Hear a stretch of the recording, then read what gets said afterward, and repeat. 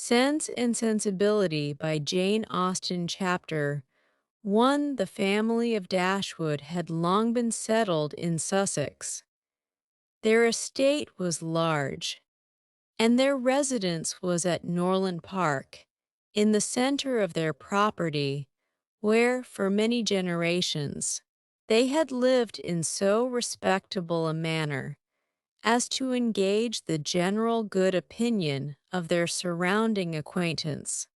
The late owner of this estate was a single man who lived to a very advanced age, and who for many years of his life had a constant companion and housekeeper in his sister.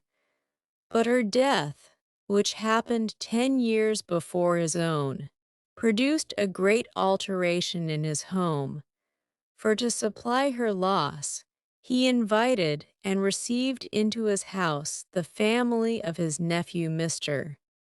Henry Dashwood, the legal inheritor of the Norland estate, and the person to whom he intended to bequeath it, in the society of his nephew and niece, and their children. The old gentleman's days were comfortably spent. His attachment to them all increased. The constant attention of Mr. and Mrs. Henry Dashwood to his wishes, which proceeded not merely from interest, but from goodness of heart, gave him every degree of solid comfort which his age could receive. And the cheerfulness of the children added a relish to his existence. By a former marriage, Mr. Henry Dashwood had one son. By his present lady, 3 daughters. The son, a steady, respectable young man, was amply provided for by the fortune of his mother, which had been large, and half of which devolved on him on his coming of age. By his own marriage, likewise, which happened soon afterwards, he added to his wealth.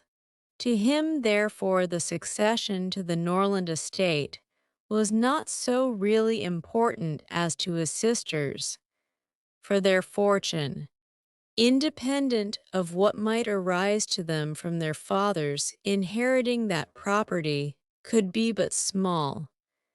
Their mother had nothing, and their father only £7,000 in his own disposal. For the remaining moiety of his first wife's fortune was also secured to her child, and he had only a life interest in it. The old gentleman died. His will was read, and like almost every other will, gave as much disappointment as pleasure. He was neither so unjust nor so ungrateful as to leave his estate from his nephew, but he left it to him on such terms as destroyed half the value of the bequest. Mr. Dashwood had wished for it more for the sake of his wife and daughters than for himself or his son. But to his son, and his son's son, a child of 4 years old, it was secured in such a way as to leave to himself no power of providing for those who were most dear to him, and who most needed a provision by any charge on the estate, or by any sale of its valuable woods. The whole was tied up for the benefit of this child, who, in occasional visits with his father and mother at Norland, had so far gained on the affections of his uncle, by such attractions as are by no means unusual in children of 2 or 3 years old, an imperfect articulation, an earnest desire of having his own way, many cunning tricks, and a great deal of noise, as to outweigh all the value of all the attention which, for years, he had received from his niece and her daughters. He meant not to be unkind, however, and as a mark of his affection for the 3 girls, he left them £1,000 apiece.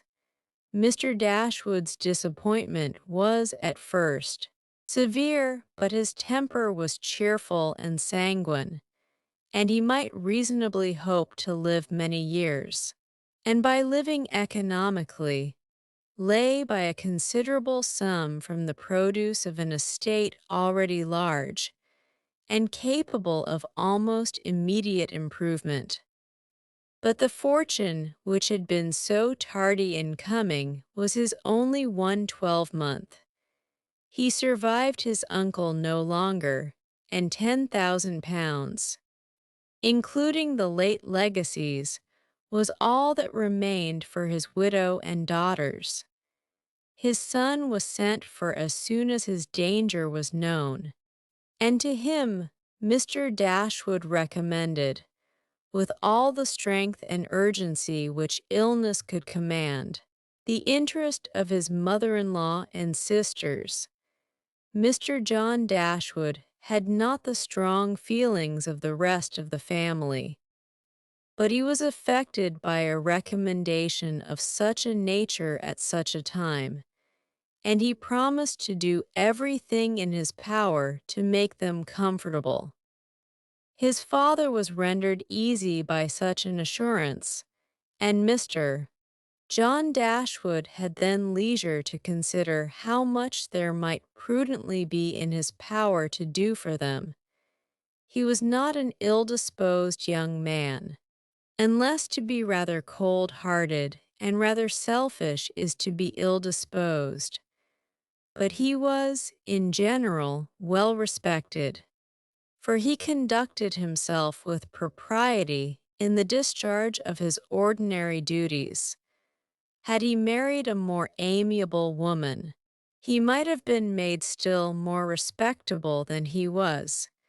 He might even have been made amiable himself, for he was very young when he married and very fond of his wife. But Mrs. John Dashwood was a strong caricature of himself, more narrow-minded and selfish. When he gave his promise to his father, he meditated within himself to increase the fortunes of his sisters by the present of £1,000 apiece. He then really thought himself equal to it. The prospect of 4,000 a year, in addition to his present income, besides the remaining half of his own mother's fortune, warmed his heart and made him feel capable of generosity. Yes, he would give them £3,000. It would be liberal and handsome. It would be enough to make them completely easy. £3,000. He could spare so considerable a sum with little inconvenience. He thought of it all day long, and for many days successively, and he did not repent. No sooner was his father's funeral over than Mrs. John Dashwood, without sending any notice of her intention to her mother-in-law, arrived with her child and their attendants. No one could dispute her right to come. The house was her husband's from the moment of his father's decease, but the indelicacy of her conduct was so much the greater, and to a woman in Mrs. Dashwood's situation, with only common feelings, must have been highly unpleasing, but in her mind there was a sense of honor so keen, a generosity so romantic, that any offense of the kind, by whomsoever given or received, was to her a source of immovable disgust. Mrs. John Dashwood had never been a favorite with any of her husband's family, but she had had no opportunity, till the present, of showing them with how little attention to the comfort of other people she could act when occasion required it. So acutely did Mrs. Dashwood feel this ungracious behavior, and so earnestly did she despise her daughter-in-law for it, that, on the arrival of the latter, she would have quitted the house forever, had not the entreaty of her eldest girl induced her first to reflect on the propriety of going, and her own tender love for all her three children determined her afterwards to stay, and for their sakes avoid a breach with their brother. Elinor, this eldest daughter, whose advice was so effectual, possessed a strength of understanding and coolness of judgment, which qualified her, though only 19, to be the counselor of her mother, and enabled her frequently to counteract, to the advantage of them all, that eagerness of mind in Mrs. Dashwood which must generally have led to imprudence. She had an excellent heart, her disposition was affectionate, and her feelings were strong, but she knew how to govern them. It was a knowledge which her mother had yet to learn, and which one of her sisters had resolved never to be taught. Marian's abilities were in many respects quite equal to Elinor's. She was sensible and clever, but eager in everything. Her sorrows, her joys could have no moderation. She was generous, amiable, interesting, she was everything but prudent. The resemblance between her and her mother was strikingly great. Elinor saw, with concern, the excess of her sister's sensibility, but by Mrs. Dashwood it was valued and cherished. They encouraged each other now in the violence of their affliction. The agony of grief which overpowered them at first was voluntarily renewed, was sought for, was created again and again. They gave themselves up wholly to their sorrow, seeking increase of wretchedness in every reflection that could afford it, and resolved against ever admitting consolation in future. Elinor, too, was deeply afflicted, but still she could struggle, she could exert herself, she could consult with her brother, could receive her sister-in-law on her arrival, and treat her with proper attention, and could strive to rouse her mother to similar exertion, and encourage her to similar forbearance. Margaret, the other sister, was a good-humored, well-disposed girl, but as she had already imbibed a good deal of Marian's romance, without having much of her sense, she did not, at 13, bid fair to equal her sisters at a more advanced period of life. Chapter 2. Mrs. John Dashwood now installed herself mistress of Norland, and her mother and sisters-in-law were degraded to the condition of visitors. As such, however, they were treated by her with quiet civility, and by her husband with as much kindness as he could feel towards anybody beyond himself, his wife and their child. He really pressed them with some earnestness to consider Norland as their home, and, as no plan appeared so eligible to Mrs. Dashwood as remaining there till she could accommodate herself with a house in the neighborhood, his invitation was accepted. A continuance in a place where everything reminded her of former delight was exactly what suited her mind. In seasons of cheerfulness, no temper could be more cheerful than hers, or possess, in a greater degree, that sanguine expectation of happiness which is happiness itself. But in sorrow, she must be equally carried away by her fancy, and as far beyond consolation as in pleasure she was beyond alloy. Mrs. John Dashwood did not at all approve of what her husband intended to do for his sisters. To take £3,000 from the fortune of their dear little boy would be impoverishing him to the most dreadful degree. She begged him to think again on the subject.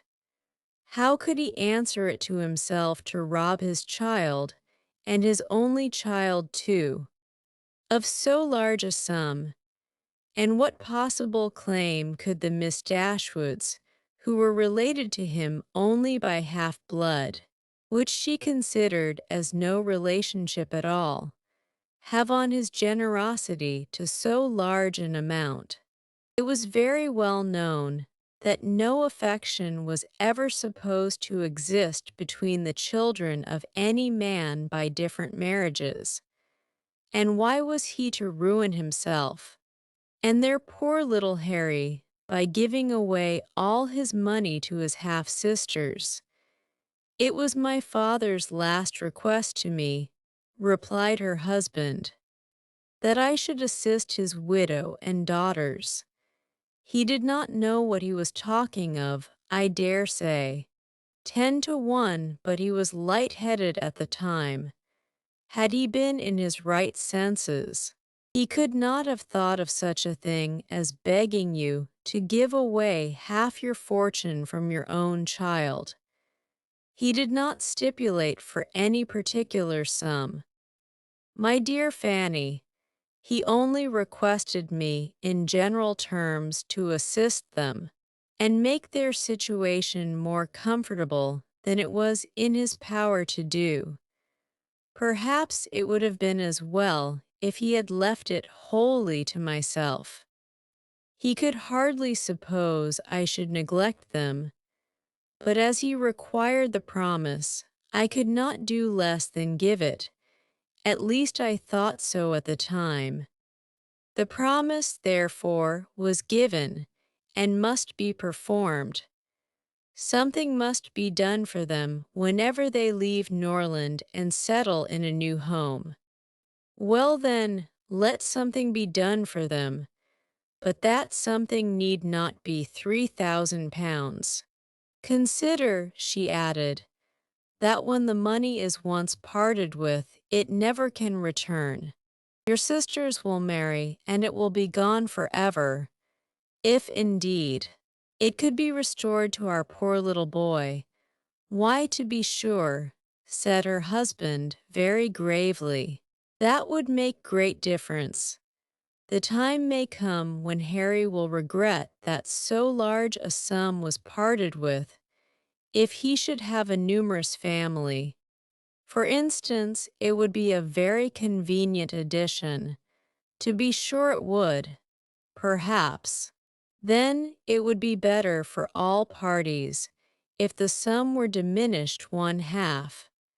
£500 would be a prodigious increase to their fortunes. Oh, beyond anything great. What brother on earth would do half so much for his sisters, even if really his sisters?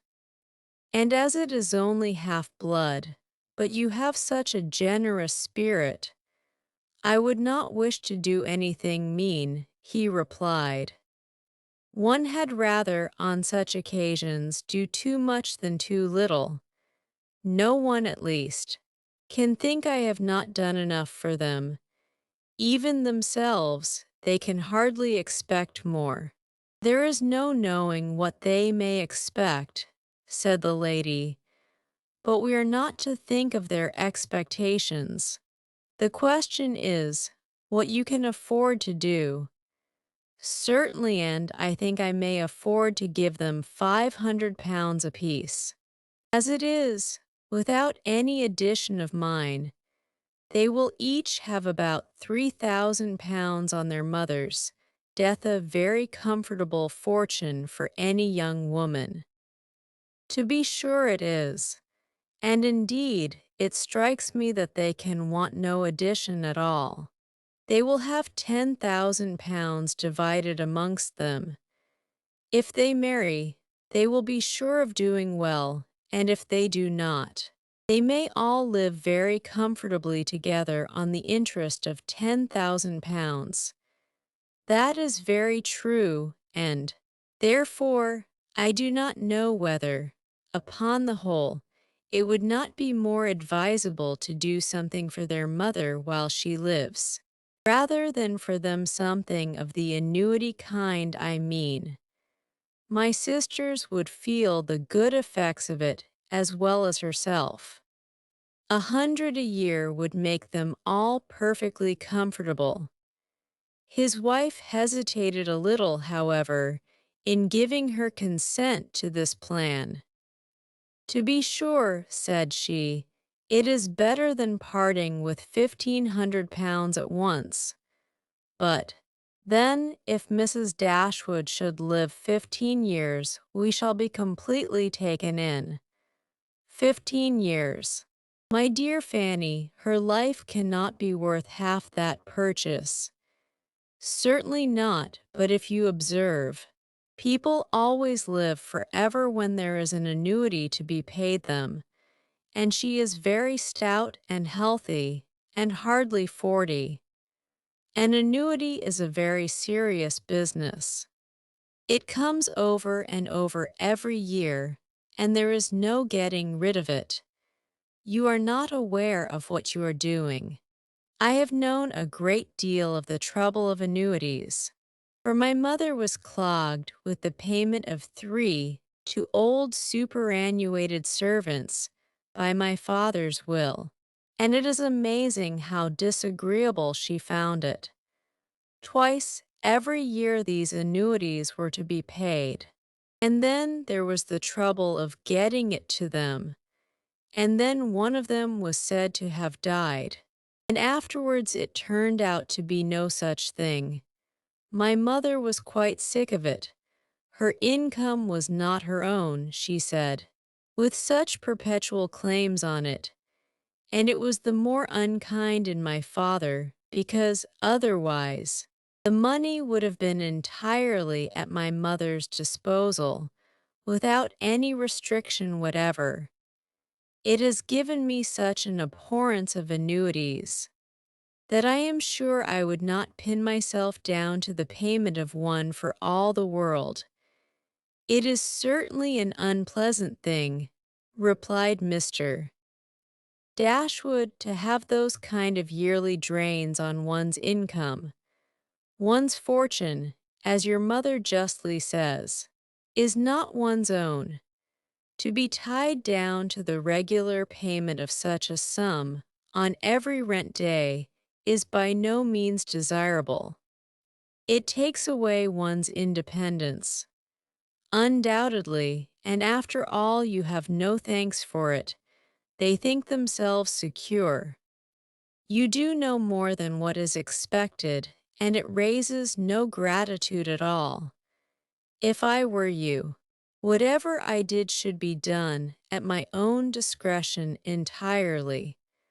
I would not bind myself to allow them anything yearly. It may be very inconvenient some years to spare 100 or even £50 from our own expenses. I believe you are right. My love, it will be better that there should be no annuity in the case. Whatever I may give them occasionally will be of far greater assistance than a yearly allowance, because they would only enlarge their style of living if they felt sure of a larger income, and would not be sixpence the richer for it at the end of the year. It will certainly be much the best way. A present of £50 now and then will prevent their ever being distressed for money, and will, I think, be amply discharging my promise to my father. To be sure it will. Indeed, to say the truth, I am convinced within myself that your father had no idea of your giving them any money at all. The assistance he thought of, I dare say, was only such as might be reasonably expected of you. For instance, such as looking out for a comfortable small house for them, helping them to move their things, and sending them presents of fish and game. and so forth whenever they are in season. I'll lay my life that he meant nothing farther, indeed. It would be very strange and unreasonable if he did. Do but consider, my dear Mr. Dashwood, how excessively comfortable your mother-in-law and her daughters may live on the interest of £7,000, besides the £1,000 belonging to each of the girls, which brings them in £50 a year apiece, and, of course, they will pay their mother for their board out of it. Altogether, they will have 500 a year amongst them, and what on earth can 4 women want for more than that? They will live so cheap. Their housekeeping will be nothing at all.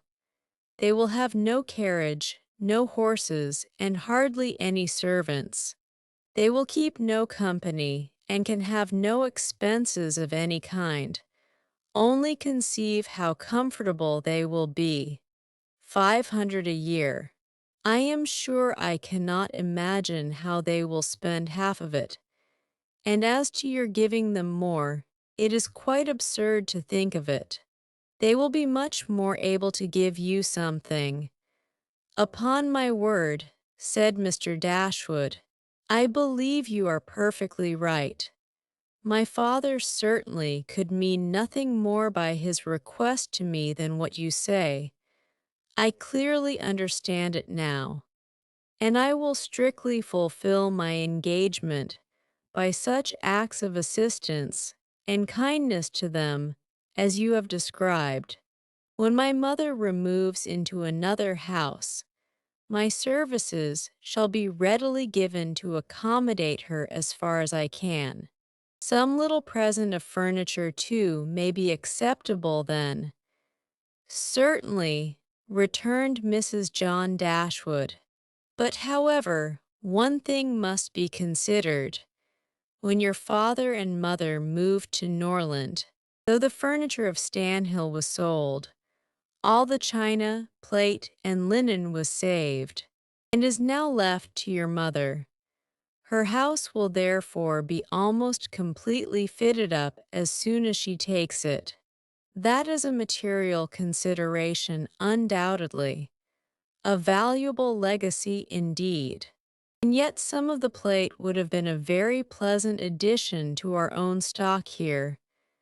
Yes, and the set of breakfast china is twice as handsome as what belongs to this house. A great deal too handsome, in my opinion, for any place they can ever afford to live in. But however, so it is. Your father thought only of them, and I must say this, that you owe no particular gratitude to him, nor attention to his wishes. For we very well know that if he could, he would have left almost everything in the world to them. This argument was irresistible. It gave to his intentions whatever of decision was wanting before, and he finally resolved that it would be absolutely unnecessary, if not highly indecorous, to do more for the widow and children of his father than such kind of neighborly acts as his own wife pointed out. Chapter 3. Mrs. Dashwood remained at Norland several months, not from any disinclination to move, when the sight of every well-known spot ceased to raise the violent emotion which it produced for a while. For when her spirits began to revive, and her mind became capable of some other exertion than that of heightening its affliction by melancholy remembrances, she was impatient to be gone, and indefatigable in her inquiries for a suitable dwelling in the neighborhood of Norland. For to remove far from that beloved spot was impossible. But she could hear of no situation that at once answered her notions of comfort and ease. and suited the prudence of her eldest daughter, whose steadier judgment rejected several houses as too large for their income, which her mother would have approved. Mrs. Dashwood had been informed by her husband of the solemn promise on the part of his son in their favor, which gave comfort to his last earthly reflections. She doubted the sincerity of this assurance no more than he had doubted it himself, and she thought of it for her daughter's sake with satisfaction, though as for herself, she was persuaded that a much smaller provision than 7,000 would support her in affluence.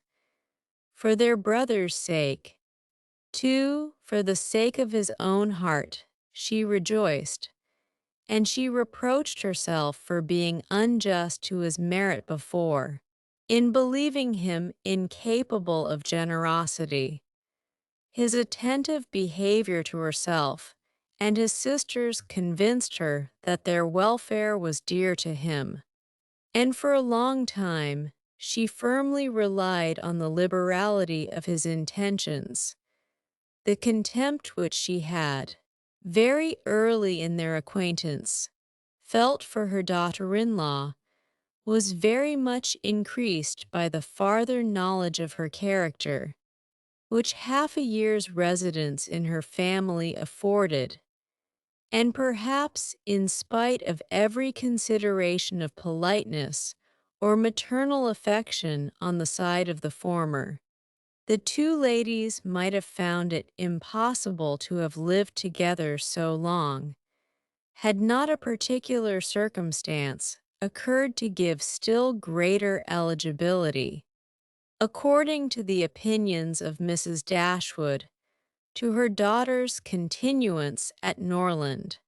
This circumstance was a growing attachment between her eldest girl and the brother of Mrs. John Dashwood, a gentlemanlike and pleasing young man, who was introduced to their acquaintance soon after his sister's establishment at Norland, and who had since spent the greatest part of his time there.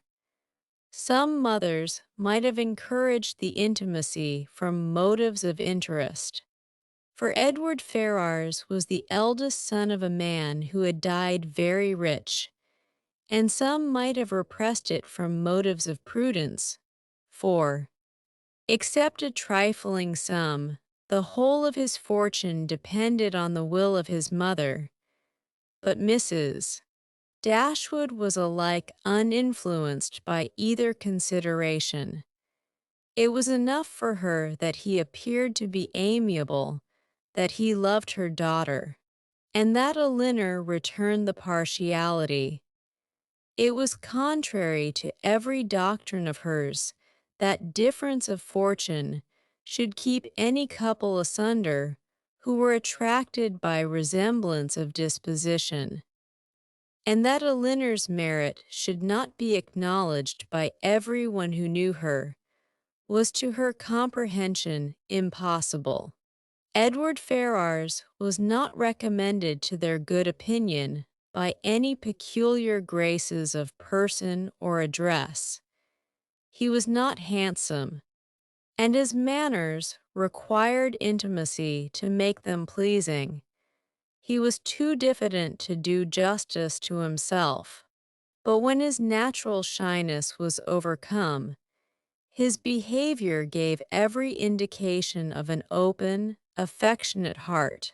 His understanding was good, and his education had given it solid improvement, but he was neither fitted by abilities nor disposition to answer the wishes of his mother and sister, who longed to see him, distinguished as they hardly knew what. They wanted him to make a fine figure in the world in some manner or other. His mother wished to interest him in political concerns, to get him into Parliament, or to see him connected with some of the great men of the day. Mrs. John Dashwood wished it likewise, But in the meanwhile, till one of these superior blessings could be attained, it would have quieted her ambition to see him driving a barouche. But Edward had no turn for great men or barouches. All his wishes centered in domestic comfort and the quiet of private life. Fortunately, he had a younger brother who was more promising. Edward had been staying several weeks in the house before he engaged much of Mrs. Dashwood's attention, for she was, at that time, in such affliction as rendered her careless of surrounding objects. She saw only that he was quiet and unobtrusive, and she liked him for it. He did not disturb the wretchedness of her mind by ill-timed conversation. She was first called to observe and approve him farther, by a reflection which Elinor chanced one day to make on the difference between him and his sister. It was a contrast which recommended him most forcibly to her mother. "It is enough," said she, "to say that he is unlike Fanny is enough. It implies everything amiable. I love him already." "I think you will like him," said Elinor, "when you know more of him." "Like him," replied her mother with a smile. "I feel no sentiment of approbation inferior to love. You may esteem him. I have never yet known what it was to separate esteem and love." Mrs. Dashwood now took pains to get acquainted with him. Her manners were attaching, and soon banished his reserve. She speedily comprehended all his merits. The persuasion of his regard for Elinor perhaps assisted her penetration, but she really felt assured of his worth, and even that quietness of manner, which militated against all her established ideas of what a young man's address ought to be, was no longer uninteresting when she knew his heart to be warm and his temper affectionate. No sooner did she perceive any symptom of love in his behavior to Elinor than she considered their serious attachment as certain, and looked forward to their marriage as rapidly approaching. "In a few months, my dear Marian," said she, "Elinor will, in all probability, be settled for life. We shall miss her, but she will be happy. Oh, mamma, how shall we do without her? My love, it will be scarcely a separation. We shall live within a few miles of each other, and shall meet every day of our lives. You will gain a brother, a real, affectionate brother. I have the highest opinion in the world of Edward's heart. But you look grave, Marian. Do you disapprove your sister's choice?" "Perhaps," said Marian, "I may consider it with some surprise. Edward is very amiable, and I love him tenderly. But yet he is not the kind of young man. There is something wanting. His figure is not striking. It has none of that grace which I should expect in the man who could seriously attach my sister. His eyes want all that spirit, that fire, which at once announce virtue and intelligence. And besides all this, I am afraid, mamma, he has no real taste. Music seems scarcely to attract him, and though he admires Elinor's drawings very much, it is not the admiration of a person who can understand their worth.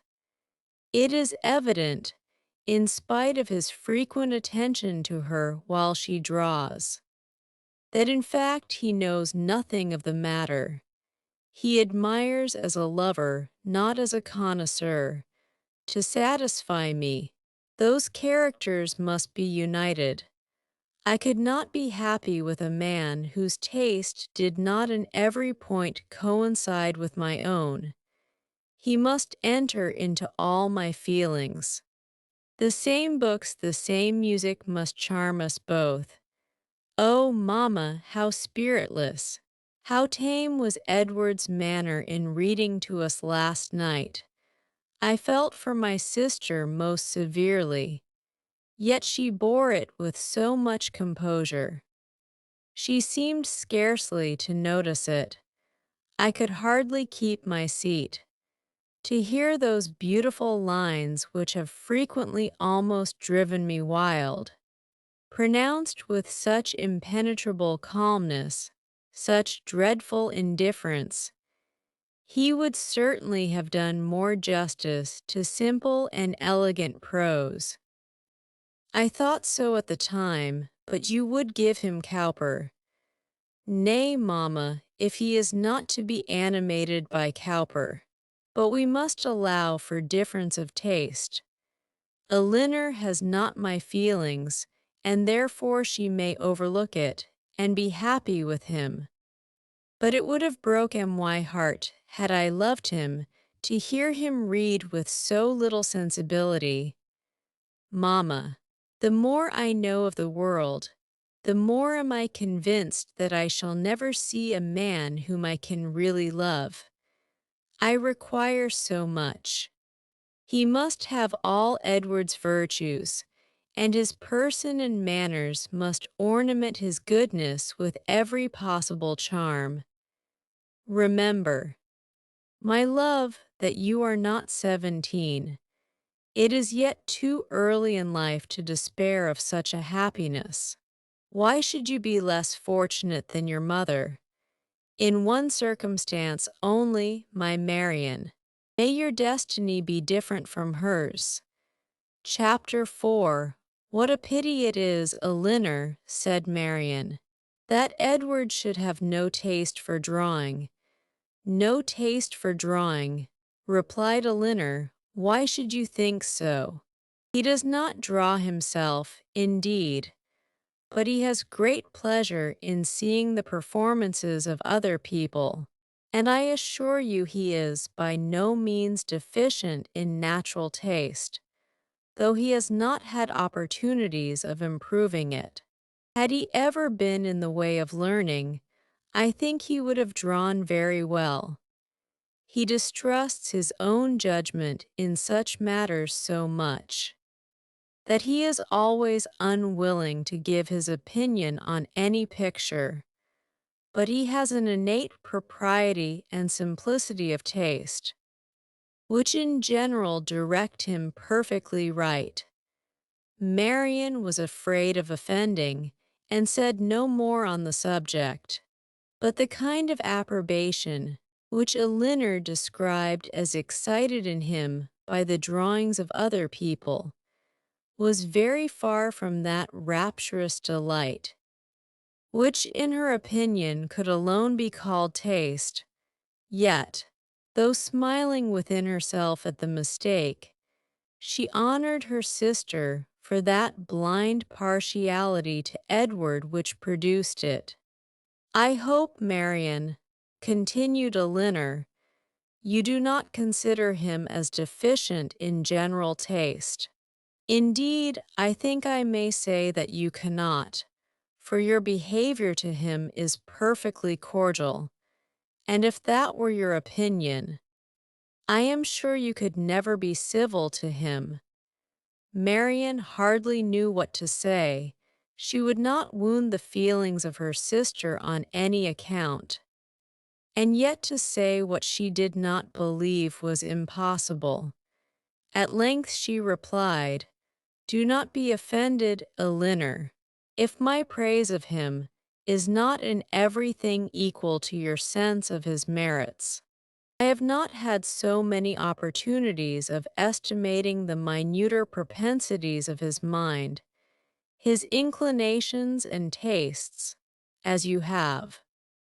But I have the highest opinion in the world of his goodness and sense.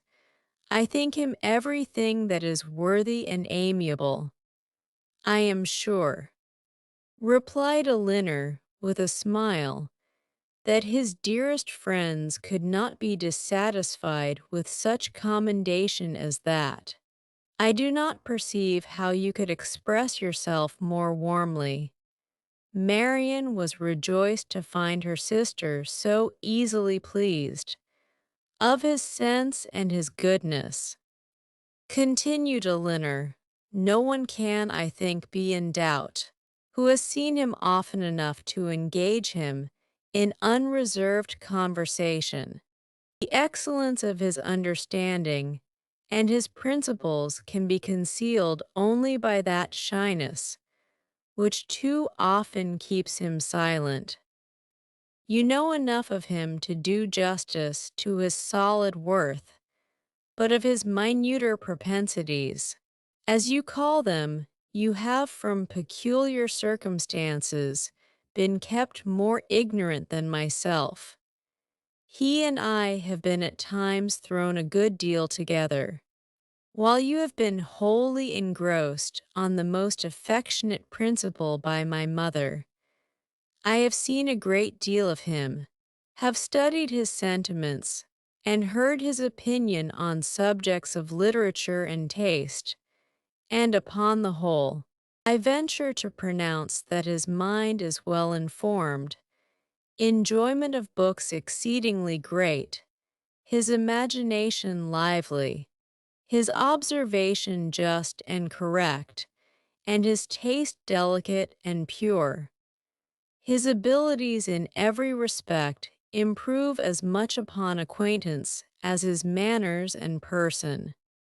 At first sight, his address is certainly not striking, and his person can hardly be called handsome till the expression of his eyes, which are uncommonly good, and the general sweetness of his countenance is perceived.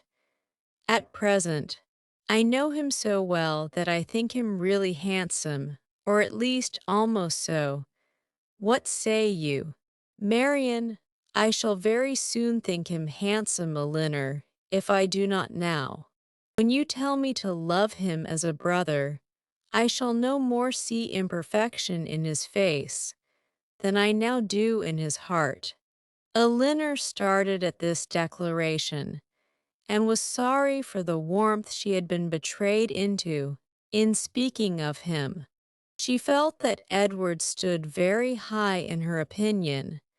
She believed the regard to be mutual, but she required greater certainty of it to make Marian's conviction of their attachment agreeable to her. She knew that what Marian and her mother conjectured one moment, they believed the next that with them, to wish was to hope, and to hope was to expect. She tried to explain the real state of the case to her sister. I do not attempt to deny, said she, that I think very highly of him, that I greatly esteem, that I like him. Marian here burst forth with indignation. Esteem him. Like him, cold-hearted Elinor.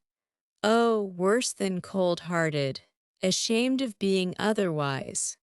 Use those words again, and I will leave the room this moment. Elinor could not help laughing. Excuse me, said she, and be assured that I meant no offense to you by speaking in so quiet a way. Of my own feelings, believe them to be stronger than I have declared. Believe them, in short, to be such as his merit, and the suspicion the hope of his affection for me may warrant, without imprudence or folly. But farther than this, you must not believe. I am by no means assured of his regard for me. There are moments when the extent of it seems doubtful, until his sentiments are fully known. You cannot wonder at my wishing to avoid any encouragement of my own partiality by believing or calling it more than it is. In my heart, I feel little, scarcely any doubt of his preference, but there are other points to be considered besides his inclination. He is very far from being independent. What his mother really is we cannot know, but from Fanny's occasional mention of her conduct and opinions, we have never been disposed to think her amiable, and I am very much mistaken if Edward is not himself aware that there would be many difficulties in his way. If he were to wish to marry a woman who had not either a great fortune or high rank, Marian was astonished to find how much the imagination of her mother and herself had outstripped the truth. "And you really are not engaged to him," said she, "yet it certainly soon will happen. But two advantages will proceed from this delay. I shall not lose you so soon, and Edward will have greater opportunity of improving that natural taste for your favorite pursuit, which must be so indispensably necessary to your future felicity. Oh, if he should be so far stimulated by your genius as to learn to draw himself, how delightful it would be." Elinor had given her real opinion to her sister. She could not consider her partiality for Edward in so prosperous a state as Marian had believed it. There was, at times, a want of spirits about him which, if it did not denote indifference, spoke of something almost as unpromising.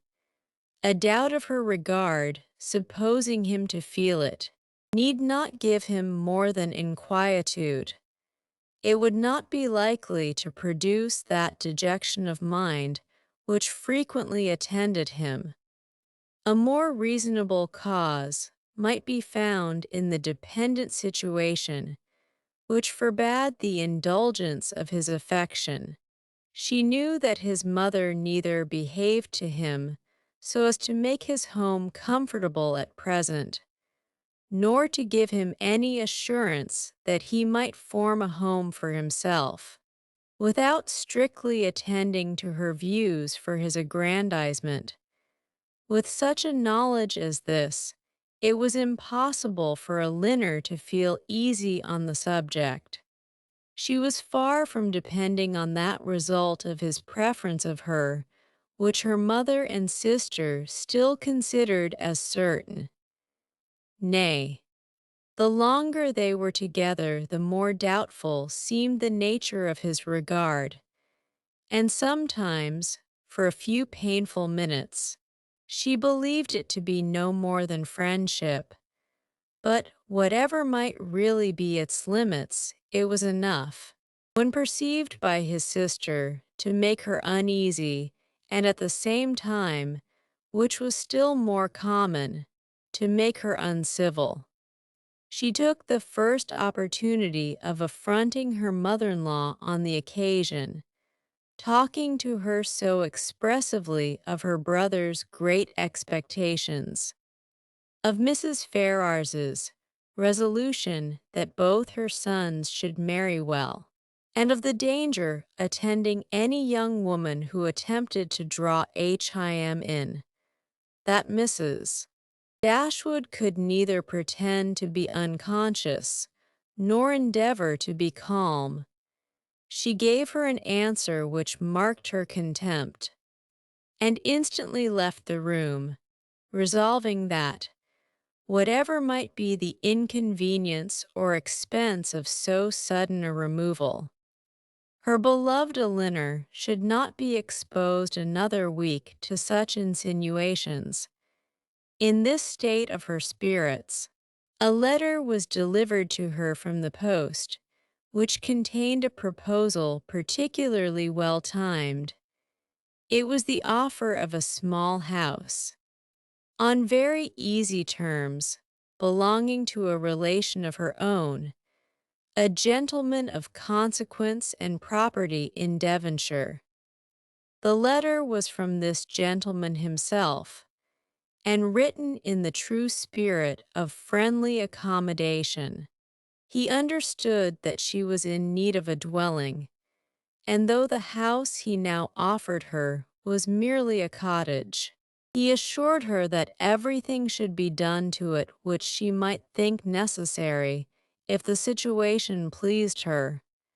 He earnestly pressed her, after giving the particulars of the house and garden, to come with her daughters to Barton Park, the place of his own residence, from whence she might judge herself whether Barton Cottage, for the houses were in the same parish, could, by any alteration, be made comfortable to her. He seemed really anxious to accommodate them, and the whole of his letter was written in so friendly a style as could not fail of giving pleasure to his cousin, more especially at a moment when she was suffering under the cold and unfeeling behavior of her nearer connections. She needed no time for deliberation or inquiry. Her resolution was formed as she read. The situation of Barton, in a county so far distant from Sussex as Devonshire, which, but a few hours before, would have been a sufficient objection to outweigh every possible advantage belonging to the place, was now its first recommendation. To quit the neighborhood of Norland was no longer an evil. It was an object of desire. It was a blessing, in comparison of the misery of continuing her daughter-in-law's guest. And to remove forever from that beloved place would be less painful than to inhabit or visit it while such a woman was its mistress. She instantly wrote Sir John Middleton her acknowledgment of his kindness and her acceptance of his proposal, and then hastened to show both letters to her daughters, that she might be secure of their approbation before her answer were sent. Elinor had always thought it would be more prudent for them to settle at some distance from Norland than immediately amongst their present acquaintance.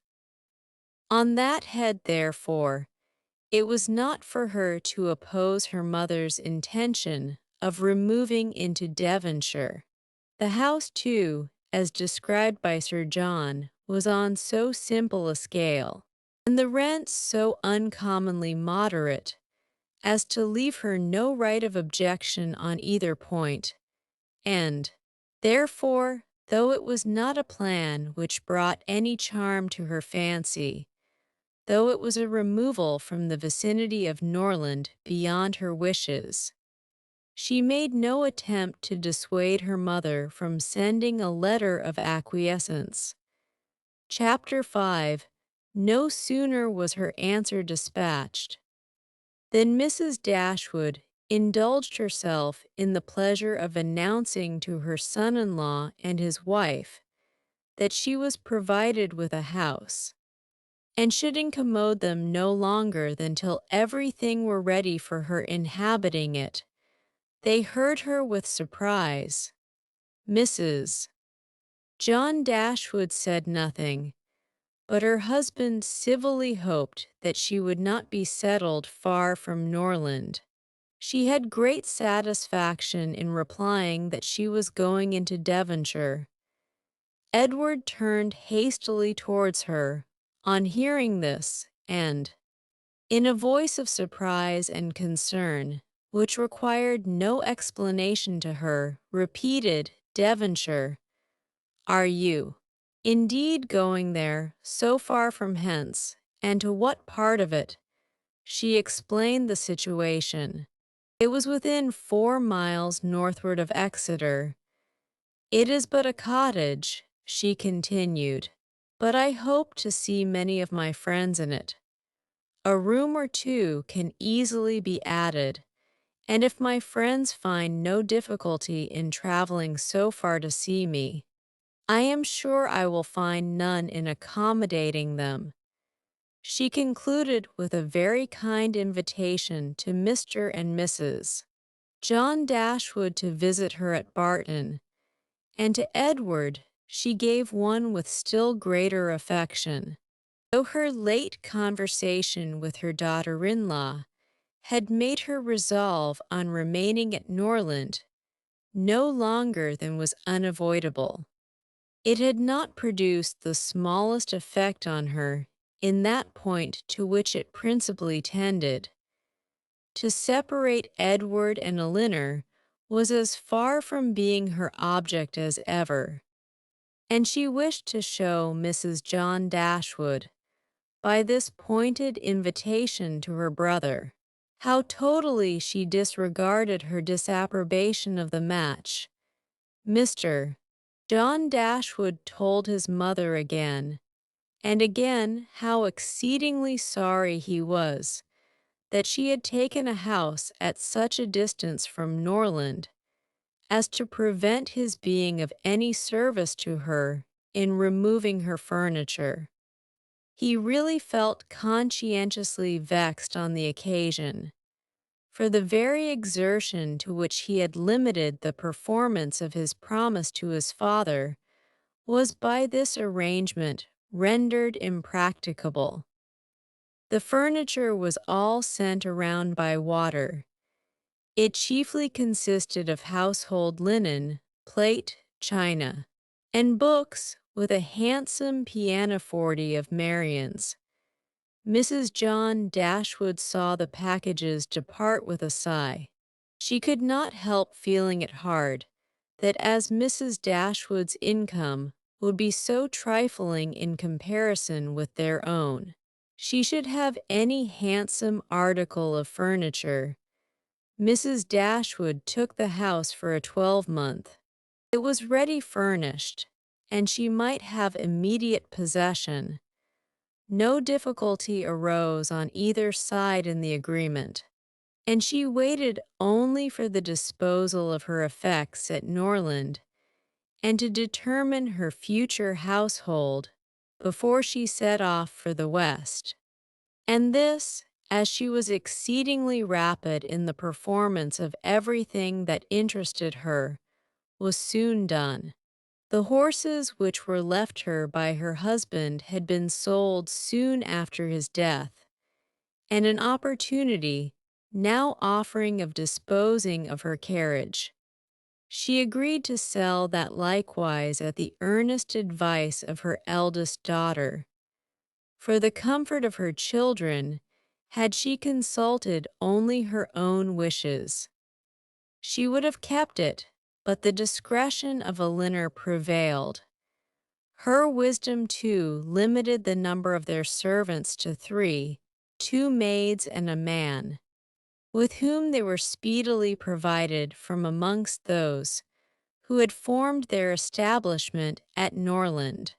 The man and one of the maids were sent off immediately into Devonshire to prepare the house for their mistress's arrival, for as Lady Middleton was entirely unknown to Mrs. Dashwood, she preferred going directly to the cottage to being a visitor at Barton Park, and she relied so undoubtingly on Sir John's description of the house as to feel no curiosity to examine it herself till she entered it as her own. Her eagerness to be gone from Norland was preserved from diminution by the evident satisfaction of her daughter-in-law in the prospect of her removal, a satisfaction which was but feebly attempted to be concealed under a cold invitation to her to defer her departure. Now was the time when her son-in-law's promise to his father might with particular propriety be fulfilled. Since he had neglected to do it on first coming to the estate, their quitting his house might be looked on as the most suitable period for its accomplishment. But Mrs. Dashwood began shortly to give over every hope of the kind, and to be convinced, from the general drift of his discourse, that his assistance extended no farther than their maintenance for 6 months at Norland. He so frequently talked of the increasing expenses of housekeeping and of the perpetual demands upon his purse, which a man of any consequence in the world was beyond calculation exposed to, that he seemed rather to stand in need of more money himself than to have any design of giving money away. In a very few weeks from the day which brought Sir John Middleton's first letter to Norland, everything was so far settled in their future abode as to enable Mrs. Dashwood and her daughters to begin their journey. Many were the tears shed by them in their last adieus to a place so much beloved. "Dear, dear Norland," said Marian as she wandered alone before the house, "on the last evening of their being there, when shall I cease to regret you, when learn to feel a home elsewhere? Oh, happy house, could you know what I suffer in now viewing you from this spot, from whence perhaps I may view you no more, and you, ye well-known trees, but you will continue the same. No leaf will decay because we are removed, nor any branch become motionless, although we can observe you no longer. No, you will continue the same, unconscious of the pleasure or the regret you occasion, and insensible of any change in those who walk under your shade, but who will remain to enjoy you." Chapter 6. The first part of their journey was performed in too melancholy a disposition to be otherwise than tedious and unpleasant. But as they drew towards the end of it, their interest in the appearance of a country which they were to inhabit overcame their dejection, and a view of Barton Valley as they entered it gave them cheerfulness. It was a pleasant, fertile spot, well wooded and rich in pasture. After winding along it for more than a mile, they reached their own house. A small green court was the whole of its domain in front, and a neat wicket gate admitted them into it.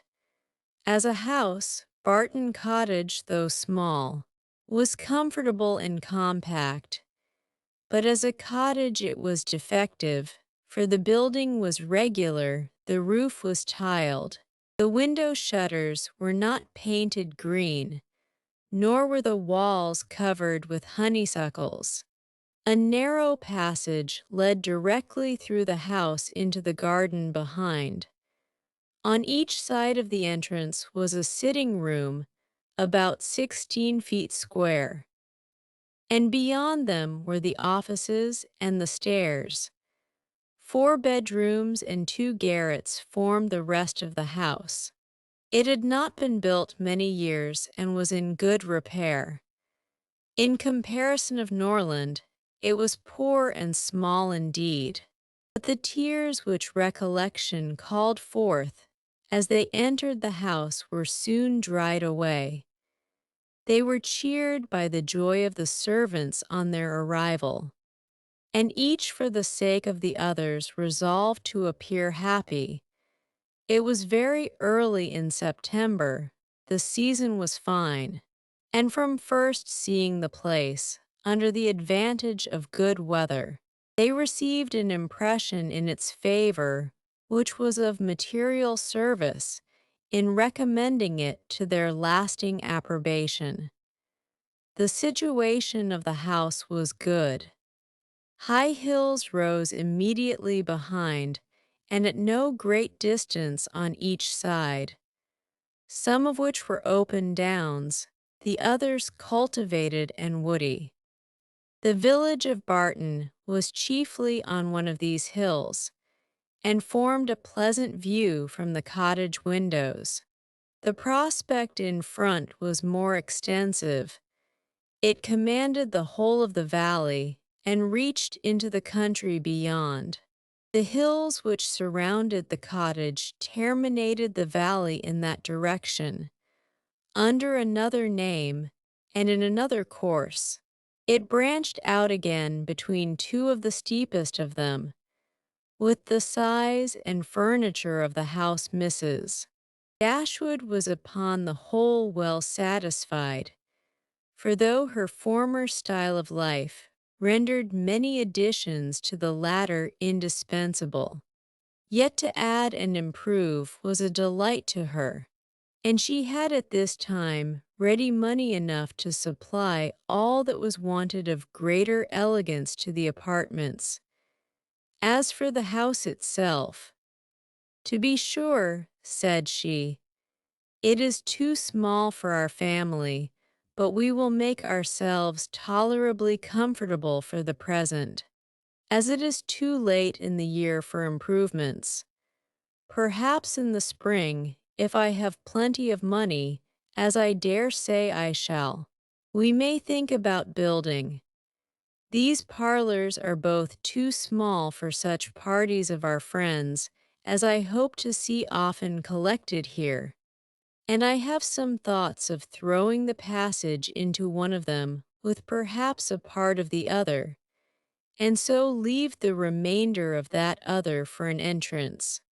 This, with a new drawing-room which may be easily added, and a bed-chamber and garret above, will make it a very snug little cottage. I could wish the stairs were handsome, but one must not expect everything, though I suppose it would be no difficult matter to widen them. I shall see how much I am beforehand with the world in the spring, and we will plan our improvements accordingly.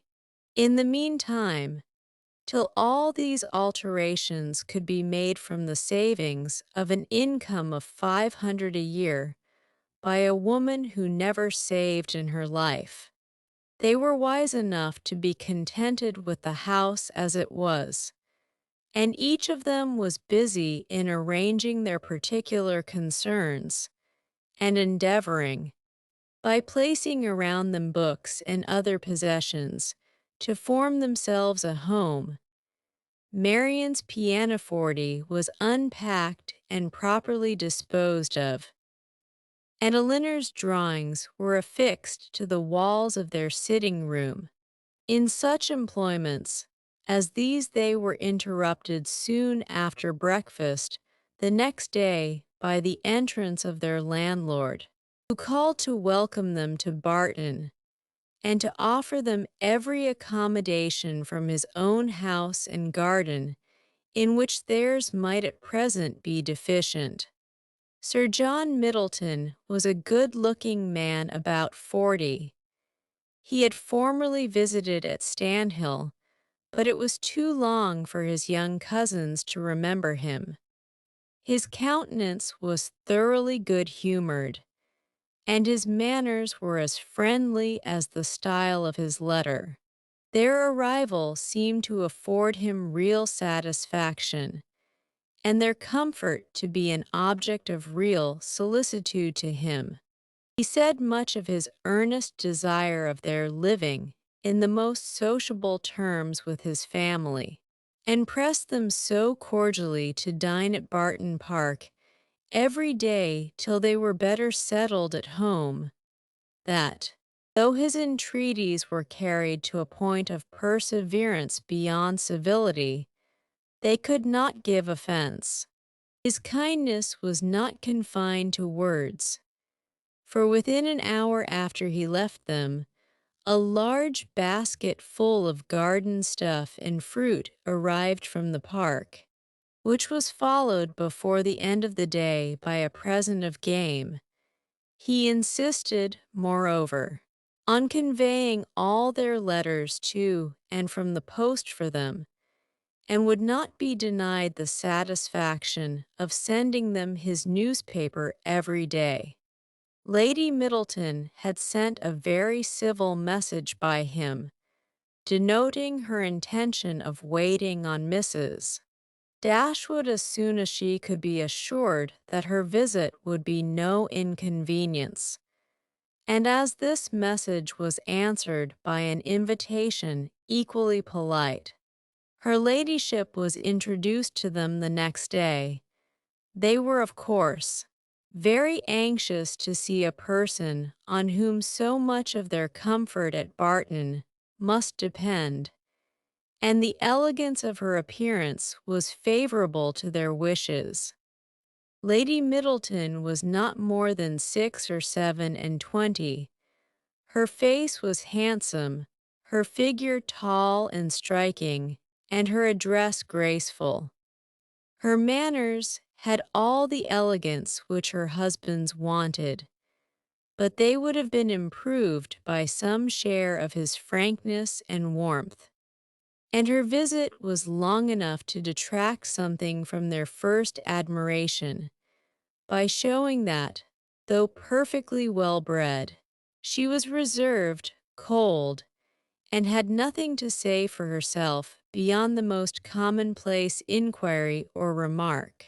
Conversation, however, was not wanted, for Sir John was very chatty, and Lady Middleton had taken the wise precaution of bringing with her their eldest child, a fine little boy about 6 years old, by which means there was one subject always to be recurred to by the ladies in case of extremity, for they had to inquire his name and age, admire his beauty, and ask him questions which his mother answered for him, while he hung about her and held down his head, to the great surprise of her ladyship, who wondered at his being so shy before company as he could make noise enough at home. On every formal visit, a child ought to be of the party, by way of provision for discourse. In the present case, it took up 10 minutes to determine whether the boy were most like his father or mother, and in what particular he resembled either, for of course every body differed, and every body was astonished at the opinion of the others. An opportunity was soon to be given to the Dashwoods of debating on the rest of the children, as Sir John would not leave the house without securing their promise of dining at the park the next day. Chapter 7. Barton Park was about half a mile from the cottage.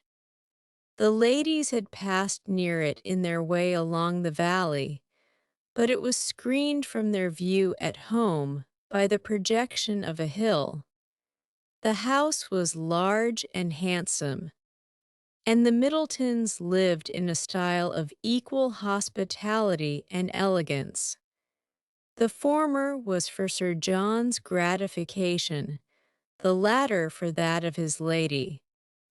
They were scarcely ever without some friends staying with them in the house, and they kept more company of every kind than any other family in the neighborhood.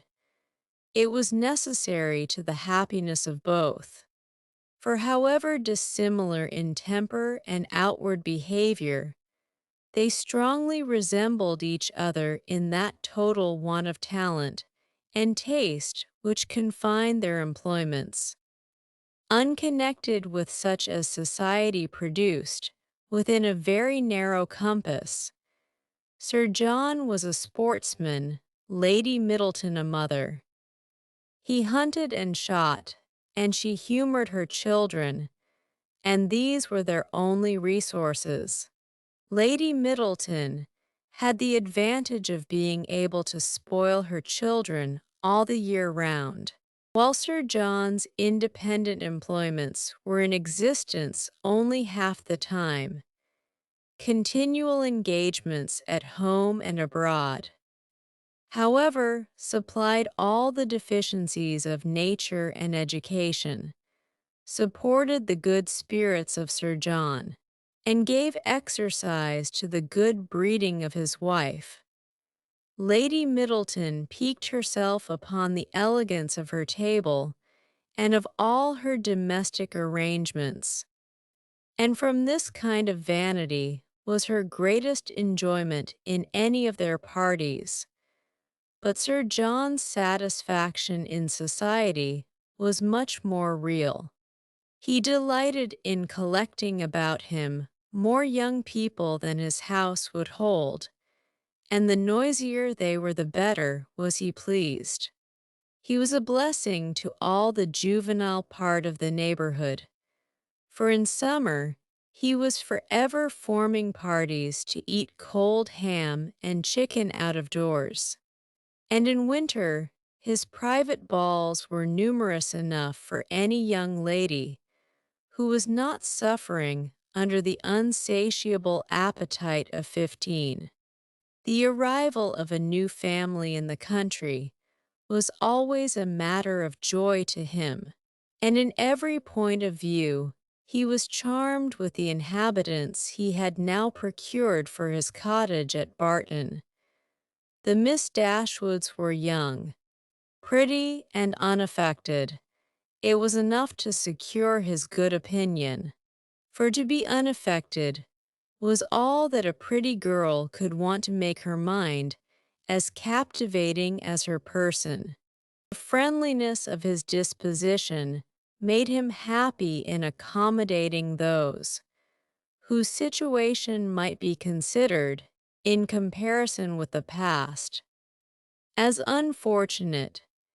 In showing kindness to his cousins, therefore, he had the real satisfaction of a good heart, and in settling a family of females only in his cottage, he had all the satisfaction of a sportsman, for a sportsman, though he esteems only those of his sex who are sportsmen likewise, is not often desirous of encouraging their taste by admitting them to a residence within his own manor. Mrs. Dashwood and her daughters were met at the door of the house by Sir John, who welcomed them to Barton Park with unaffected sincerity, and as he attended them to the drawing-room, repeated to the young ladies the concern which the same subject had drawn from him the day before, at being unable to get any smart young men to meet them. They would see, he said, only one gentleman there besides himself, a particular friend who was staying at the park, but who was neither very young nor very gay. He hoped they would all excuse the smallness of the party, and could assure them it should never happen so again. He had been to several families that morning in hopes of procuring some addition to their number, but it was moonlight, and every body was full of engagements. Luckily, Lady Middleton's mother had arrived at Barton within the last hour, and as she was a very cheerful, agreeable woman, he hoped the young ladies would not find it so very dull as they might imagine. The young ladies, as well as their mother, were perfectly satisfied with having two entire strangers of the party, and wished for no more. Mrs. Jennings, Lady Middleton's mother, was a good-humored, merry, fat, elderly woman who talked a great deal, seemed very happy and rather vulgar.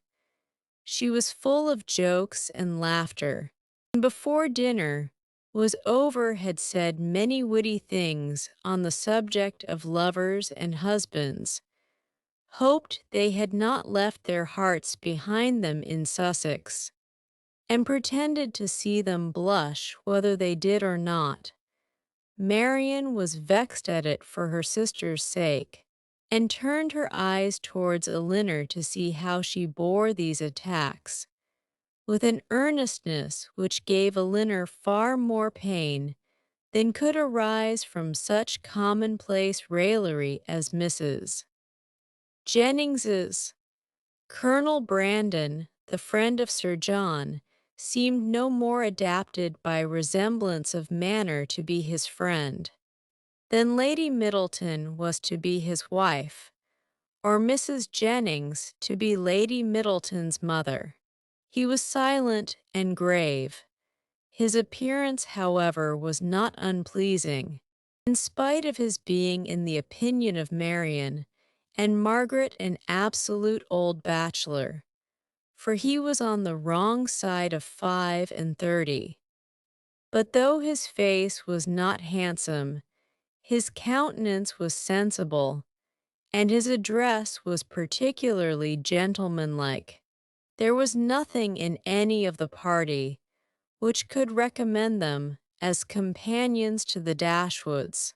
But the cold insipidity of Lady Middleton was so particularly repulsive that in comparison of it, the gravity of Colonel Brandon, and even the boisterous mirth of Sir John and his mother-in-law was interesting. Lady Middleton seemed to be roused to enjoyment only by the entrance of her 4 noisy children after dinner, who pulled her about, tore her clothes, and put an end to every kind of discourse except what related to themselves. In the evening, as Marian was discovered to be musical, she was invited to play. The instrument was unlocked, everybody prepared to be charmed, and Marian, who sang very well, at their request went through the chief of the songs, which Lady Middleton had brought into the family on her marriage, and which perhaps had lain ever since in the same position on the pianoforte, for her ladyship had celebrated that event by giving up music. Although by her mother's account she had played extremely well, and by her own was very fond of it, Marian's performance was highly applauded. Sir John was loud in his admiration at the end of every song, and as loud in his conversation with the others while every song lasted. Lady Middleton frequently called him to order, wondered how anyone's attention could be diverted from music for a moment, and asked Marian to sing a particular song which Marian had just finished. Colonel Brandon alone, of all the party, heard her without being in raptures. He paid her only the compliment of attention, and she felt a respect for him on the occasion, which the others had reasonably forfeited by their shameless want of taste. His pleasure in music, though it amounted not to that ecstatic delight which alone could sympathize with her own, was estimable when contrasted against the horrible insensibility of the others, and she was reasonable enough to allow that a man of 35 might well have outlived all acuteness of feeling and every exquisite power of enjoyment. She was perfectly disposed to make every allowance for the Colonel's advanced state of life which humanity required. Chapter 8. Mrs. Jennings was a widow with an ample jointure. She had only 2 daughters, both of whom she had lived to see respectably married, and she had now therefore nothing to do but to marry all the rest of the world. In the promotion of this object, she was zealously active, as far as her ability reached, and missed no opportunity of projecting weddings among all the young people of her acquaintance.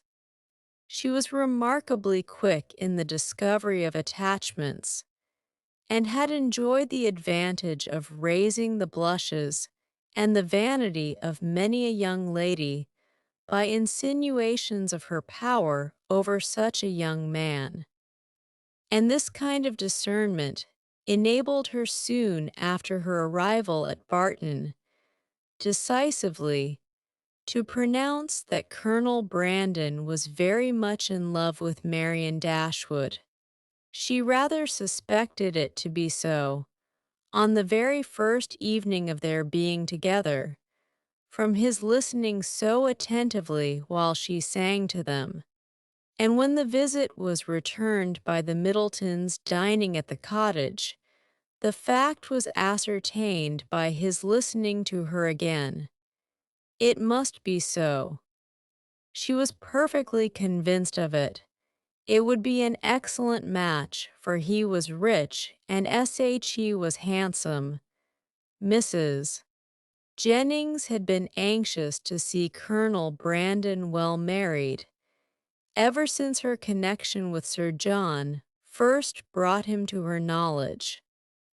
And she was always anxious to get a good husband for every pretty girl.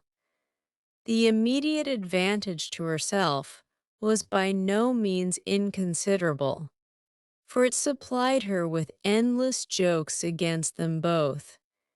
At the park she laughed at the Colonel, and in the cottage at Marion.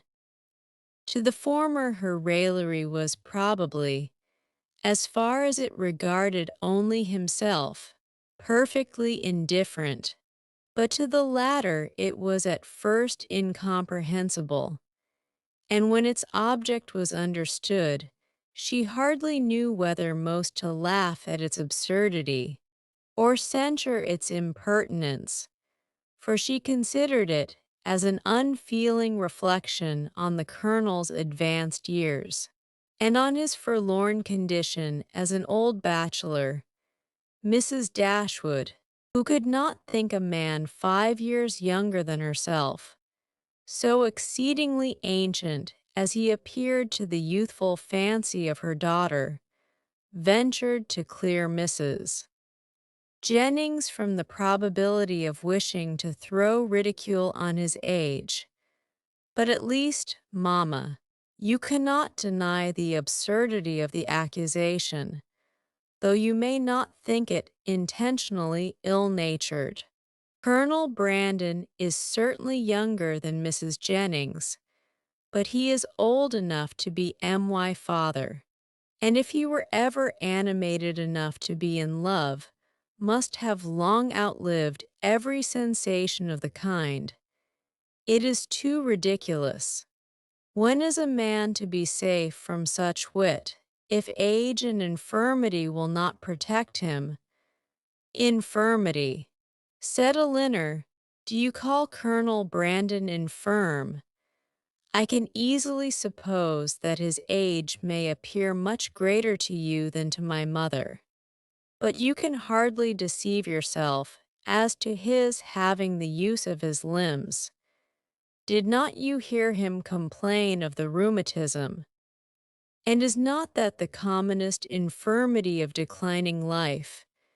My dearest child, said her mother, laughing, at this rate you must be in continual terror of decay, and it must seem to you a miracle that my life has been extended to the advanced age of 40.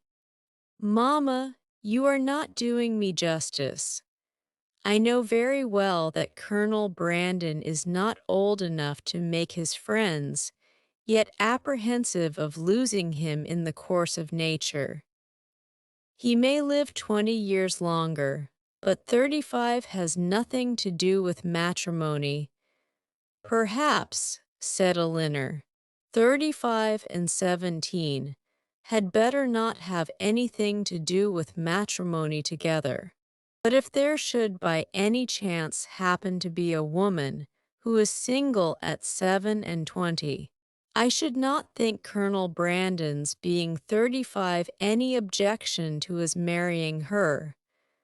A woman of 27, said Marion, after pausing a moment, can never hope to feel or inspire affection again, and if her home be uncomfortable or her fortune small, I can suppose that she might bring herself to submit to the offices of a nurse, for the sake of the provision and security of a wife.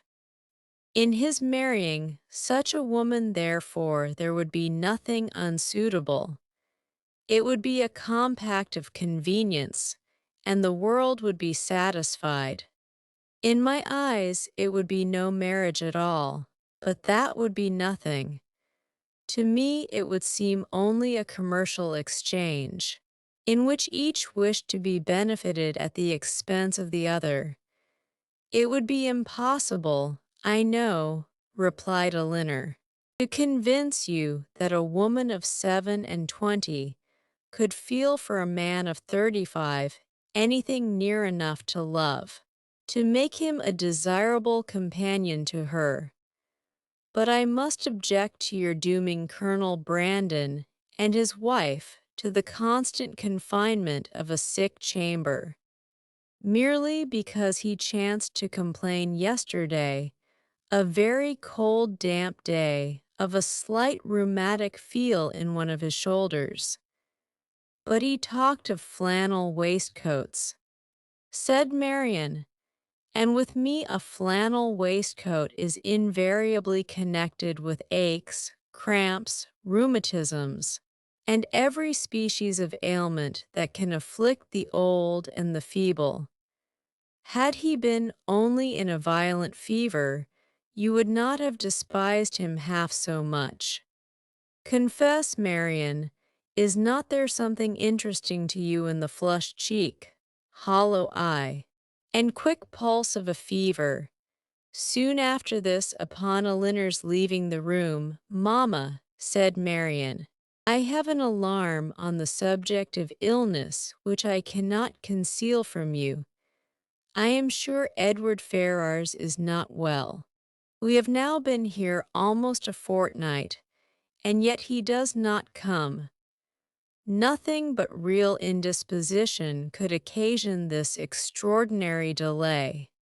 What else can detain him at Norland? Had you any idea of his coming so soon?" said Mrs. Dashwood. "I had none. On the contrary, if I have felt any anxiety at all on the subject, it has been in recollecting that he sometimes showed a want of pleasure and readiness in accepting my invitation when I talked of his coming to Barton. Does Elinor expect him already? I have never mentioned it to her, but of course she must. I rather think you are mistaken, for when I was talking to her yesterday of getting a new grate for the spare bedchamber, she observed that there was no immediate hurry for it, as it was not likely that the room would be wanted for some time. How strange this is! What can be the meaning of it? But the whole of their behavior to each other has been unaccountable. How cold, how composed were their last adieus! How languid their conversation the last evening of their being together! In Edward's farewell, there was no distinction between Elinor and me. It was the good wishes of an affectionate brother to both. Twice did I leave them purposely together in the course of the last morning, and each time did he most unaccountably follow me out of the room. And Elinor, in quitting Norland and Edward, cried not as I did. Even now her self-command is invariable. When is she dejected or melancholy? When does she try to avoid society, or appear restless and dissatisfied in it? Chapter 9. The Dashwoods were now settled at Barton with tolerable comfort to themselves. The house and the garden, with all the objects surrounding them, were now become familiar, and the ordinary pursuits which had given to Norland half its charms were engaged in again, with far greater enjoyment than Norland had been able to afford. Since the loss of their father, Sir John Middleton, who called on them every day for the first fortnight, and who was not in the habit of seeing much occupation at home, could not conceal his amazement on finding them always employed. Their visitors, except those from Barton Park, were not many, for in spite of Sir John's urgent entreaties that they would mix more in the neighborhood, and repeated assurances of his carriage being always at their service, the independence of Mrs. Dashwood's spirit overcame the wish of society for her children, and she was resolute in declining to visit any family beyond the distance of a walk. There were but few who could be so classed, and it was not all of them that were attainable.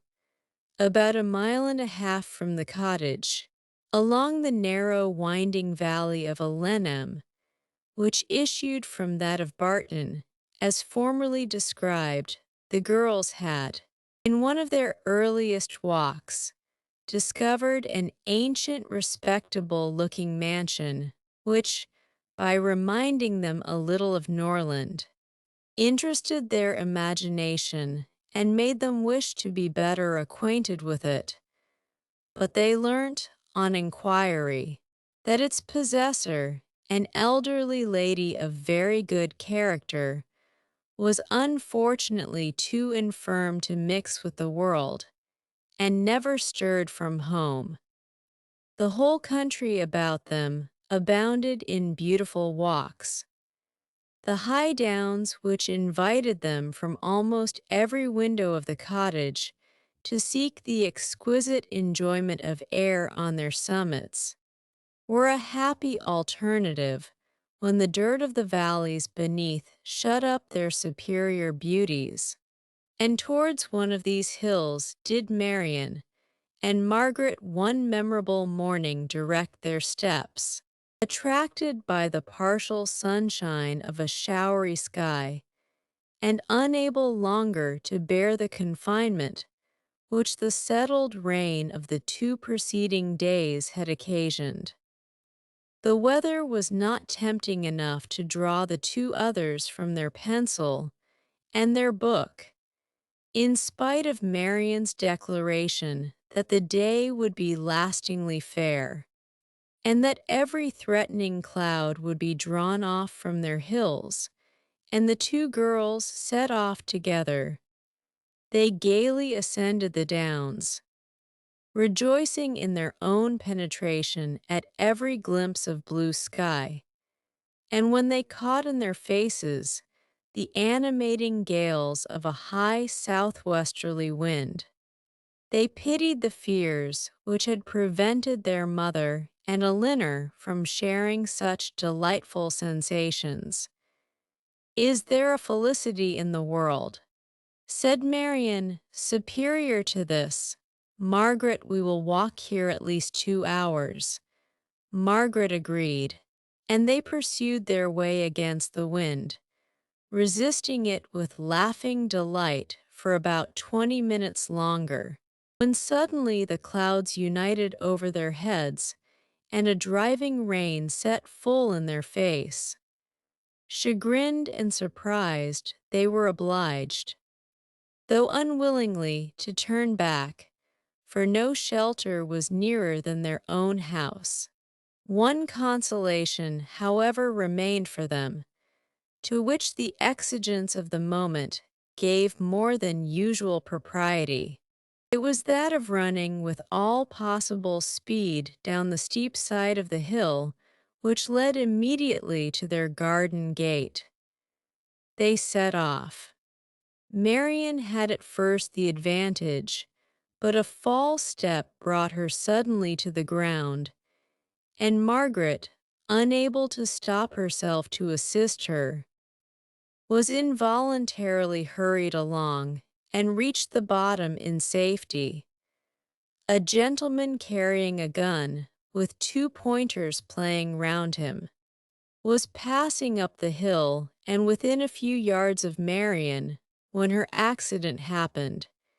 He put down his gun and ran to her assistance.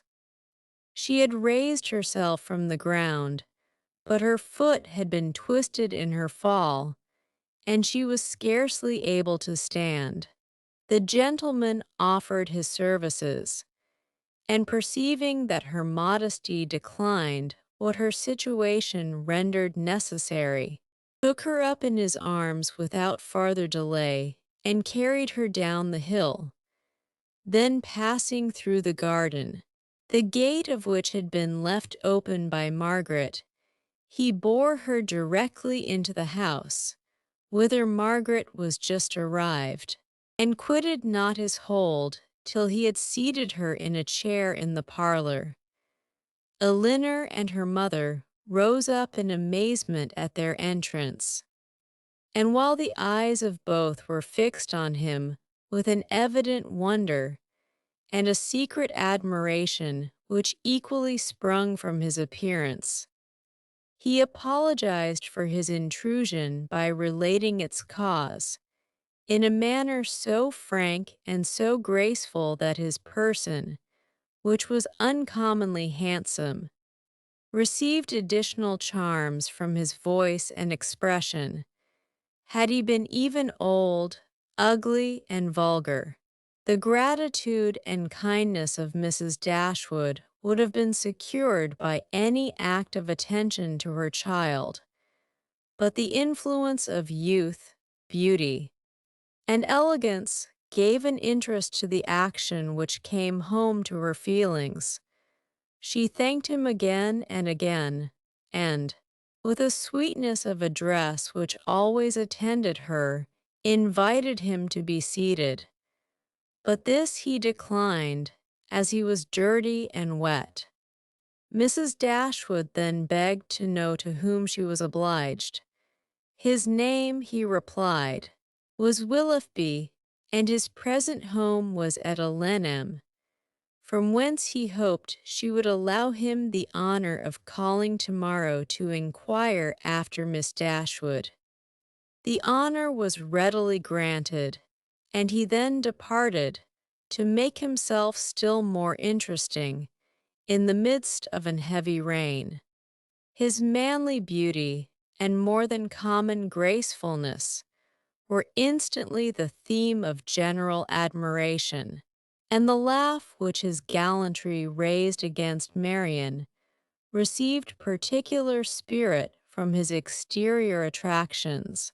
Marian herself had seen less of his person than the rest, for the confusion which crimsoned over her face, on his lifting her up, had robbed her of the power of regarding him after their entering the house.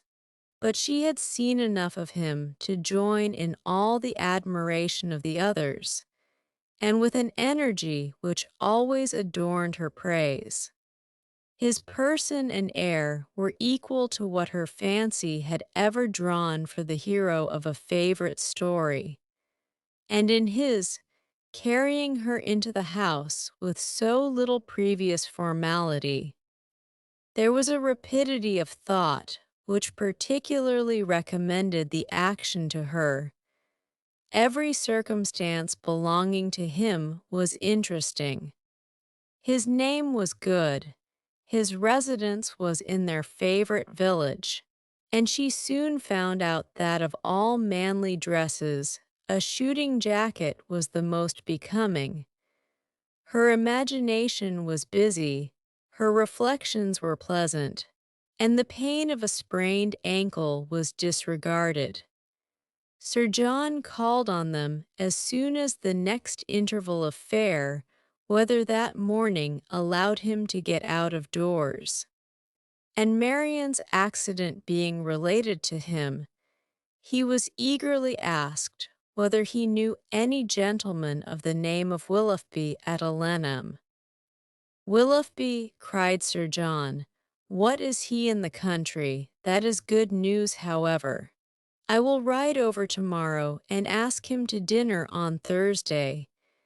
"You know him, then?" said Mrs. Dashwood. "Know him? To be sure I do. Why, he is down here every year." "And what sort of a young man is he?" "As good a kind of fellow as ever lived, I assure you. A very decent shot, and there is not a bolder rider in England. And is that all you can say for him? Cried Marian, indignantly. But what are his manners on more intimate acquaintance? What his pursuits, his talents? Ingenious, Sir John was rather puzzled.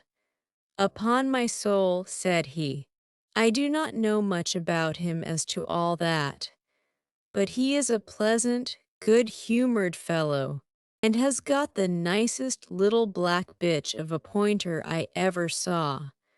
Was she out with him today?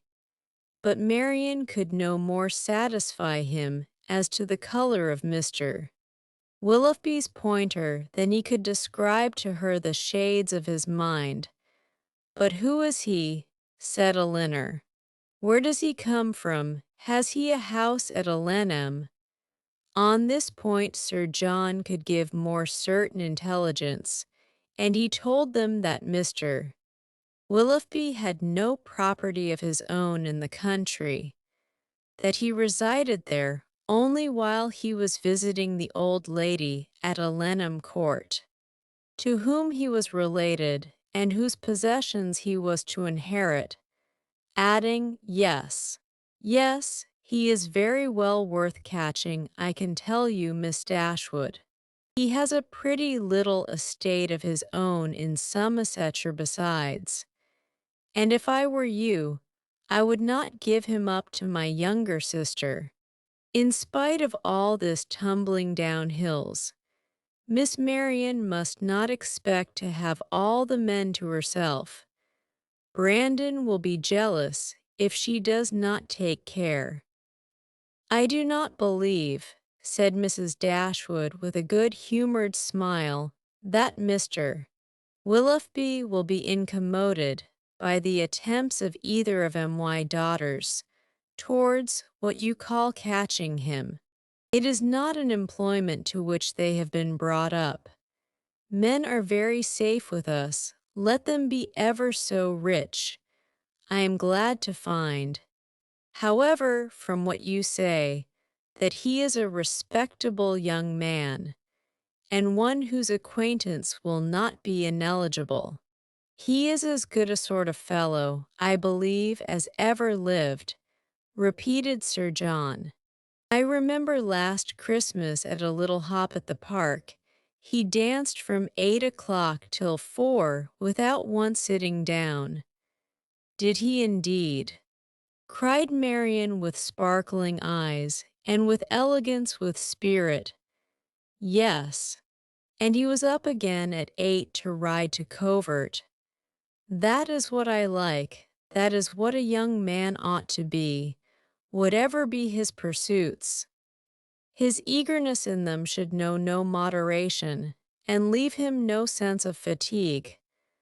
Ay, I see how it will be, said Sir John. I see how it will be. You will be setting your cap at him now, and never think of poor Brandon.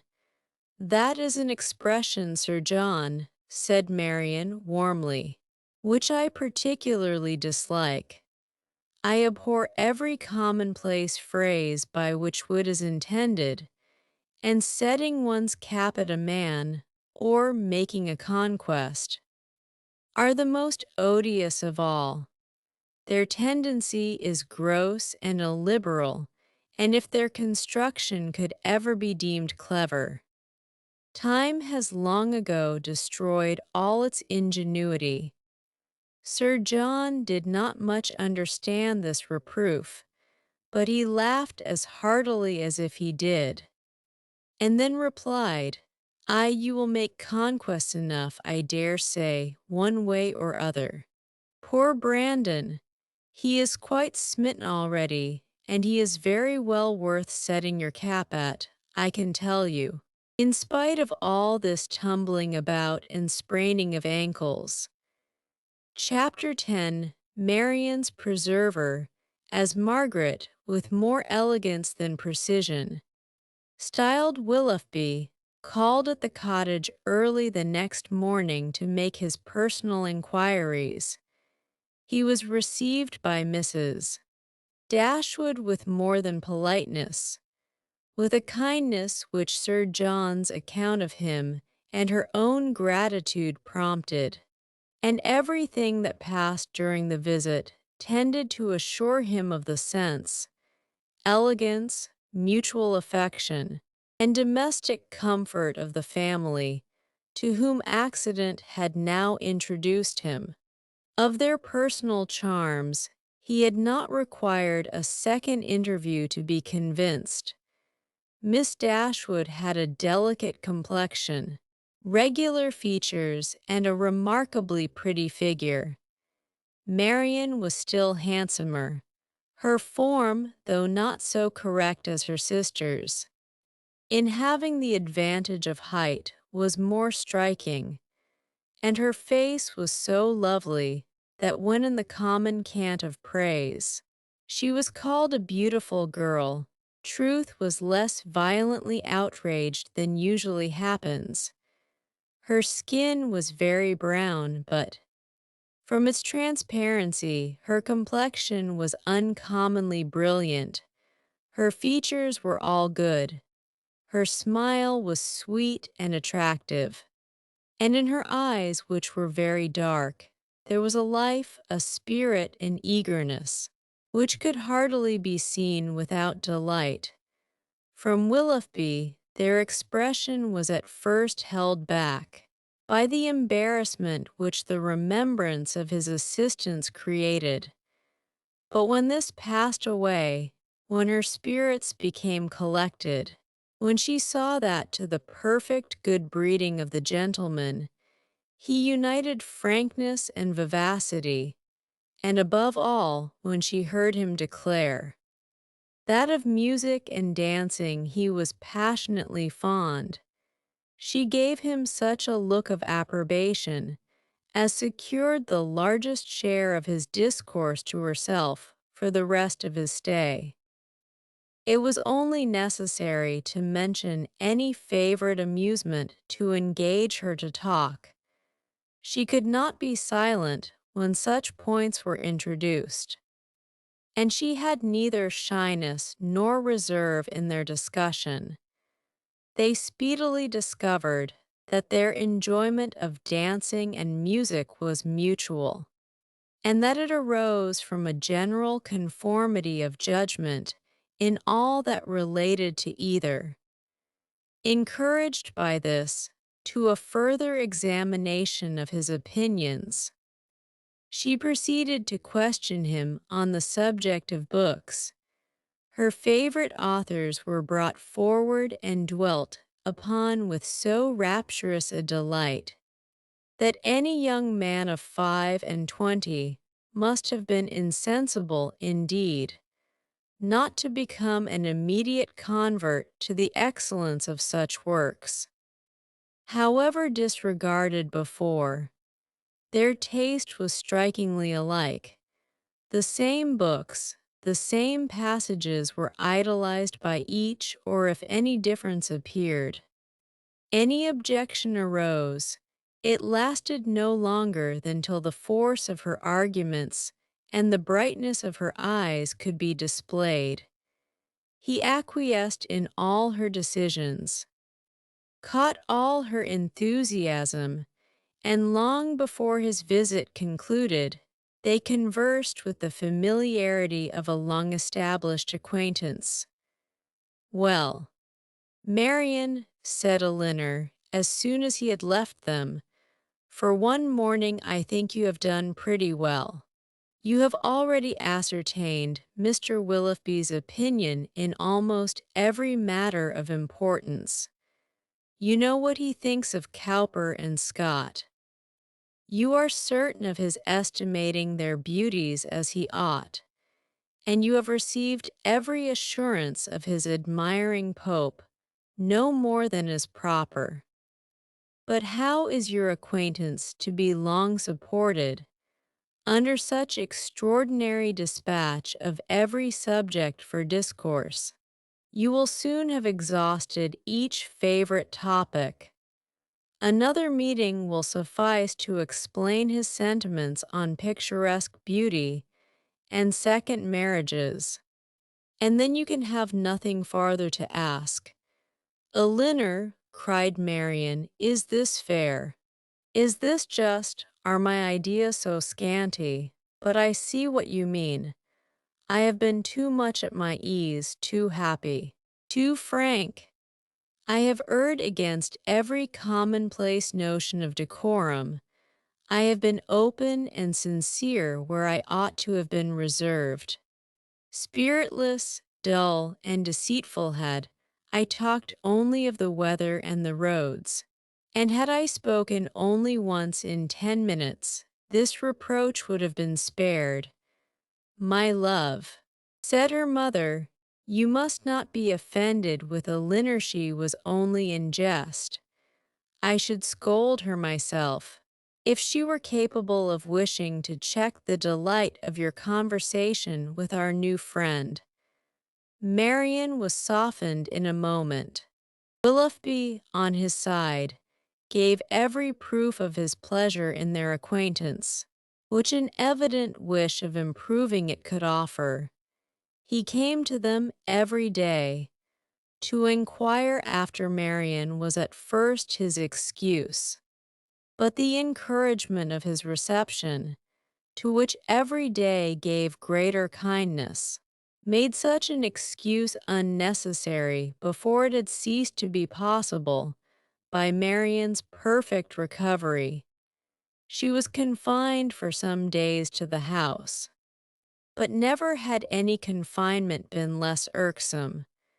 Willoughby was a young man of good abilities, quick imagination, lively spirits, and open, affectionate manners. He was exactly formed to engage Marian's heart, for with all this, he joined not only a captivating person, but a natural ardor of mind, which was now roused and increased by the example of her own, and which recommended him to her affection beyond everything else. His society became gradually her most exquisite enjoyment. They read, they talked, they sang together. His musical talents were considerable, and he read with all the sensibility and spirit which Edward had unfortunately wanted. In Mrs.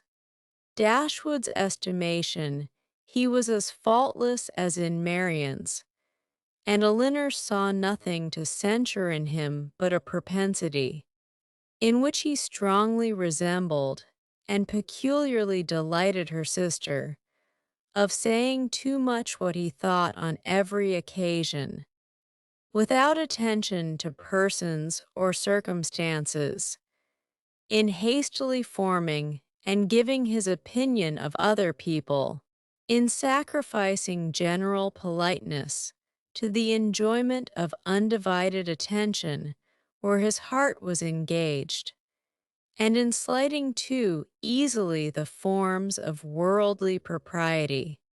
He displayed a want of caution which Elinor could not approve, in spite of all that he and Marian could say in its support.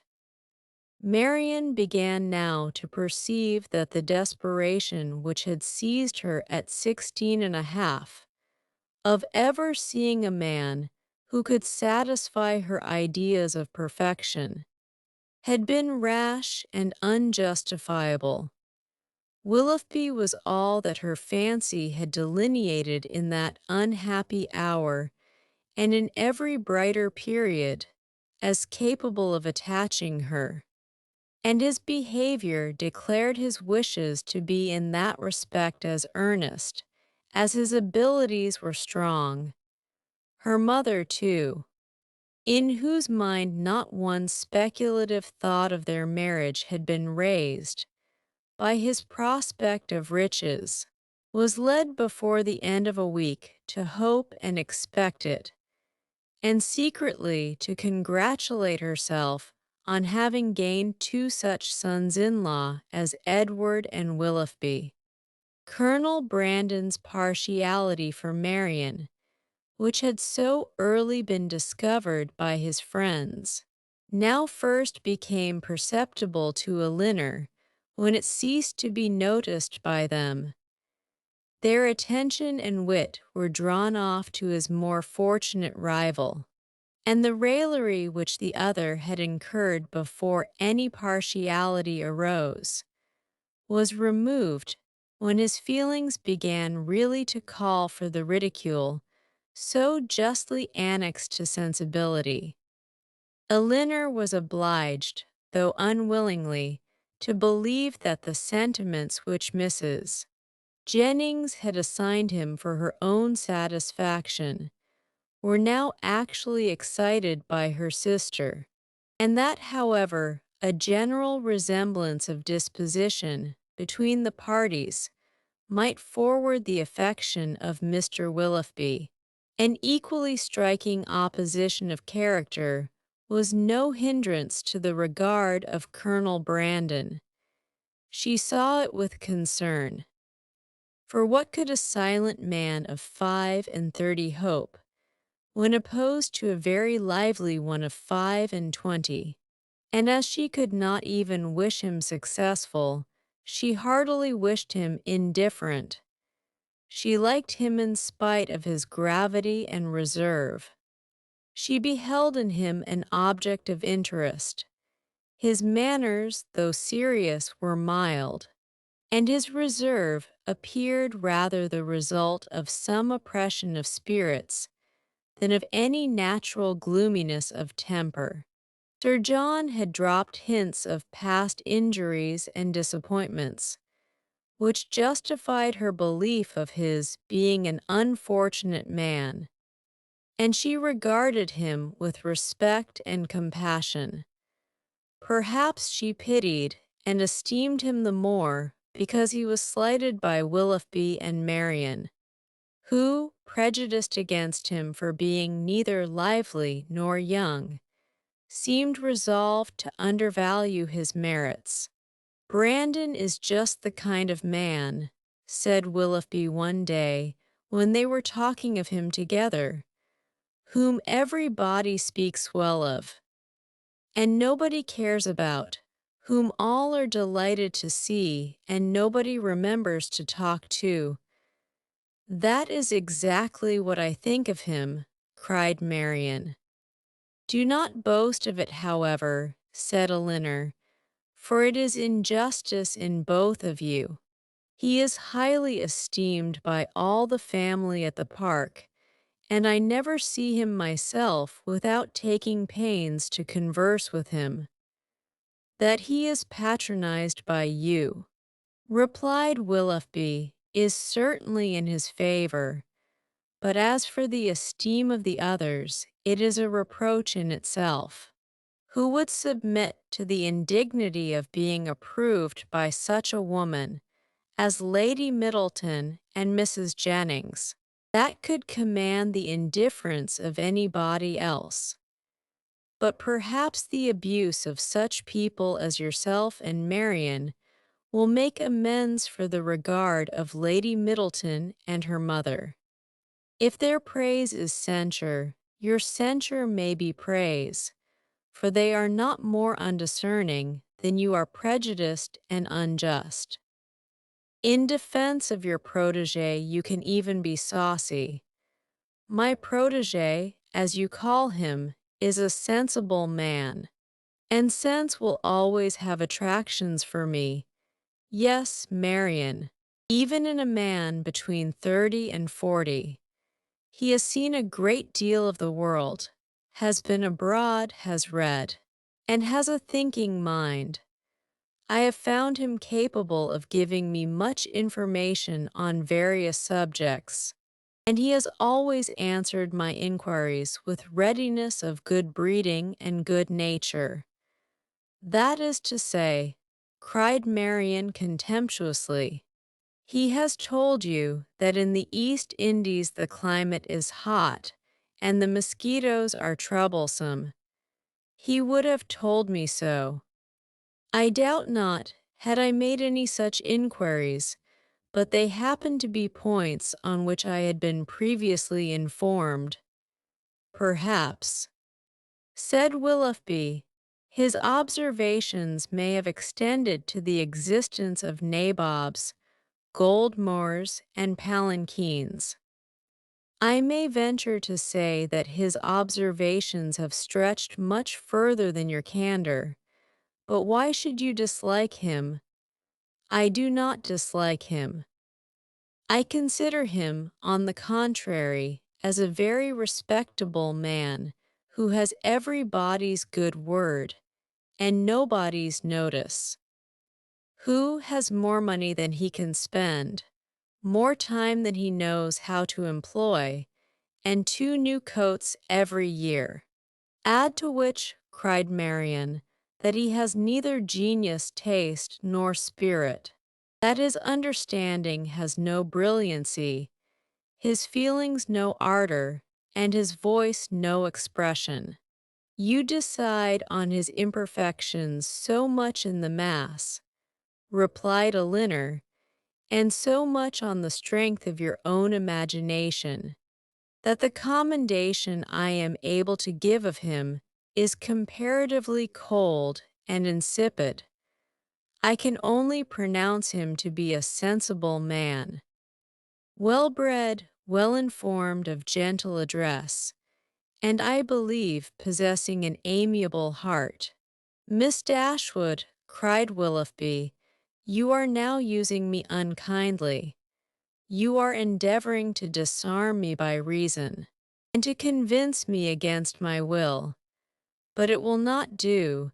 You shall find me as stubborn as you can be artful. I have 3 unanswerable reasons for disliking Colonel Brandon. He threatened me with rain when I wanted it to be fine. He has found fault with the hanging of my curricle, and I cannot persuade him to buy my brown mare, if it will be any satisfaction to you.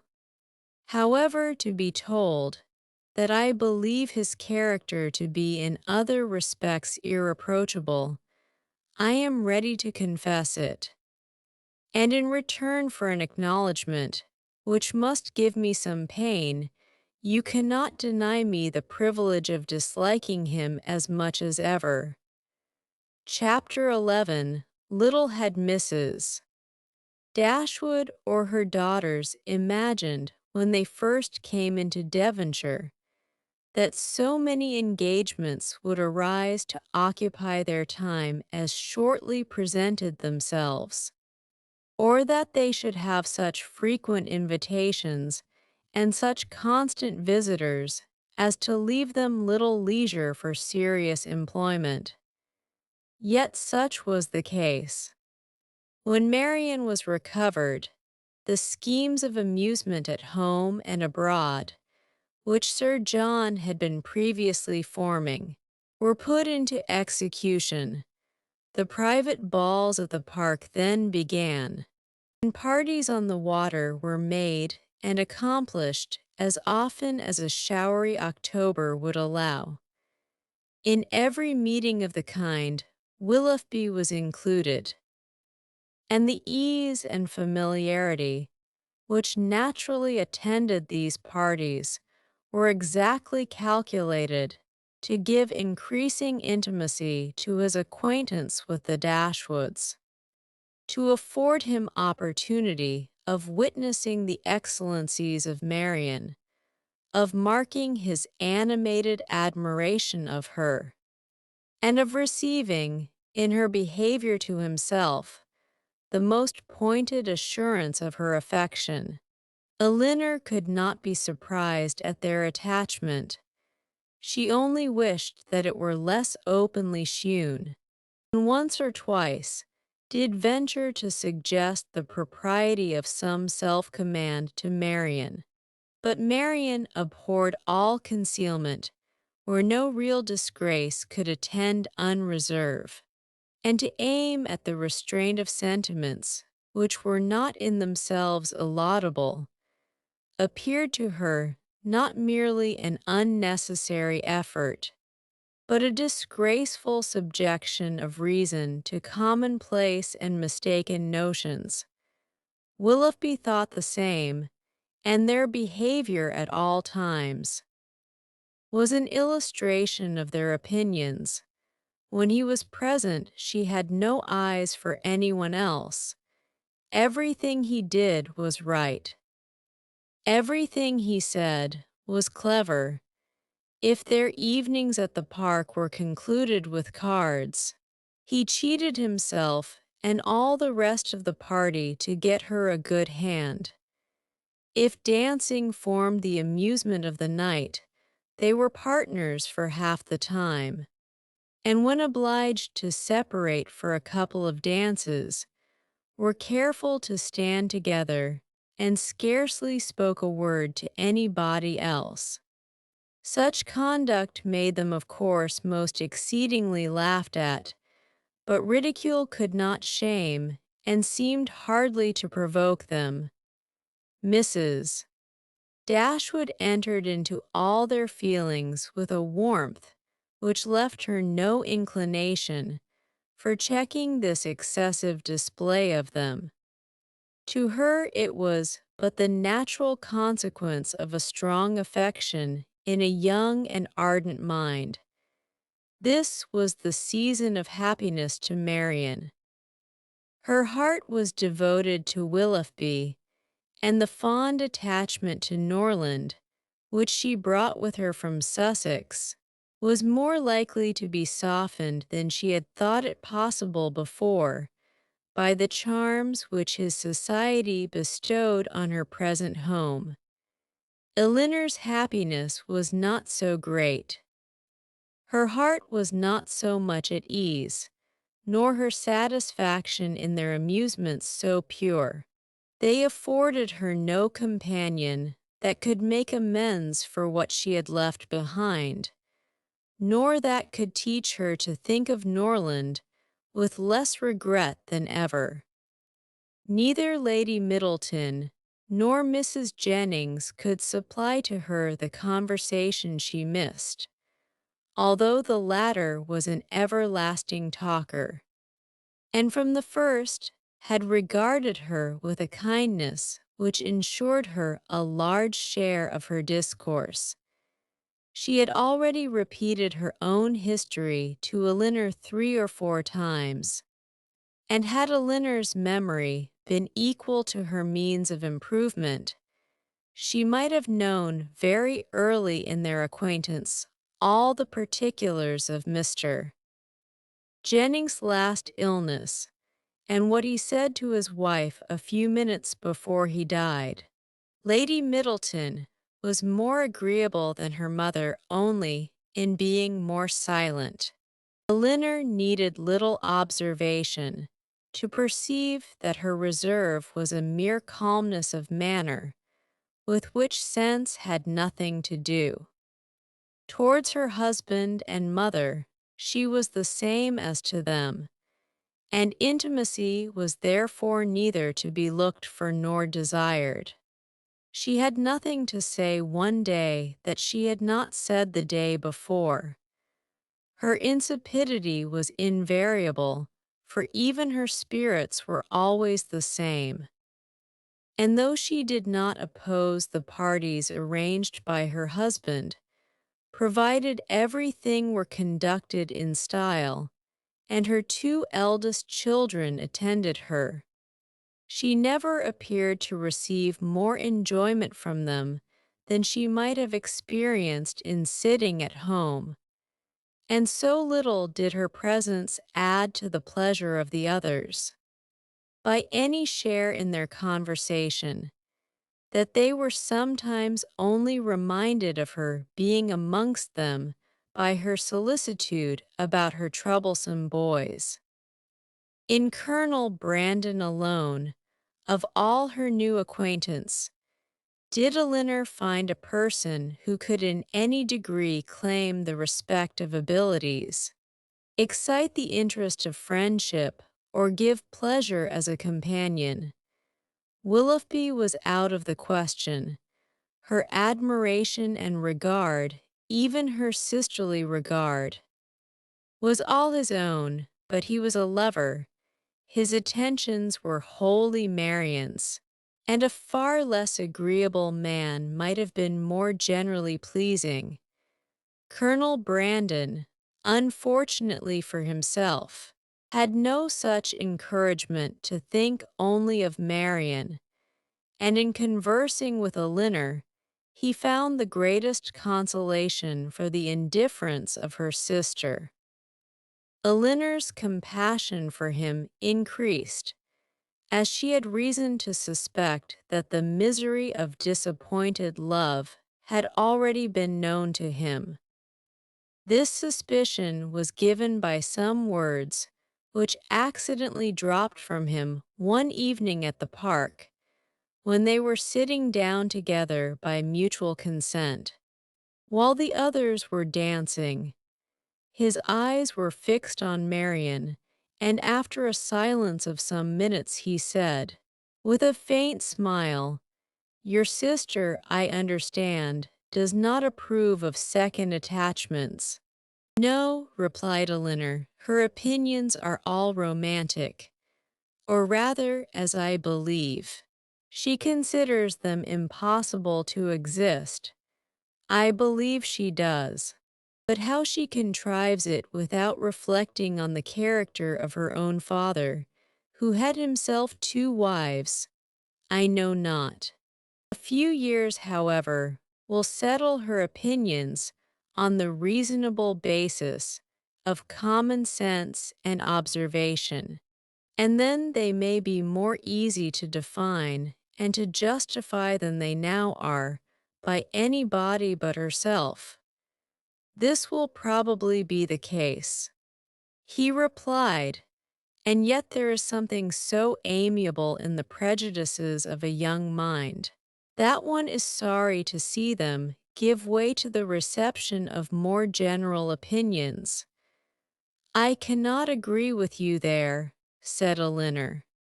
"There are inconveniences attending such feelings as Marion's, which all the charms of enthusiasm and ignorance of the world cannot atone for.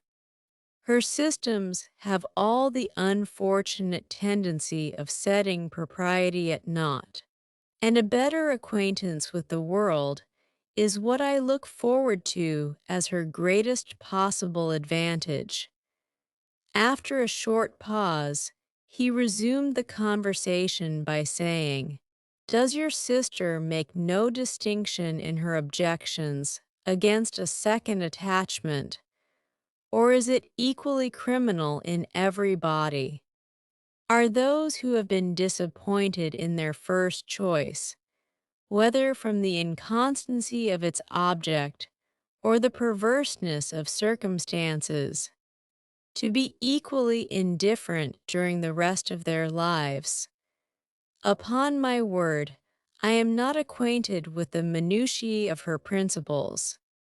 I only know that I never yet heard her admit any instance of a second attachment's being pardonable. This," said he, "cannot hold, but a total change of sentiments, no, no, do not desire it. For when the romantic refinements of a young mind are obliged to give way, how frequently are they succeeded by such opinions as are but too common and too dangerous. I speak from experience.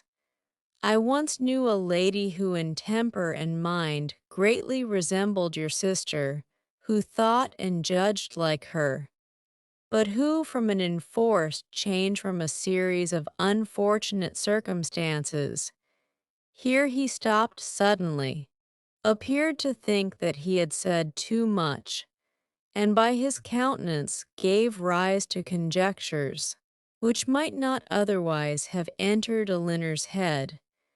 The lady would probably have passed without suspicion, had he not convinced Miss Dashwood that what concerned her ought not to escape his lips. As it was, it required but a slight effort of fancy to connect his emotion with the tender recollection of past regard. Elinor attempted no more, but Marion, in her place, would not have done so little. The whole story would have been speedily formed under her active imagination, and everything established in the most melancholy order of disastrous love. Chapter 12. As Elinor and Marian were walking together the next morning, the latter communicated a piece of news to her sister, which, in spite of all that she knew before of Marian's imprudence and want of thought, surprised her by its extravagant testimony of both.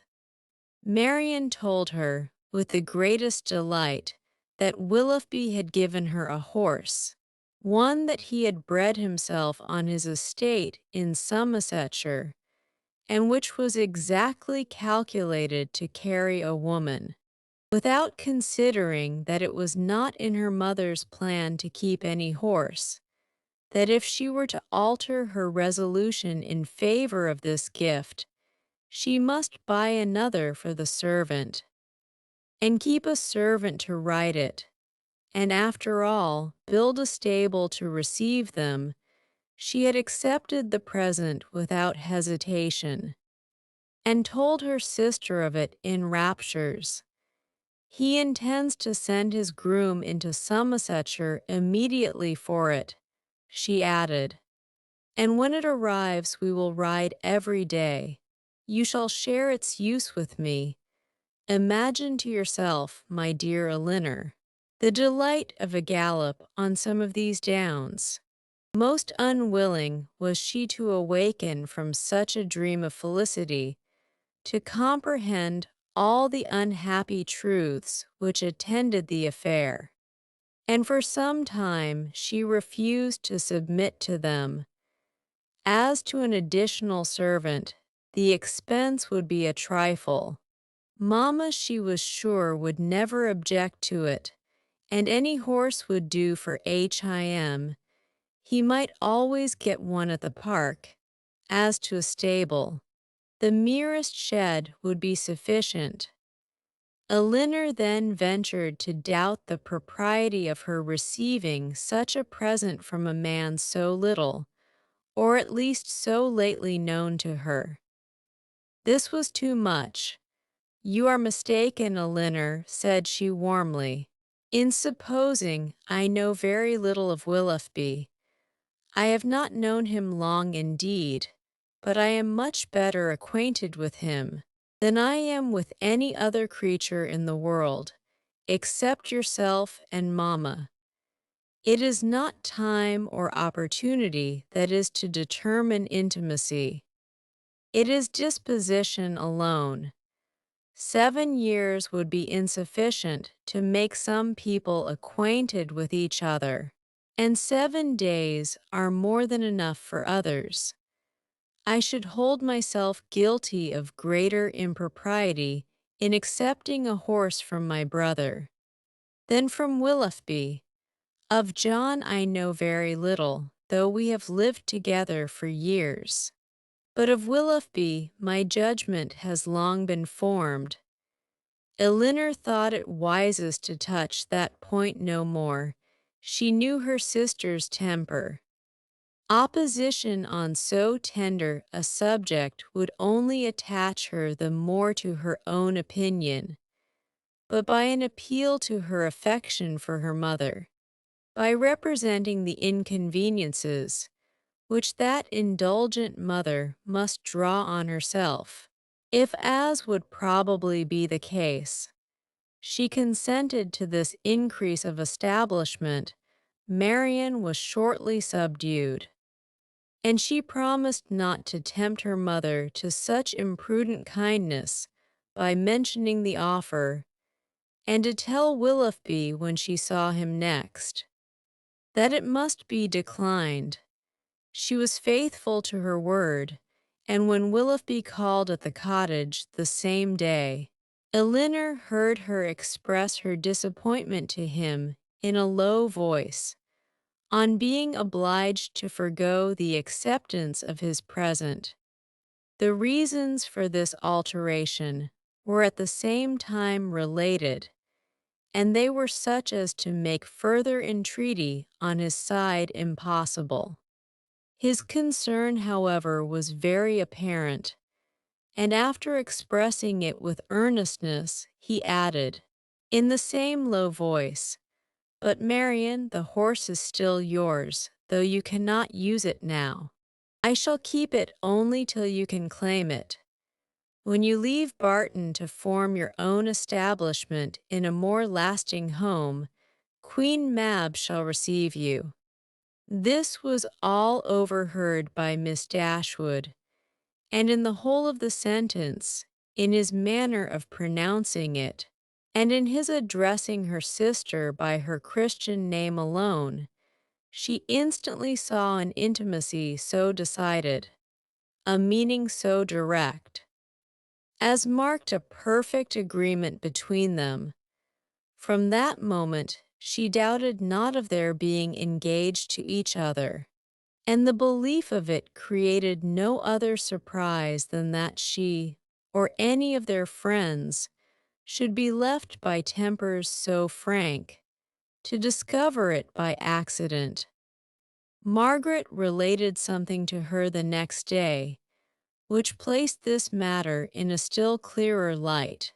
Willoughby had spent the preceding evening with them, and Margaret, by being left some time in the parlor with only him and Marian, had had opportunity for observations, which, with a most important face, she communicated to her eldest sister when they were next by themselves. "Oh, Elinor," she cried, "I have such a secret to tell you about Marian. I am sure she will be married to Mr. Willoughby very soon." "You have said so," replied Elinor, "almost every day since they first met on Highchurch Down, and they had not known each other a week, I believe, before you were certain that Marian wore his picture round her neck. But it turned out to be only the miniature of our great uncle. But indeed this is quite another thing. I am sure they will be married very soon, for he has got a lock of her hair. Take care, Margaret, it may be only the hair of some great uncle of HIS. But, indeed, Elinor, it is Marian's. I am almost sure it is, for I saw him cut it off. Last night after tea, when you and Mamma went out of the room, they were whispering and talking together as fast as could be, and he seemed to be begging something of her, and presently he took up her scissors and cut off a long lock of her hair, for it was all tumbled down her back. And he kissed it and folded it up in a piece of white paper and put it into his pocket-book. For such particulars, stated on such authority, Elinor could not withhold her credit, nor was she disposed to it, for the circumstance was in perfect unison with what she had heard and seen herself. Margaret's sagacity was not always displayed in a way so satisfactory to her sister. When Mrs. Jennings attacked her one evening at the park, to give the name of the young man who was Elinor's particular favorite, which had been long a matter of great curiosity to her, Margaret answered by looking at her sister and saying, "I must not tell, may I, Elinor?" This, of course, made everybody laugh, and Elinor tried to laugh too, but the effort was painful. She was convinced that Margaret had fixed on a person whose name she could not bear with composure to become a standing joke with Mrs. Jennings. Marian felt for her most sincerely, but she did more harm than good to the cause by turning very red and saying in an angry manner to Margaret, "Remember that whatever your conjectures may be, you have no right to repeat them." "I never had any conjectures about it," replied Margaret. "It was you who told me of it yourself. This increased the mirth of the company, and Margaret was eagerly pressed to say something more. "Oh, pray, Miss Margaret, let us know all about it," said Mrs. Jennings. "What is the gentleman's name?" "I must not tell, ma'am, but I know very well what it is, and I know where he is too." "Yes, yes, we can guess where he is. At his own house at Norland, to be sure. He is the curate of the parish, I dare say." "No, that he is not. He is of no profession at all." "Margaret," said Marian with great warmth, "you know that all this is an invention of your own, and that there is no such person in existence." "Well, then he is lately dead, Marian, for I am sure there was such a man once. And his name begins with an F. Most grateful did Elinor feel to Lady Middleton for observing, at this moment, that it rained very hard, though she believed the interruption to proceed less from any attention to her than from her ladyship's great dislike of all such inelegant subjects of raillery as delighted her husband and mother. The idea, however, started by her, was immediately pursued by Colonel Brandon, who was on every occasion mindful of the feelings of others, and much was said on the subject of rain by both of them. Willoughby opened the pianoforte and asked Marian to sit down to it, and thus, amidst the various endeavors of different people to quit the topic, it fell to the ground. But not so easily did Elinor recover from the alarm into which it had thrown her. A party was formed this evening for going on the following day to see a very fine place about 12 miles from Barton, belonging to a brother-in-law of Colonel Brandon, without whose interest it could not be seen, as the proprietor, who was then abroad, had left strict orders on that head. The grounds were declared to be highly beautiful, and Sir John, who was particularly warm in their praise, might be allowed to be a tolerable judge, for he had formed parties to visit them, at least, twice every summer for the last 10 years. They contained a noble piece of water, a sail on which was to form a great part of the morning's amusement. Cold provisions were to be taken, open carriages only to be employed, and everything conducted in the usual style of a complete party of pleasure. To some few of the company, it appeared rather a bold undertaking, considering the time of year, and that it had rained every day for the last fortnight. And Mrs. Dashwood, who had already a cold, was persuaded by Elinor to stay at home. Chapter 13. Their intended excursion to Whitwell turned out very different from what Elinor had expected. She was prepared to be wet through, fatigued, and frightened, but the event was still more unfortunate, for they did not go at all. By 10 o'clock, the whole party was assembled at the park, where they were to breakfast. The morning was rather favorable, though it had rained all night.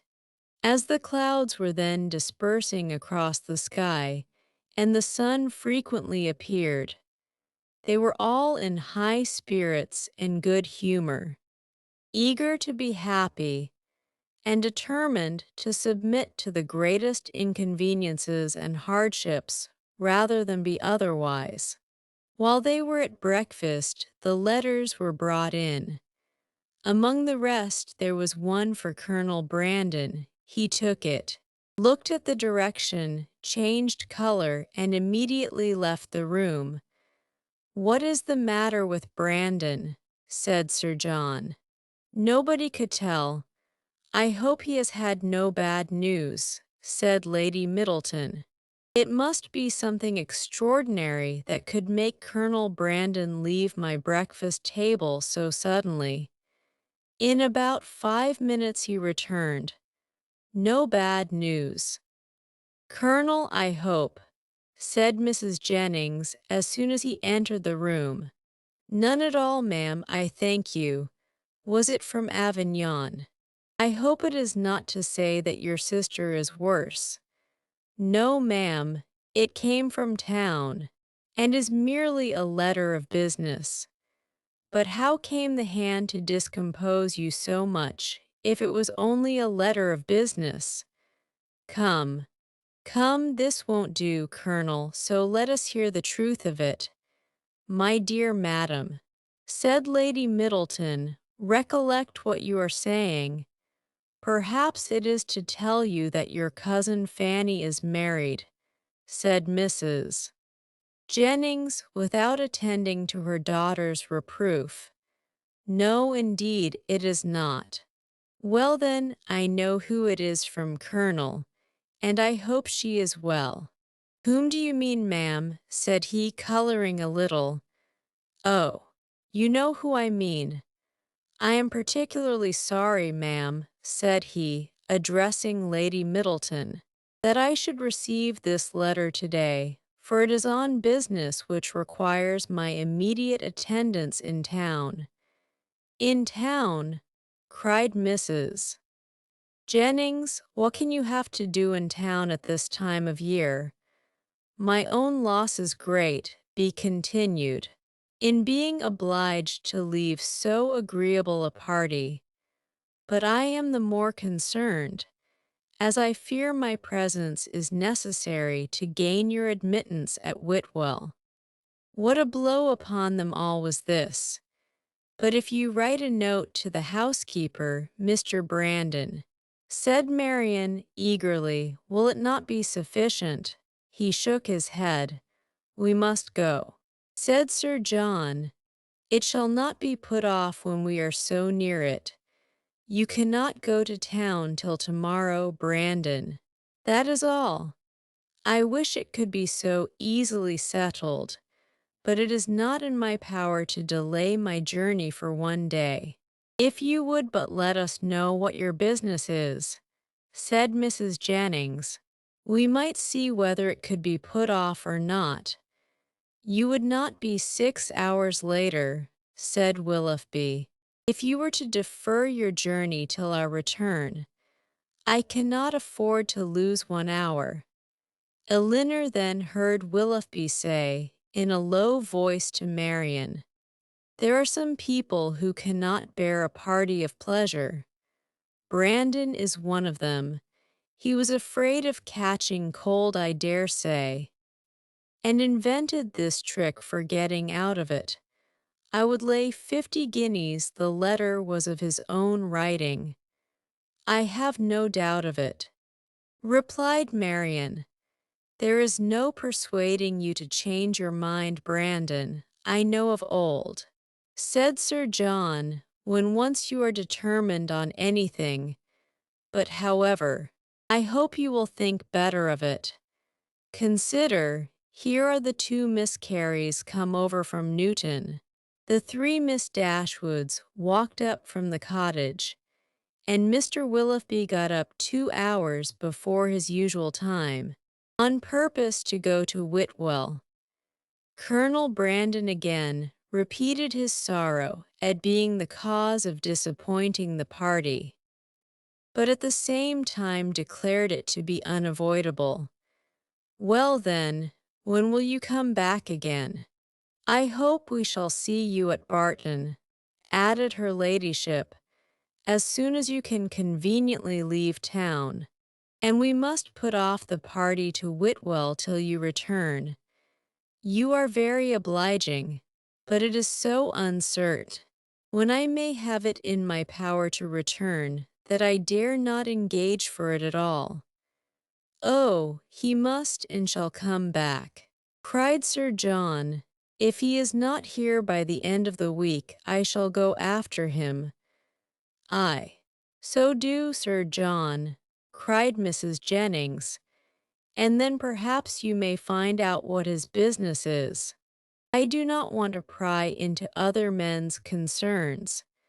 I suppose it is something he is ashamed of." Colonel Brandon's horses were announced. "You do not go to town on horseback, do you?" added Sir John. "No, only to Honiton. I shall then go post." "Well, as you are resolved to go, I wish you a good journey, but you had better change your mind. I assure you it is not in my power."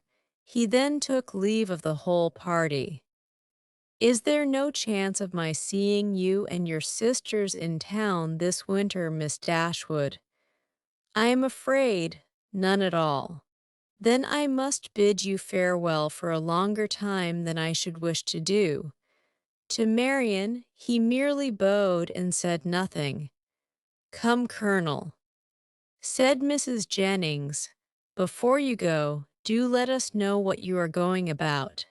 He wished her a good morning, and attended by Sir John, left the room. The complaints and lamentations, which politeness had hitherto restrained, now burst forth universally, and they all agreed again and again how provoking it was to be so disappointed. "I can guess what his business is, however," said Mrs. Jennings exultingly. "Can you, ma'am?" said almost everybody.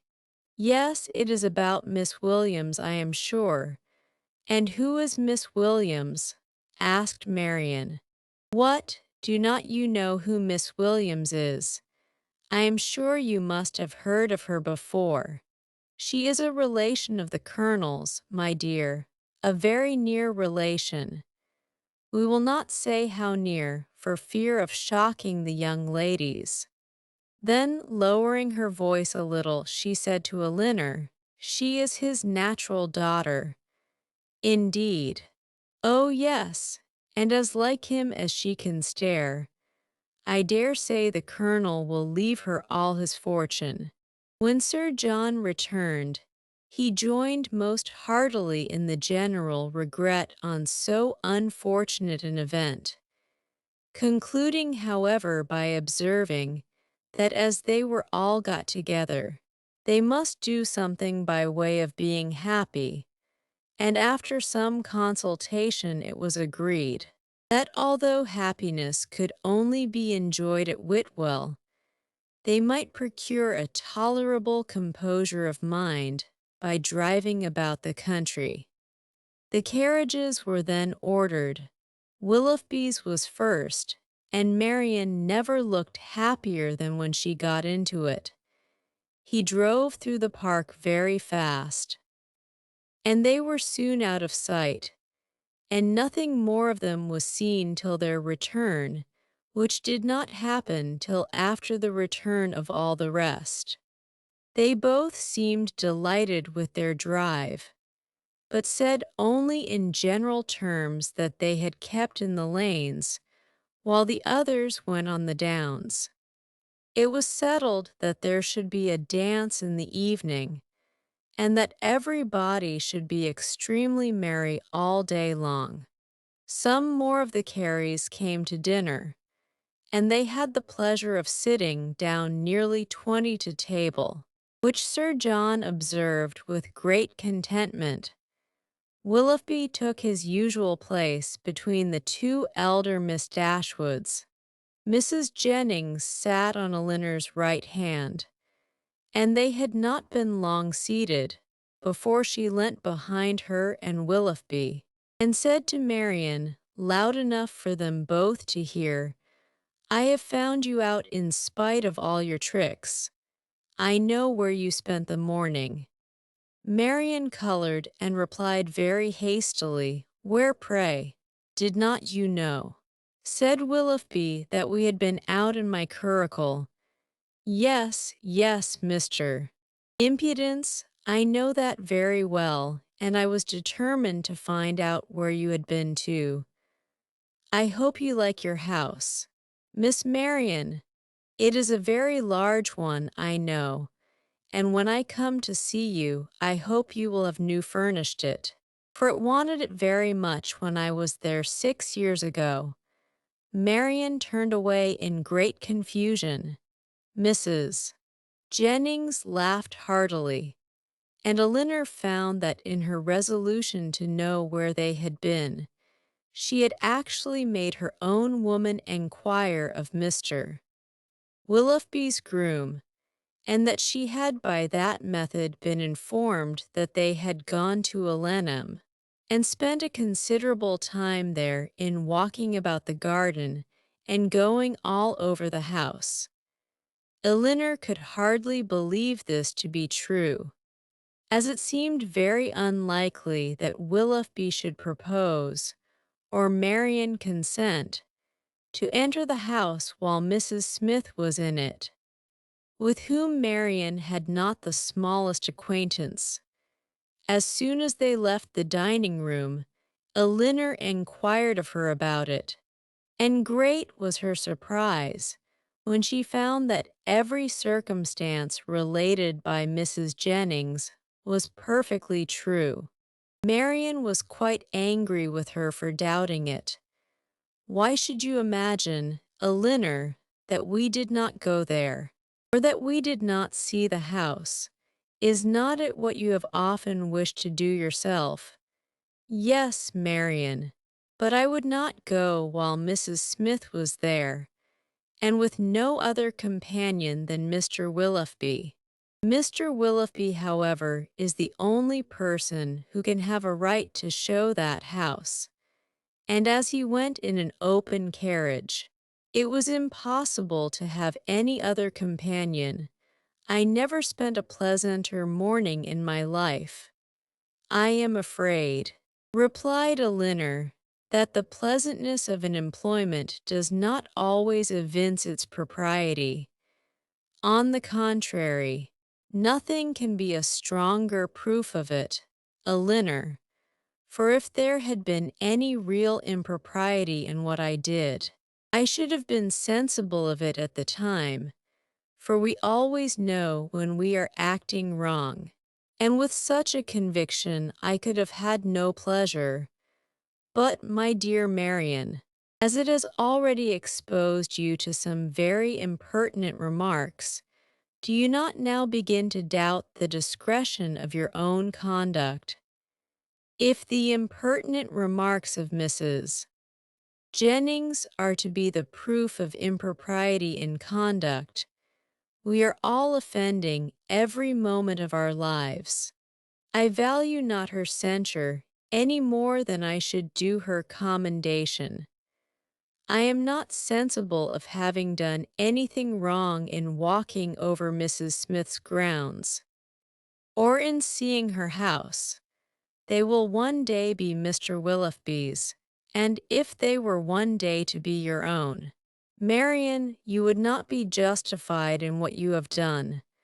She blushed at this hint, but it was even visibly gratifying to her, and after a 10 minutes' interval of earnest thought, she came to her sister again, and said with great good humor, "Perhaps, Elinor, it was rather ill-judged in me to go to Alenham, but Mr. Willoughby wanted particularly to show me the place, and it is a charming house, I assure you. There is one remarkably pretty sitting-room upstairs, of a nice comfortable size for constant use, and with modern furniture it would be delightful. It is a corner room and has windows on two sides. On one side you look across the bowling green, behind the house, to a beautiful hanging wood, and on the other you have a view of the church and village, and beyond them, of those fine bold hills that we have so often admired.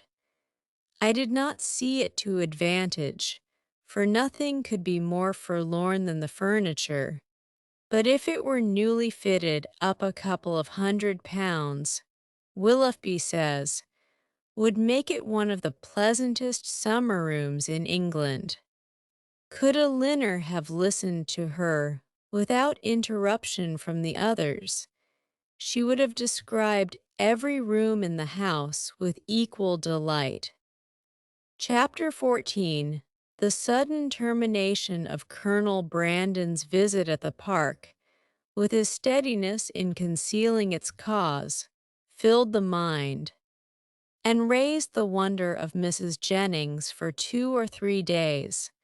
She was a great wonderer, as everyone must be who takes a very lively interest in all the comings and goings of all their acquaintance. She wondered, with little intermission, what could be the reason of it, was sure there must be some bad news, and thought over every kind of distress that could have befallen him with a fixed determination that he should not escape them all. Something very melancholy must be the matter, I am sure, said she. I could see it in his face. Poor man, I am afraid his circumstances may be bad. The estate at De Lafford was never reckoned more than 2,000 a year, and his brother left everything sadly involved. I do think he must have been sent for about money matters, for what else can it be? I wonder whether it is so. I would give anything to know the truth of it. Perhaps it is about Miss Williams, and by the by, I dare say it is, because he looked so conscious when I mentioned her. Maybe she is ill in town, nothing in the world more likely, for I have a notion she is always rather sickly. I would lay any wager it is about Miss Williams. It is not so very likely he should be distressed in his circumstances now, for he is a very prudent man, and to be sure must have cleared the estate by this time. I wonder what it can be. Maybe his sister is worse at Avignon, and has sent for him over. His setting off in such a hurry seems very like it. Well, I wish him out of all his trouble with all my heart, and a good wife into the bargain. So wondered. So talked Mrs. Jennings, her opinion varying with every fresh conjecture, and all seeming equally probable as they arose. Elinor, though she felt really interested in the welfare of Colonel Brandon, could not bestow all the wonder on his going so suddenly away, which Mrs. Jennings was desirous of her feeling.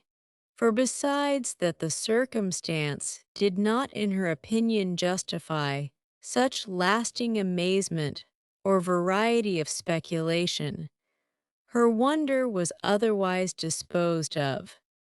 It was engrossed by the extraordinary silence of her sister and Willoughby on the subject, which they must know to be peculiarly interesting to them all. As this silence continued, every day made it appear more strange and more incompatible with the disposition of both. Why they should not openly acknowledge to her mother and herself what their constant behavior to each other declared to have taken place, Elinor could not imagine. She could easily conceive that marriage might not be immediately in their power, for though Willoughby was independent, there was no reason to believe him rich. His estate had been rated by Sir John at about 600 or 700 a year, but he lived at an expense to which that income could hardly be equal, and he had himself often complained of his poverty. But for this strange kind of secrecy maintained by them relative to their engagement, which in fact concealed nothing at all, she could not account, and it was so wholly contradictory to their general opinions and practice, that a doubt sometimes entered her mind of their being really engaged, and this doubt was enough to prevent her making any inquiry of Marian. Nothing could be more expressive of attachment to them all than Willoughby's behavior. To Marian, it had all the distinguishing tenderness which a lover's heart could give, and to the rest of the family, it was the affectionate attention of a son and a brother. The cottage seemed to be considered and loved by him as his home. Many more of his hours were spent there than at Alenham, and if no general engagement collected them at the park, the exercise which called him out in the morning was almost certain of ending there, where the rest of the day was spent by himself at the side of Marian, and by his favorite pointer at her feet. One evening in particular, about a week after Colonel Brandon left the country, his heart seemed more than usually open to every feeling of attachment to the objects around him, and on Mrs. Dashwood's happening to mention her design of improving the cottage in the spring, he warmly opposed every alteration of a place which affection had established as perfect with him. "What," he exclaimed, "improve this dear cottage? No, that I will never consent to. Not a stone must be added to its walls, not an inch to its size, if my feelings are regarded. Do not be alarmed," said Miss Dashwood. "Nothing of the kind will be done, for my mother will never have money enough to attempt it. I am heartily glad of it." He cried, "May she always be poor if she can employ her riches no better. Thank you, Willoughby, but you may be assured that I would not sacrifice one sentiment of local attachment of yours, or of anyone whom I loved, for all the improvements in the world. Depend upon it that whatever unemployed sum may remain, when I make up my accounts in the spring, I would even rather lay it uselessly by than dispose of it in a manner so painful to you. But are you really so attached to this place as to see no defect in it?" "I am," said he. "To me it is faultless, nay more. I consider it as the only form of building in which happiness is attainable, and were I rich enough, I would instantly pull Combe down, and build it up again in the exact plan of this cottage, with dark narrow stairs and a kitchen that smokes, I suppose," said Elinor. "Yes," cried he in the same eager tone, "with all and everything belonging to it. In no one convenience or inconvenience about it should the least variation be perceptible. Then, and then only, under such a roof, I might perhaps be as happy at Combe as I have been at Barton." "I flatter myself," replied Elinor, "that even under the disadvantage of better rooms and a broader staircase, you will hereafter find your own house as faultless as you now do this." "There certainly are circumstances," said Willoughby, "which might greatly endear it to me, but this place will always have one claim of my affection, which no other can possibly share." Mrs. Dashwood looked with pleasure at Marian, whose fine eyes were fixed so expressively on Willoughby as plainly denoted how well she understood him. "How often did I wish," added he, "when I was at Alenham this time 12 month, that Barton Cottage were inhabited. I never passed within view of it without admiring its situation, and grieving that no one should live in it. How little did I then think that the very first news I should hear from Mrs. Smith, when I next came into the country, would be that Barton Cottage was taken, and I felt an immediate satisfaction and interest in the event, which nothing but a kind of prescience of what happiness I should experience from it can account for. Must it not have been so?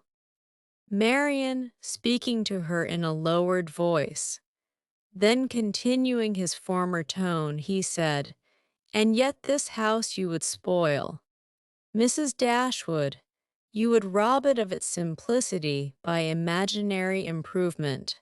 And this dear parlor in which our acquaintance first began, and in which so many happy hours have been since spent by us together, you would degrade to the condition of a common entrance, and every body would be eager to pass through the room which has hitherto contained within itself more real accommodation and comfort than any other apartment of the handsomest dimensions in the world could possibly afford."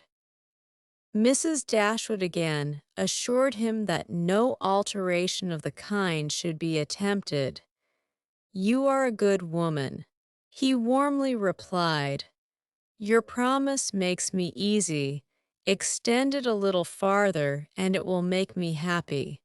Tell me that not only your house will remain the same, but that I shall ever find you and yours as unchanged as your dwelling, and that you will always consider me with the kindness which has made everything belonging to you so dear to me."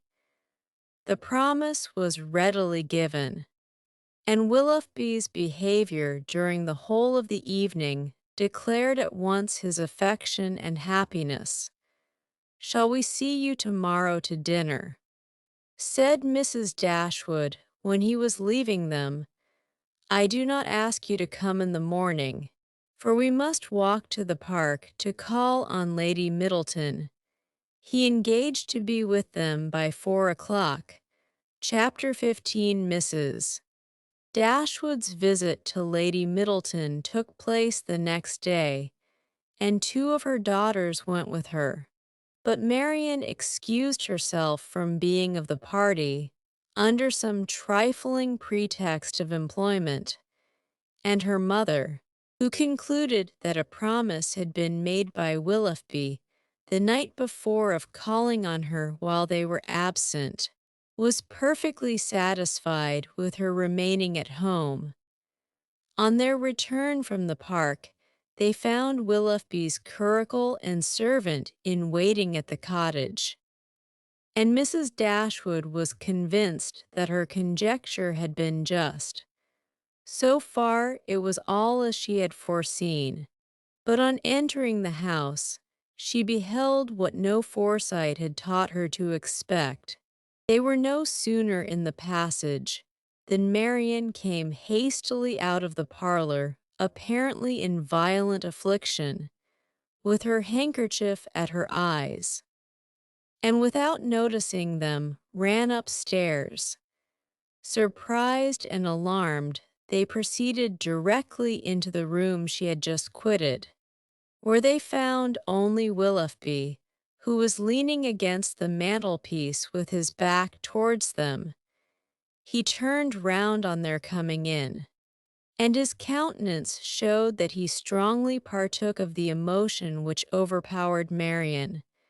"Is anything the matter with her?" cried Mrs. Dashwood as she entered. "Is she ill?"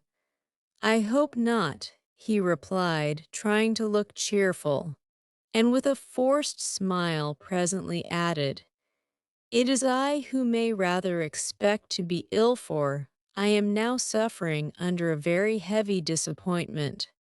"Disappointment, yes, for I am unable to keep my engagement with you. Mrs. Smith has this morning exercised the privilege of riches upon a poor dependent cousin by sending me on business to London. I have just received my dispatches and taken my farewell of Alenham, and by way of exhilaration I am now come to take my farewell of you. To London. And are you going this morning? Almost this moment. This is very unfortunate, but Mrs. Smith must be obliged. And her business will not detain you from us long, I hope. He colored as he replied, "You are very kind, but I have no idea of returning into Devonshire immediately. My visits to Mrs. Smith are never repeated within the 12-month. And is Mrs. Smith your only friend? Is Alenham the only house in the neighborhood to which you will be welcome? For shame, Willoughby, can you wait for an invitation here?" His color increased, and with his eyes fixed on the ground he only replied, "You are too good, Mrs." Dashwood looked at Elinor with surprise. Elinor felt equal amazement. For a few moments everyone was silent. Mrs. Dashwood first spoke. "I have only to add, my dear Willoughby, that at Barton Cottage you will always be welcome, for I will not press you to return here immediately, because you only can judge how far that might be pleasing to Mrs. Smith.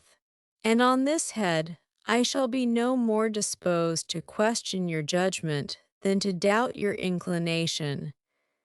"My engagements at present," replied Willoughby, confusedly, "are of such a nature that I dare not flatter myself." He stopped. Mrs. Dashwood was too much astonished to speak, and another pause succeeded. This was broken by Willoughby, who said with a faint smile, "It is folly to linger in this manner. I will not torment myself any longer by remaining among friends whose society it is impossible for me now to enjoy." He then hastily took leave of them all and left the room. They saw him step into his carriage, and in a minute it was out of sight. Mrs. Dashwood felt too much for speech, and instantly quitted the parlor to give way in solitude to the concern and alarm which this sudden departure occasioned. Elinor's uneasiness was at least equal to her mother's. She thought of what had just passed with anxiety and distrust.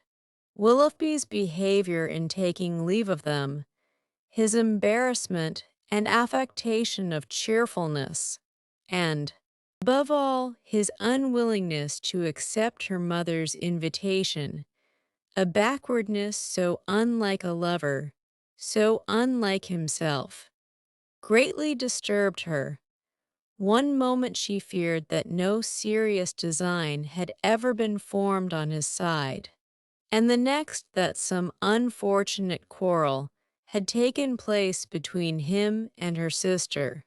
The distress in which Marian had quitted the room was such as a serious quarrel could most reasonably account for, though when she considered what Marian's love for him was, a quarrel seemed almost impossible. But whatever might be the particulars of their separation, her sister's affliction was indubitable, and she thought with the tenderest compassion of that violent sorrow, which Marian was in all probability not merely giving way to as a relief, but feeding and encouraging as a duty. In about half an hour her mother returned, and though her eyes were red, her countenance was not uncheerful. "Our dear Willoughby is now some miles from Barton, Elinor," said she, as she sat down to work, "and with how heavy a heart does he travel! It is all very strange, so suddenly to be gone. It seems but the work of a moment. And last night he was with us so happy, so cheerful, so affectionate. And now, after only 10 minutes' notice gone too, without intending to return. Something more than what be owned to us must have happened." He did not speak. He did not behave like himself. You must have seen the difference as well as I. What can it be? Can they have quarreled? Why else should he have shewn such unwillingness to accept your invitation here? It was not inclination that he wanted, Elinor. I could plainly see that. He had not the power of accepting it. I have thought it all over, I assure you, and I can perfectly account for everything that at first seemed strange to me as well as to you. Can you? Indeed, yes. I have explained it to myself in the most satisfactory way, but you, Elinor, who love to doubt where you can, it will not satisfy you, I know. But you shall not talk me out of my trust in it. I am persuaded that Mrs. Smith suspects his regard for Marian, disapproves of it, perhaps because she has other views for him, and on that account is eager to get him away, and that the business which she sends him off to transact is invented as an excuse to dismiss him. This is what I believe to have happened. He is, moreover, aware that she does disapprove the connection. He dares not therefore at present confess to her his engagement with Marian, and he feels himself obliged, from his dependent situation, to give in to her schemes and absent himself from Devonshire for a while. You will tell me, I know, that this may or may not have happened, but I will listen to no cavil, unless you can point out any other method of understanding the affair as satisfactory at this. And now, Elinor, what have you to say? Nothing, for you have anticipated my answer. Then you would have told me that it might or might not have happened. Oh, Elinor, how incomprehensible are your feelings! You had rather take evil upon credit than good.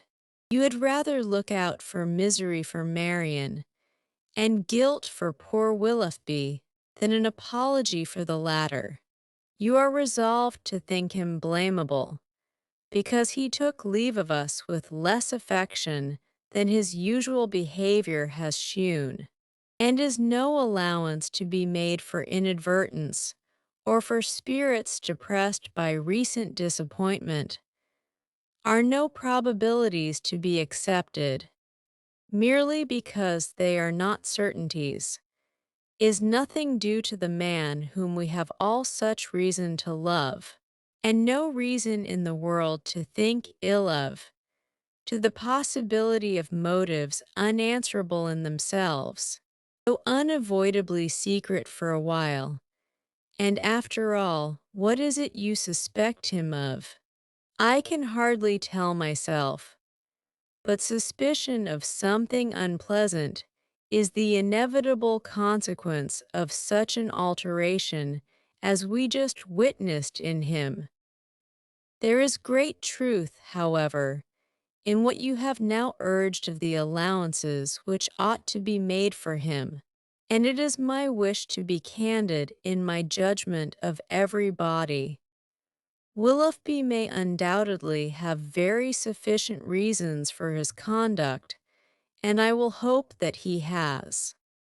But it would have been more like Willoughby to acknowledge them at once. Secrecy may be advisable, but still I cannot help wondering at its being practiced by him.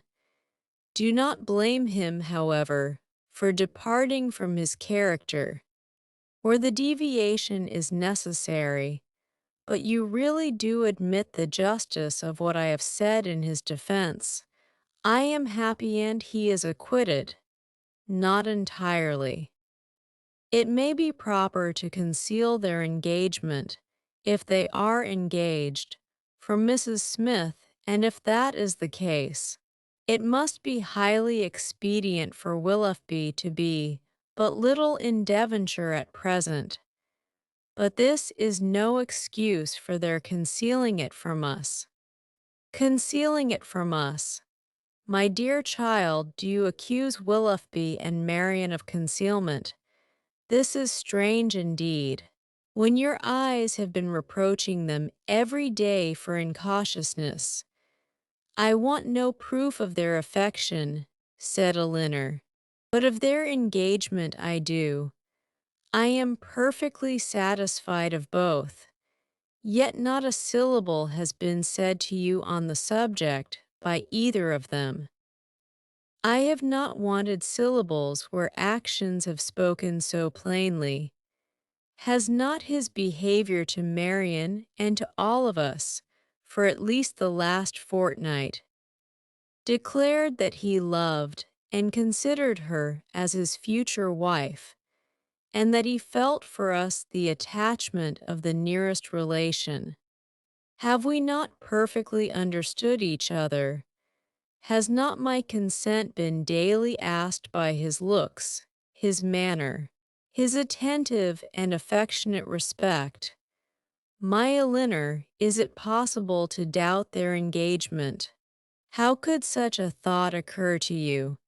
How is it to be supposed that Willoughby, persuaded as he must be of your sister's love, should leave her, and leave her perhaps for months, without telling her of his affection, that they should part without a mutual exchange of confidence? I confess, replied Elinor, that every circumstance except one is in favor of their engagement, but that one is the total silence of both on the subject, and with me it almost outweighs every other. How strange this is! You must think wretchedly indeed of Willoughby, if after all that has openly passed between them, you can doubt the nature of the terms on which they are together. Has he been acting a part in his behavior to your sister all this time? Do you suppose him really indifferent to her? No. I cannot think that. He must and does love her, I am sure, but with a strange kind of tenderness. If he can leave her with such indifference, such carelessness of the future as you attribute to him, you must remember, my dear mother, that I have never considered this matter as certain. I have had my doubts, I confess, but they are fainter than they were, and they may soon be entirely done away. If we find they correspond, every fear of mine will be removed. A mighty concession indeed.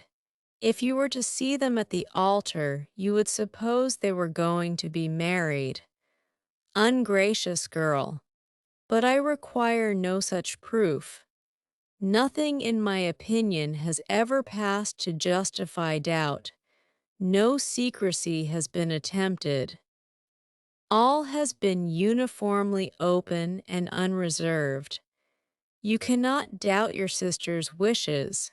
It must be Willoughby, therefore, whom you suspect. But why? Is he not a man of honor and feeling? Has there been any inconsistency on his side to create alarm? Can he be deceitful? I hope not, I believe not, cried Elinor. I love Willoughby, sincerely love him, and suspicion of his integrity cannot be more painful to yourself than to me. It has been involuntary, and I will not encourage it. I was startled, I confess, by the alteration in his manners this morning. He did not speak like himself, and did not return your kindness with any cordiality.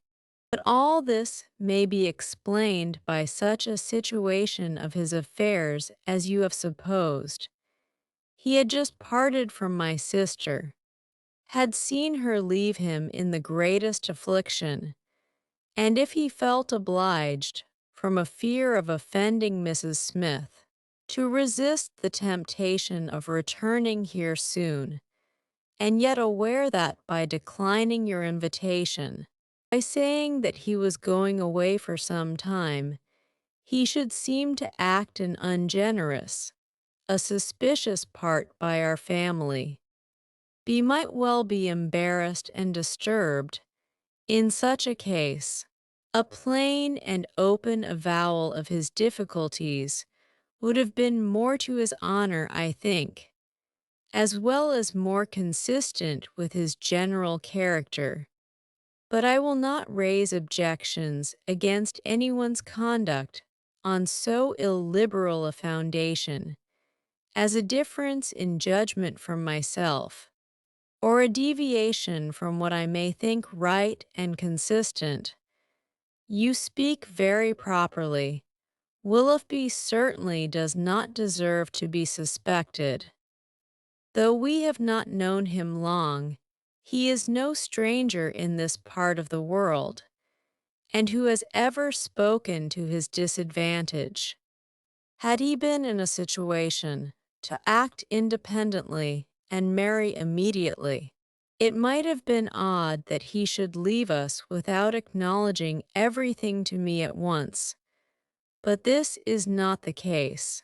It is an engagement in some respects not prosperously begun, for their marriage must be at a very uncertain distance, and even secrecy, as far as it can be observed, may now be very advisable. They were interrupted by the entrance of Margaret, and Elinor was then at liberty to think over the representations of her mother, to acknowledge the probability of many, and hope for the justice of all. They saw nothing of Marian till dinner time, when she entered the room and took her place at the table without saying a word. Her eyes were red and swollen, and it seemed as if her tears were even then restrained with difficulty. She avoided the looks of them all, could neither eat nor speak, and after some time, on her mother's silently pressing her hand with tender compassion, her small degree of fortitude was quite overcome. She burst into tears and left the room. This violent oppression of spirits continued the whole evening. She was without any power, because she was without any desire of command over herself. The slightest mention of anything relative to Willoughby overpowered her in an instant, and though her family were most anxiously attentive to her comfort, it was impossible for them, if they spoke at all, to keep clear of every subject which her feelings connected with him. Chapter 16. Marian would have thought herself very inexcusable had she been able to sleep at all the first night after parting from Willoughby. She would have been ashamed to look her family in the face the next morning, had she not risen from her bed in more need of repose than when she lay down in it. But the feelings which made such composure a disgrace left her in no danger of incurring it. She was awake the whole night, and she wept the greatest part of it. She got up with a headache, was unable to talk, and unwilling to take any nourishment, giving pain every moment to her mother and sisters, and forbidding all attempt at consolation from either. Her sensibility was potent enough. When breakfast was over, she walked out by herself, and wandered about the village of Alenham, indulging the recollection of past enjoyment, and crying over the present reverse for the chief of the morning. The evening passed off in the equal indulgence of feeling. She played over every favorite song that she had been used to play to Willoughby, every air in which their voices had been oftenest joined, and sat at the instrument, gazing on every line of music that he had written out for her. till her heart was so heavy that no farther sadness could be gained, and this nourishment of grief was every day applied. She spent whole hours at the pianoforte, alternately singing and crying, her voice often totally suspended by her tears. In books, too, as well as in music, she courted the misery which a contrast between the past and present was certain of giving. She read nothing but what they had been used to read together. Such violence of affliction, indeed, could not be supported forever. It sunk within a few days into a calmer melancholy, but these employments, to which she daily recurred, her solitary walks and silent meditations, still produced occasional effusions of sorrow as lively as ever. No letter from Willoughby came, and none seemed expected by Marian. Her mother was surprised, and Elinor again became uneasy, but Mrs. Dashwood could find explanations whenever she wanted them, which at least satisfied herself. "Remember, Elinor," said she, "how very often Sir John fetches our letters himself from the post, and carries them to it. We have already agreed that secrecy may be necessary, and we must acknowledge that it could not be maintained if their correspondence were to pass through Sir John's hands." Elinor could not deny the truth of this, and she tried to find in it a motive sufficient for their silence. But there was one method so direct, so simple, and in her opinion so eligible of knowing the real state of the affair, and of instantly removing all mystery, that she could not help suggesting it to her mother. "Why do you not ask Marian at once," said she, "whether she is or she is not engaged to Willoughby? From you, her mother, and so kind, so indulgent a mother, the question could not give offense. It would be the natural result of your affection for her. She used to be all unreserve. And to you more especially, I would not ask such a question for the world, supposing it possible that they are not engaged. What distress would not such an inquiry inflict?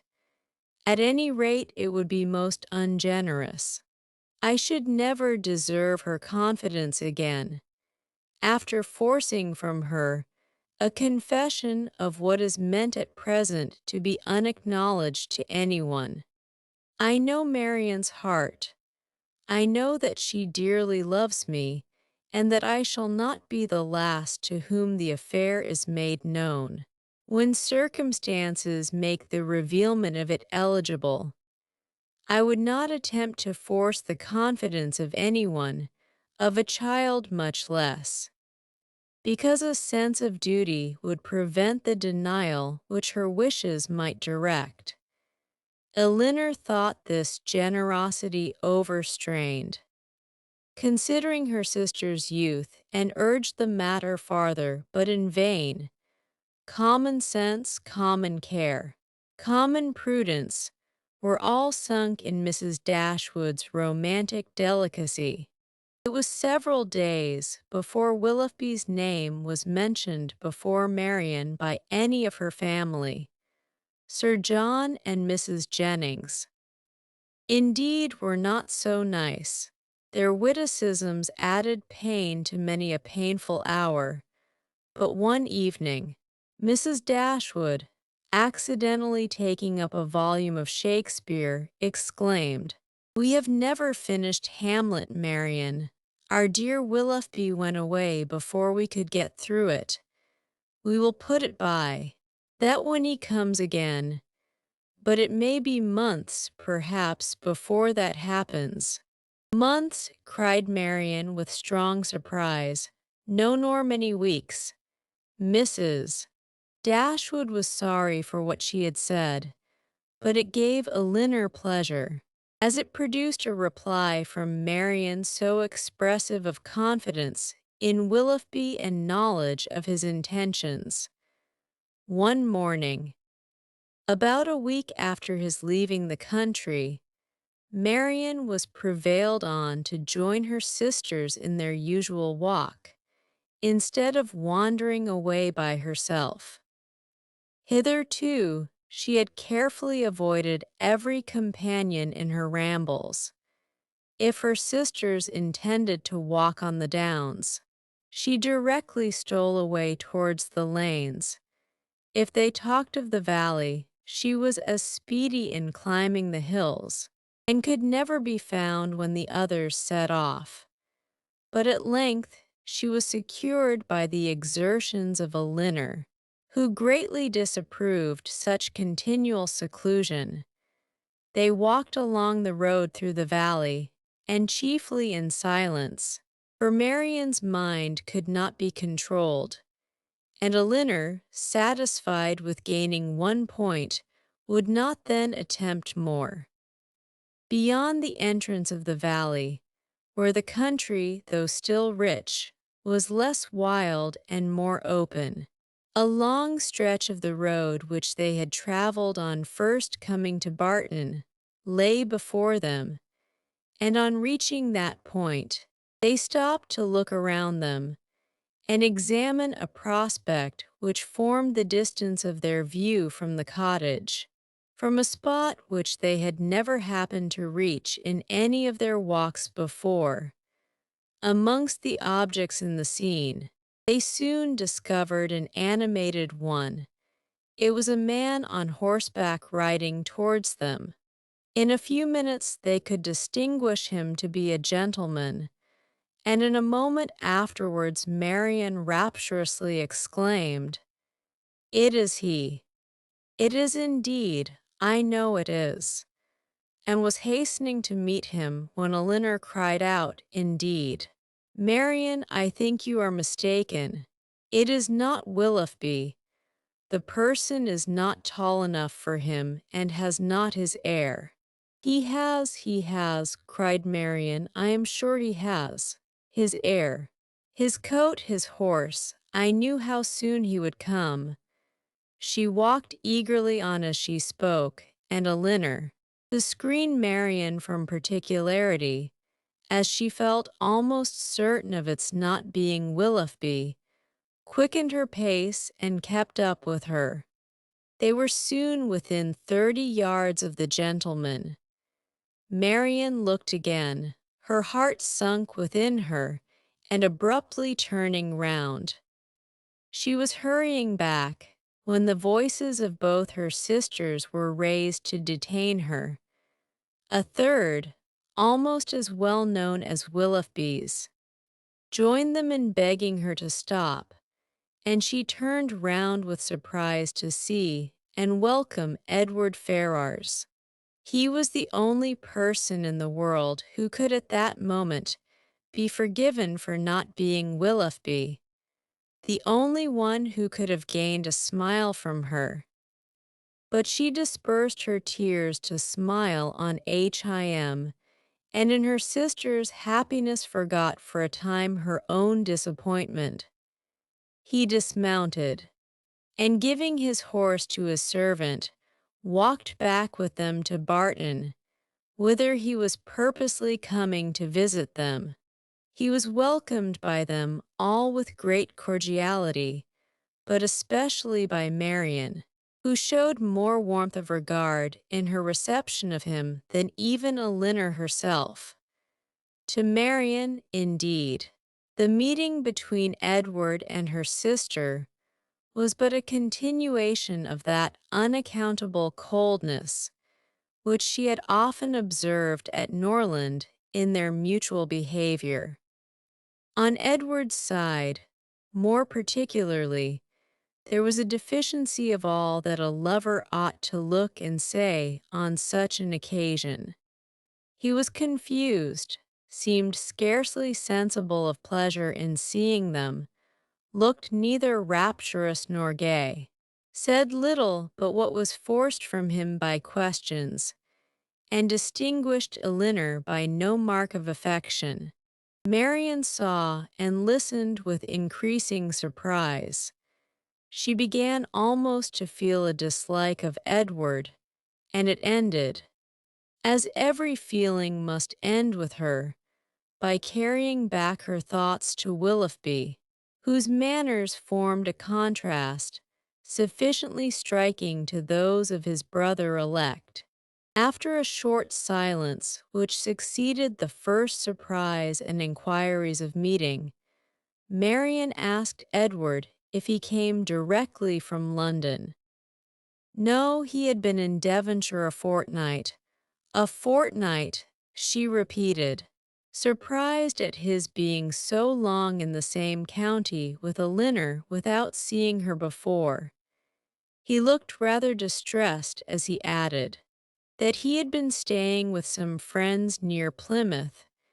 "Have you been lately in Sussex?" said Elinor. "I was at Norland about a month ago." "And how does dear, dear Norland look?" cried Marian. "Dear, dear Norland," said Elinor, "probably looks much as it always does at this time of the year. The woods and walks thickly covered with dead leaves." "Oh," cried Marian, "with what transporting sensation have I formerly seen them fall! How have I delighted, as I walked, to see them driven in showers about me by the wind! What feelings have they, the season, the air altogether inspired! Now there is no one to regard them. They are seen only as a nuisance, swept hastily off, and driven as much as possible from the sight. It is not every one," said Elinor, "who has your passion for dead leaves." "No, my feelings are not often shared, not often understood, but sometimes they are." As she said this, she sunk into a reverie for a few moments, but rousing herself again. "Now, Edward," said she, calling his attention to the prospect, "here is Barton Valley. Look up to it and be tranquil if you can. Look at those hills. Did you ever see their equals? To the left is Barton Park. Amongst those woods and plantations, you may see the end of the house, and there, beneath that farthest hill, which rises with such grandeur, is our cottage." "It is a beautiful country," he replied, "but these bottoms must be dirty in winter. How can you think of dirt with such objects before you?" "Because," replied he, smiling, "among the rest of the objects before me, I see a very dirty lane." "How strange," said Marian to herself as she walked on. "Have you an agreeable neighborhood here? Are the Middletons pleasant people?" "No, not all," answered Marian. "We could not be more unfortunately situated." "Marian," cried her sister, "how can you say so? How can you be so unjust? They are a very respectable family, Mr. Ferrars, and towards us have behaved in the friendliest manner. Have you forgot, Marian, how many pleasant days we have owed to them?" "No," said Marian in a low voice, "nor how many painful moments." Elinor took no notice of this, and directing her attention to their visitor, endeavored to support something like discourse with him by talking of their present residence, its conveniences, and extorting from him occasional questions and remarks. His coldness and reserve mortified her severely. She was vexed and half angry, but resolving to regulate her behavior to him by the past rather than the present, she avoided every appearance of resentment or displeasure, and treated him, as she thought he ought to be treated from the family connection. Chapter 17 Mrs.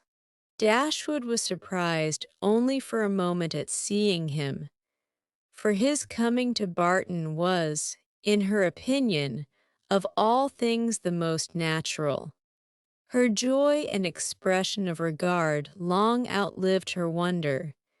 He received the kindest welcome from her, and shyness, coldness, reserve could not stand against such a reception.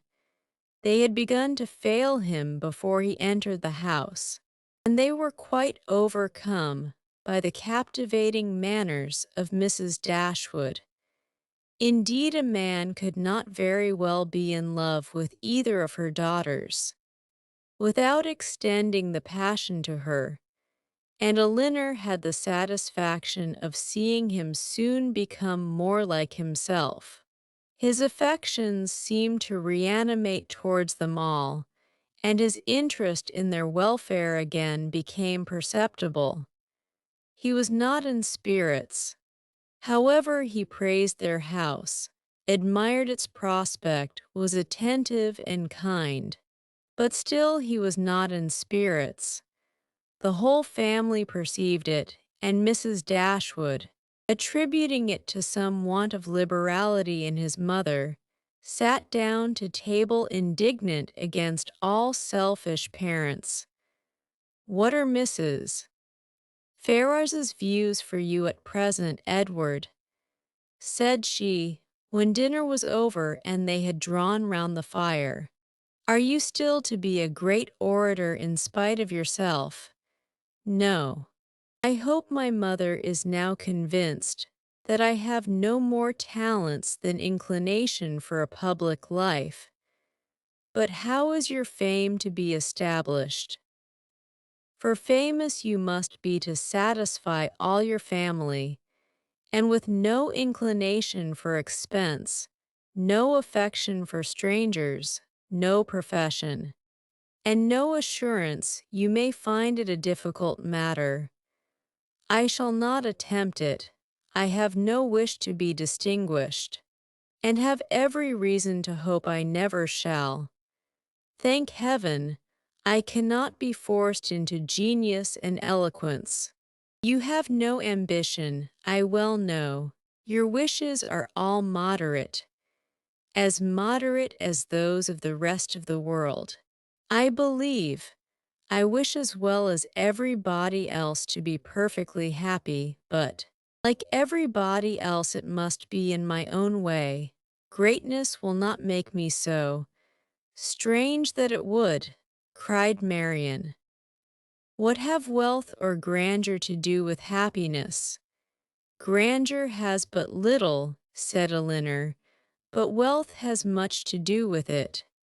Elinor, for shame, said Marian. Money can only give happiness where there is nothing else to give it. Beyond a competence, it can afford no real satisfaction as far as mere self is concerned. Perhaps, said Elinor, smiling, we may come to the same point. Your competence and my wealth are very much alike, I dare say, and without them, as the world goes now, we shall both agree that every kind of external comfort must be wanting. Your ideas are only more noble than mine. Come, what is your competence? About 1,800 or 2,000 a year, not more than that. Elinor laughed. 2,000 a year. One is my wealth. I guessed how it would end. And yet 2,000 a year is a very moderate income, said Marian. A family cannot well be maintained on a smaller. I am sure I am not extravagant in my demands. A proper establishment of servants, a carriage perhaps too, and hunters cannot be supported on less. Elinor smiled again. To hear her sister describing so accurately their future expenses at Cum Magna. Hunters. repeated Edward. But why must you have hunters? Everybody does not hunt. Marian colored as she replied, but most people do. I wish, said Margaret, striking out a novel thought, that somebody would give us all a large fortune apiece. Oh, that they would, cried Marian, her eyes sparkling with animation, and her cheeks glowing with the delight of such imaginary happiness. We are all unanimous in that wish, I suppose, said Elinor, in spite of the insufficiency of wealth.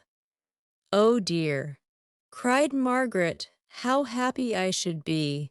I wonder what I should do with it.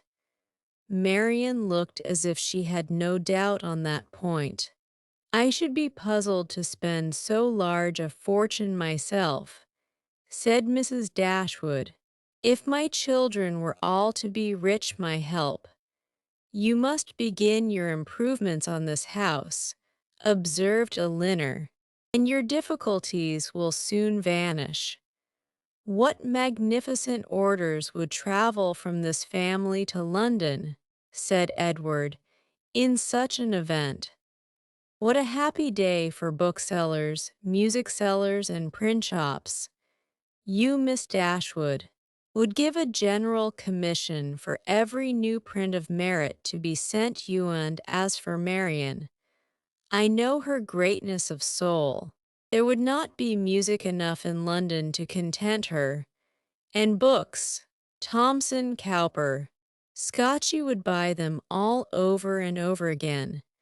She would buy up every copy, I believe, to prevent their falling into unworthy hands, and she would have every book that tells her how to admire an old twisted tree. Should not you, Marian? Forgive me if I am very saucy, but I was willing to show you that I had not forgot our old disputes. I love to be reminded of the past, Edward, whether it be melancholy or gay. I love to recall it, and you will never offend me by talking of former times. You are very right in supposing how my money would be spent, some of it. At least my loose cash would certainly be employed in improving my collection of music and books, and the bulk of your fortune would be laid out in annuities on the authors or their heirs. No, Edward, I should have something else to do with it.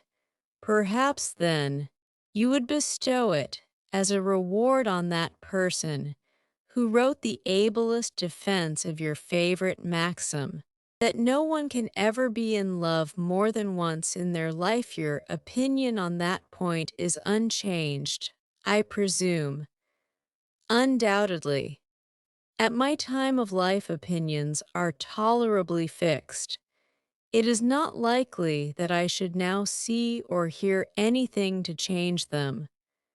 Marian is as steadfast as ever. You see, said Elinor, she is not at all altered.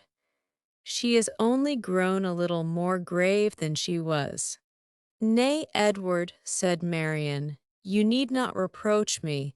You are not very gay yourself. Why should you think so? Replied he with a sigh, but gaiety never was a part of my character. Nor do I think it a part of Marian's, said Elinor. I should hardly call her a lively girl. She is very earnest, very eager in all she does, sometimes talks a great deal, and always with animation, but she is not often really merry. I believe you are right, he replied, and yet I have always set her down as a lively girl. I have frequently detected myself in such kind of mistakes, said Elinor, in a total misapprehension of character in some point or other, fancying people so much more gay or grave, or ingenious or stupid than they really are, and I can hardly tell why or in what the deception originated. Sometimes one is guided by what they say of themselves, and very frequently by what other people say of them, without giving oneself time to deliberate and judge. But I thought it was right, Elinor, said Marian, to be guided wholly by the opinion of other people. I thought our judgments were given us merely to be subservient to those of neighbors. This has always been your doctrine, I am sure. No, Marian, never. My doctrine has never aimed at the subjection of the understanding. All I have ever attempted to influence has been the behavior. You must not confound my meaning. I am guilty, I confess, of having often wished you to treat our acquaintance in general with greater attention. But when have I advised you to adopt their sentiments, or to conform to their judgment in serious matters? You have not been able to bring your sister over to your plan of general civility, said Edward to Elinor. Do you gain no ground? Quite the contrary, replied Elinor, looking expressively at Marian. My judgment, he returned, is all on your side of the question, but I am afraid my practice is much more on your sister's. I never wish to offend, but I am so foolishly shy that I often seem negligent when I am only kept back by my natural awkwardness. I have frequently thought that I must have been intended by nature to be fond of low company. I am so little at my ease among strangers of gentility. Marian has not shyness to excuse any inattention of hers, said Elinor. She knows her own worth too well for false shame, replied Edward. Shyness is only the effect of a sense of inferiority in some way or other. If I could persuade myself that my manners were perfectly easy and graceful, I should not be shy, but you would still be reserved, said Marian, and that is worse. Edward started, reserved. Am I reserved, Marian? Yes, very. I do not understand you, replied he, coloring. Reserved, how, in what manner? What am I to tell you? What can you suppose? Elinor looked surprised at his emotion, but trying to laugh off the subject, she said to him, do not you know my sister well enough to understand what she means? Do not you know she calls everyone reserved who does not talk as fast, and admire what she admires as rapturously as herself? Edward made no answer. His gravity and thoughtfulness returned on him in their fullest extent, and he sat for some time silent and dull. Chapter 18. Elinor saw, with great uneasiness, the low spirits of her friend. His visit afforded her but a very partial satisfaction, while his own enjoyment in it appeared so imperfect. It was evident that he was unhappy. She wished it were equally evident that he still distinguished her by the same affection which once she had felt no doubt of inspiring. But hitherto the continuance of his preference seemed very uncertain, and the reservedness of his manner towards her contradicted one moment what a more animated look had intimated the preceding one. He joined her and Marian in the breakfast-room the next morning before the others were down, and Marian, who was always eager to promote their happiness as far as she could, soon left them to themselves. But before she was halfway upstairs, she heard the parlor door open, and turning round, was astonished to see Edward himself come out. I am going into the village to see my horses, said B, as you are not yet ready for breakfast. I shall be back again presently. Edward returned to them with fresh admiration of the surrounding country in his walk to the village. He had seen many parts of the valley to advantage, and the village itself, in a much higher situation than the cottage, afforded a general view of the whole, which had exceedingly pleased him. This was a subject which ensured Marian's attention, and she was beginning to describe her own admiration of these scenes, and to question him more minutely on the objects that had particularly struck him, when Edward interrupted her by saying, "You must not inquire too far. Marian, remember I have no knowledge in the picturesque, and I shall offend you by my ignorance and want of taste if we come to particulars. I shall call hills steep, which ought to be bold, surfaces strange and uncouth, which ought to be irregular and rugged, and distant objects out of sight, which ought only to be indistinct through the soft medium of a hazy atmosphere. You must be satisfied with such admiration as I can honestly give. I call it a very fine country. The hills are steep, the woods seem full of fine timber, and the valley looks comfortable and snug with rich meadows, and several neat farmhouses scattered here and there. It exactly answers my idea of a fine country, because it unites beauty with utility, and, I dare say, it is a picturesque one too. Because you admire it, I can easily believe it to be full of rocks and promontories, gray moss and brushwood, but these are all lost on me. I know nothing of the picturesque. I am afraid it is but too true, said Marian, but why should you boast of it? I suspect, said Elinor, that to avoid one kind of affectation, Edward here falls into another, because he believes many people pretend to more admiration of the beauties of nature than they really feel, and is disgusted with such pretensions. He affects greater indifference and less discrimination in viewing them himself than he possesses. He is fastidious and will have an affectation of his own. It is very true, said Marian, that admiration of landscape scenery is become a mere jargon. Everybody pretends to feel and tries to describe with the taste and elegance of him who first defined what picturesque beauty was. I detest jargon of every kind, and sometimes I have kept my feelings to myself, because I could find no language to describe them in but what was worn and hackneyed out of all sense and meaning.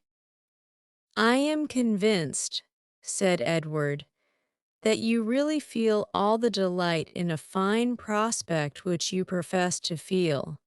But in return, your sister must allow me to feel no more than I profess. I like a fine prospect, but not on picturesque principles. I do not like crooked, twisted, blasted trees. I admire them much more if they are tall, straight, and flourishing. I do not like ruined, tattered cottages. I am not fond of nettles or thistles or heath blossoms.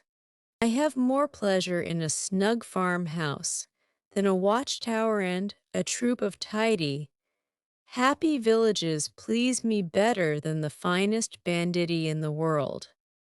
Marian looked with amazement at Edward, with compassion at her sister. Elinor only laughed. The subject was continued no farther, and Marian remained thoughtfully silent, till a new object suddenly engaged her attention. She was sitting by Edward, and in taking his tea from Mrs. Dashwood, his hand passed so directly before her as to make a ring with a plait of hair in the center, very conspicuous on one of his fingers. "I never saw you wear a ring before, Edward," she cried. "Is that Fanny's hair? I remember her promising to give you some, but I should have thought her hair had been darker." Marian spoke inconsiderately what she really felt, but when she saw how much she had pained Edward, her own vexation at her want of thought could not be surpassed by his. He colored very deeply, and giving a momentary glance at Elinor, replied, "Yes, it is my sister's hair. The setting always casts a different shade on it, you know." Elinor had met his eye and looked conscious likewise. That the hair was her own, she instantaneously felt as well satisfied as Marian. The only difference in their conclusions was that what Marian considered as a free gift from her sister, Elinor was conscious must have been procured by some theft or contrivance unknown to herself. She was not in a humor, however, to regard it as an affront, and affecting to take no notice of what passed, by instantly talking of something else, she internally resolved henceforward to catch every opportunity of eyeing the hair and of satisfying herself, beyond all doubt, that it was exactly the shade of her own. Edward's embarrassment lasted some time, and it ended in an absence of mind still more settled. He was particularly grave the whole morning. Marian severely censured herself for what she had said, but her own forgiveness might have been more speedy had she known how little offense it had given her sister. Before the middle of the day, they were visited by Sir John and Mrs. Jennings, who, having heard of the arrival of a gentleman at the cottage, came to take a survey of the guest. With the assistance of his mother-in-law, Sir John was not long in discovering that the name of Ferrars began with an F, and this prepared a future mine of raillery against the devoted Elinor, which nothing but the newness of their acquaintance with Edward could have prevented from being immediately sprung. But, as it was, she only learned from some very significant looks how far their penetration, founded on Margaret's instructions, extended.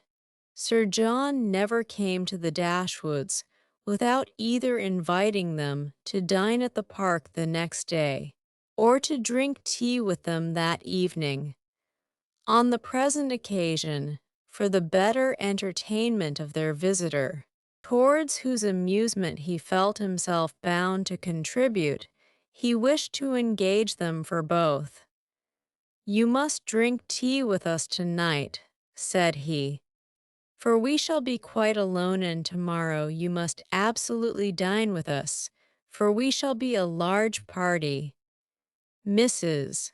Jennings enforced the necessity. "And who knows but you may raise a dance," said she, "and that will tempt you." "Miss Marian." "A dance," cried Marian. "Impossible. Who is to dance?" "Who? Why, yourselves and the Careys and Whittakers, to be sure." "What? You thought nobody could dance because a certain person that shall be nameless is gone." "I wish with all my soul," cried Sir John, "that Willoughby were among us again." This, and Marian's blushing, gave new suspicions to Edward. "And who is Willoughby?" said he in a low voice to Miss Dashwood, by whom he was sitting. She gave him a brief reply. Marian's countenance was more communicative.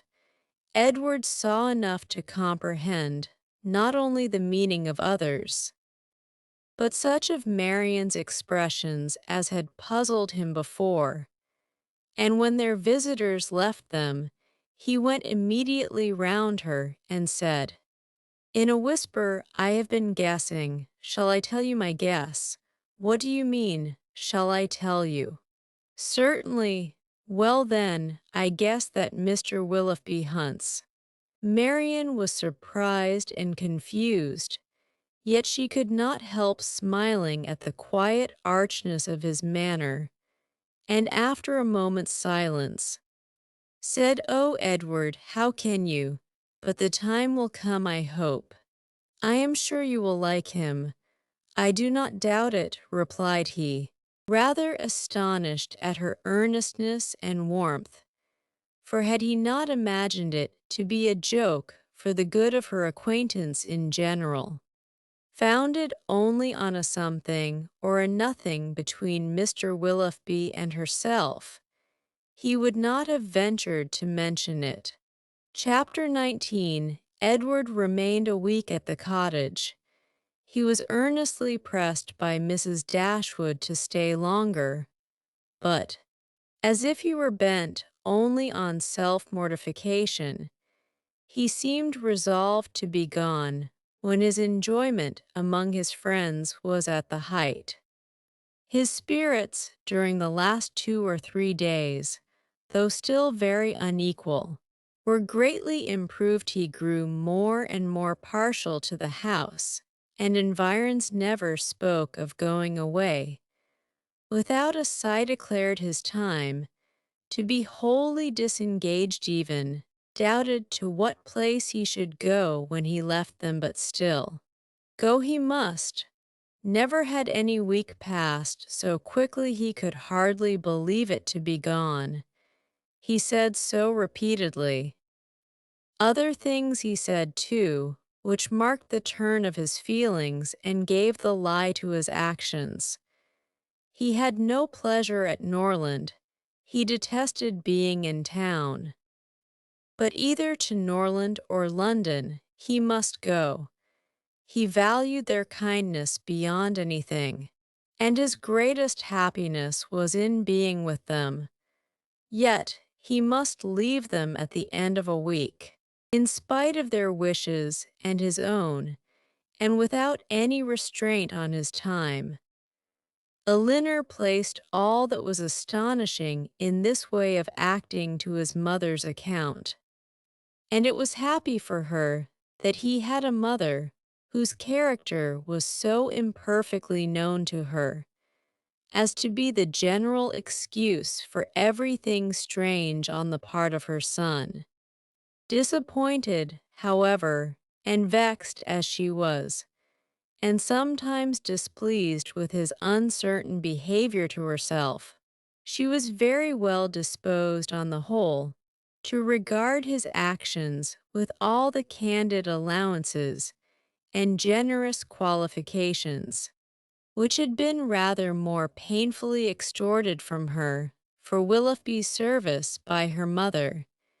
His want of spirits, of openness, and of consistency were most usually attributed to his want of independence, and his better knowledge of Mrs. Ferrars's disposition and designs.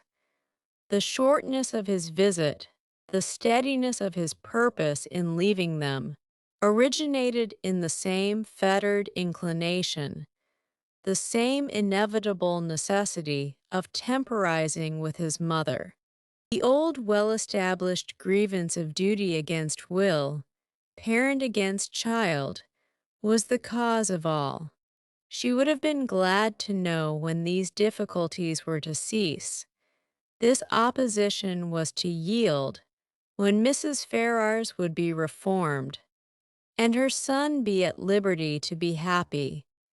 But from such vain wishes she was forced to turn for comfort to the renewal of her confidence in Edward's affection, to the remembrance of every mark of regard in look or word, which fell from him while at Barton, and above all to that flattering proof of it which he constantly wore round his finger. "I think, Edward," said Mrs. Dashwood, as they were at breakfast the last morning, "you would be a happier man if you had any profession to engage your time and give an interest to your plans and actions, some inconvenience to your friends, indeed, might result from it. You would not be able to give them so much of your time. But with a smile, you would be materially benefited in one particular at least you would know where to go when you left them. I do assure you." He replied that I have long thought on this point as you think now. It has been, and is, and probably will always be a heavy misfortune to me that I have had no necessary business to engage me, no profession to give me employment, or afford me anything like independence. But unfortunately my own nicety, and the nicety of my friends, have made me what I am, an idle, helpless being. We never could agree in our choice of a profession. I always preferred the church, as I still do, but that was not smart enough for my family. They recommended the army. That was a great deal too smart for me. The law was allowed to be genteel enough. Many young men, who had chambers in the Temple, made a very good appearance in the first circles, and drove about town in very knowing gigs. But I had no inclination for the law, even in this less abstruse study of it, which my family approved. As for the navy, it had fashion on its side. But I was too old when the subject was first started to enter it, and, at length, as there was no necessity for my having any profession at all, as I might be as dashing and expensive without a red coat on my back as with one. Idleness was pronounced on the whole to be most advantageous and honorable, and a young man of 18 is not in general so earnestly bent on being busy as to resist the solicitations of his friends to do nothing. I was therefore entered at Oxford, and have been properly idle ever since, the consequence of which, I suppose, will be, said Mrs. Dashwood, since leisure has not promoted your own happiness, that your sons will be brought up to as many pursuits, employments, professions, and trades as Columella's. They will be brought up, said he in a serious accent, to be as unlike myself as is possible, in feeling, in action, in condition, in everything. Come, come. This is all an effusion of immediate want of spirits, Edward. You are in a melancholy humor, and fancy that anyone unlike yourself must be happy. But remember that the pain of parting from friends will be felt by everybody at times. Whatever be their education or state, know your own happiness. You want nothing but patience, or, give it a more fascinating name, call it hope. Your mother will secure to you, in time, that independence you are so anxious for. It is her duty, and it must ere long become her happiness to prevent your whole youth from being wasted in discontent. How much may not a few months do? I think, replied Edward, that I may defy many months to produce any good to me. This desponding turn of mind, though it could not be communicated to Mrs. Dashwood, gave additional pain to them all in the parting, which shortly took place, and left an uncomfortable impression on Elinor's feelings especially, which required some trouble and time to subdue. But as it was her determination to subdue it, and to prevent herself from appearing to suffer more than what all her family suffered on his going away, she did not adopt the method so judiciously employed by Marian. On a similar occasion, to augment and fix her sorrow, by seeking silence, solitude, and idleness. Their means were as different as their objects, and equally suited to the advancement of each. Elinor sat down to her drawing table as soon as he was out of the house, busily employed herself the whole day, neither sought nor avoided the mention of his name, appeared to interest herself almost as much as ever in the general concerns of the family. And if, by this conduct, she did not lessen her own grief, it was at least prevented from unnecessary increase, and her mother and sisters were spared much solicitude on her account. Such behavior as this, so exactly the reverse of her own, appeared no more meritorious to Marian than her own had seemed faulty to her. The business of self-command she settled very easily. With strong affections it was impossible, with calm ones it could have no merit.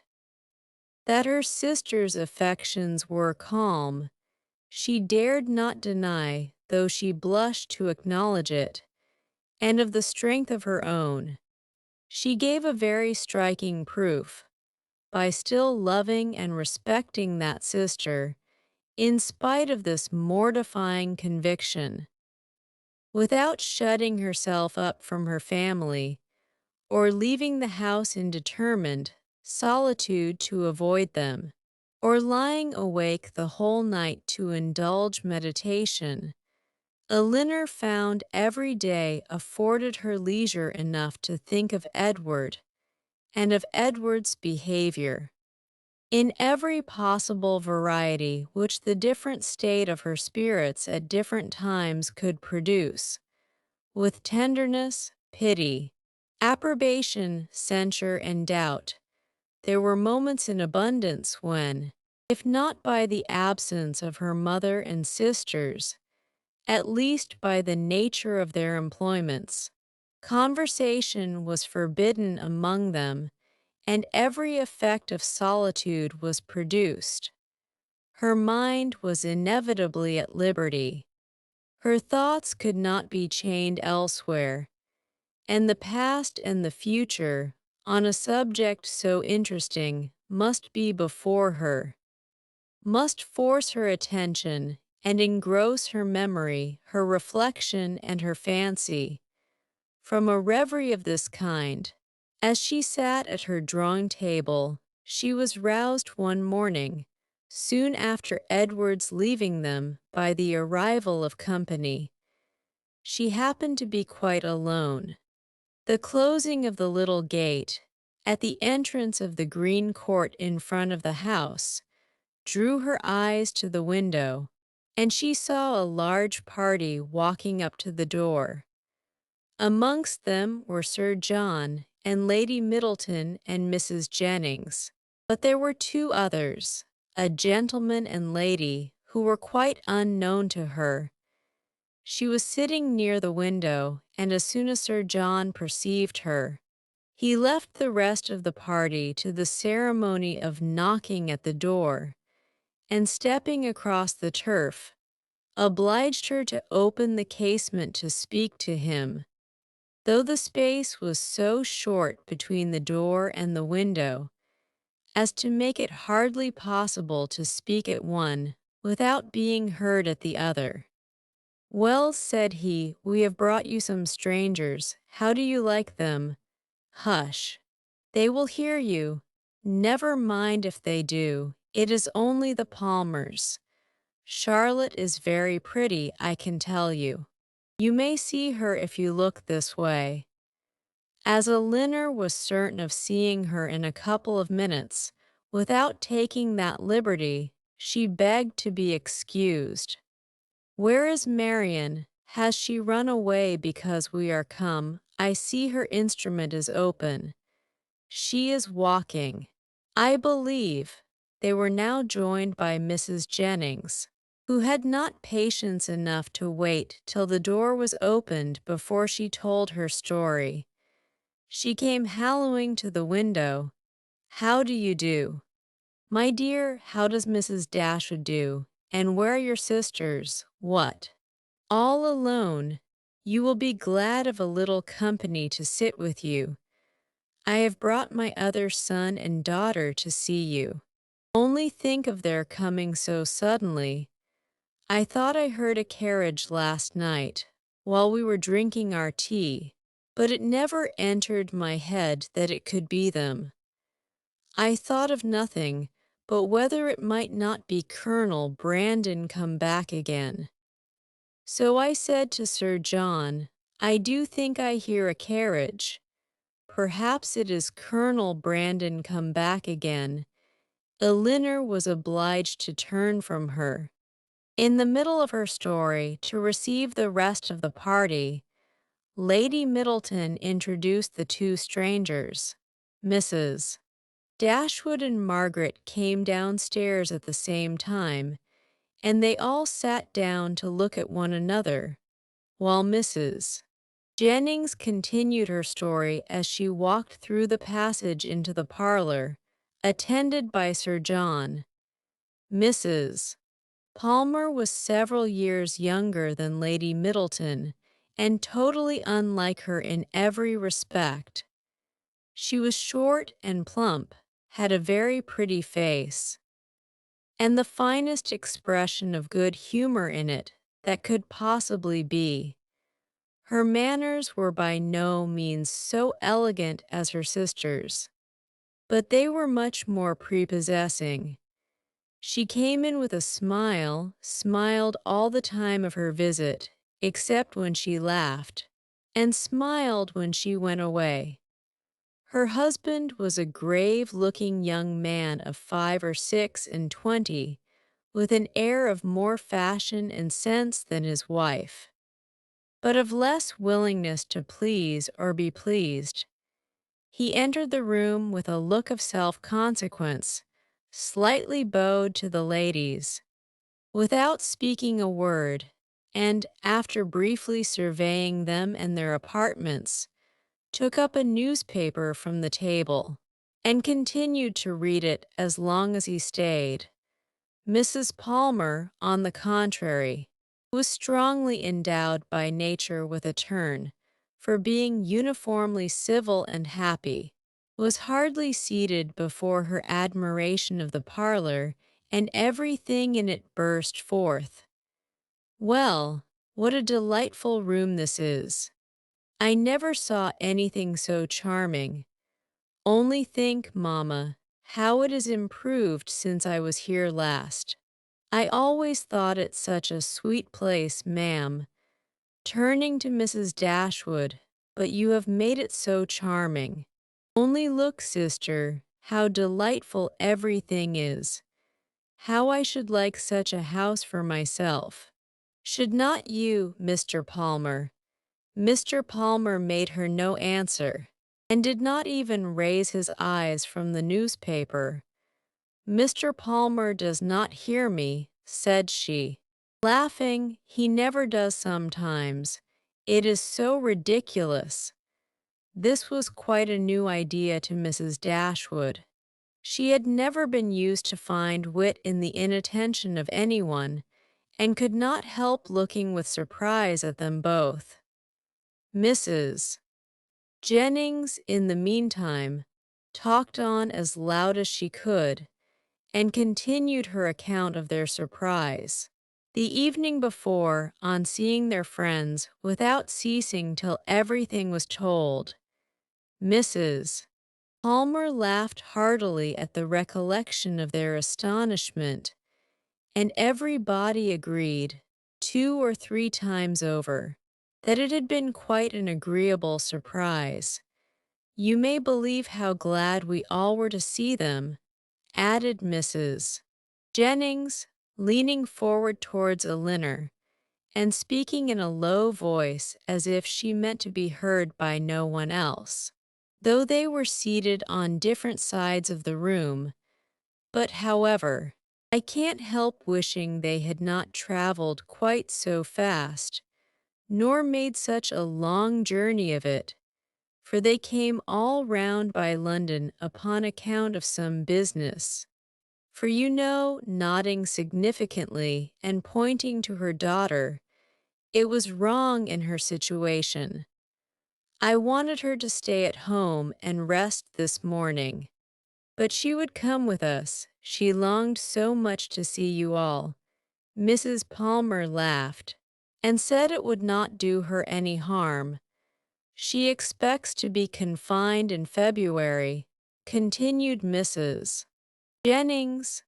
Lady Middleton could no longer endure such a conversation, and therefore exerted herself to ask Mr. Palmer if there was any news in the paper. No, none at all, he replied, and read on. Here comes Marian, cried Sir John. Now, Palmer, you shall see a monstrous pretty girl. He immediately went into the passage, opened the front door, and ushered her in himself. Mrs. Jennings asked her, as soon as she appeared, if she had not been to Alenham, and Mrs. Palmer laughed so heartily at the question as to show she understood it. Mr. Palmer looked up on her entering the room, stared at her some minutes, and then returned to his newspaper. Mrs. Palmer's eye was now caught by the drawings which hung round the room. She got up to examine them. Oh, dear, how beautiful these are! Well, how delightful! Do but look, mamma. How sweet! I declare they are quite charming. I could look at them forever.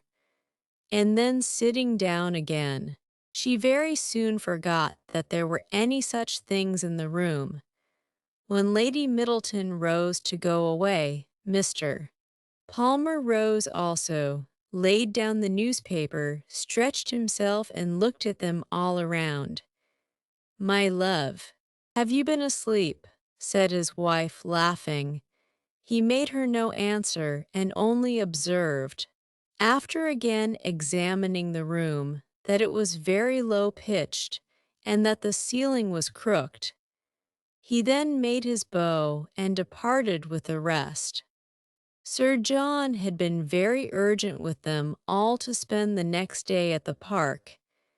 Mrs. Dashwood, who did not choose to dine with them oftener than they dined at the cottage, absolutely refused on her own account.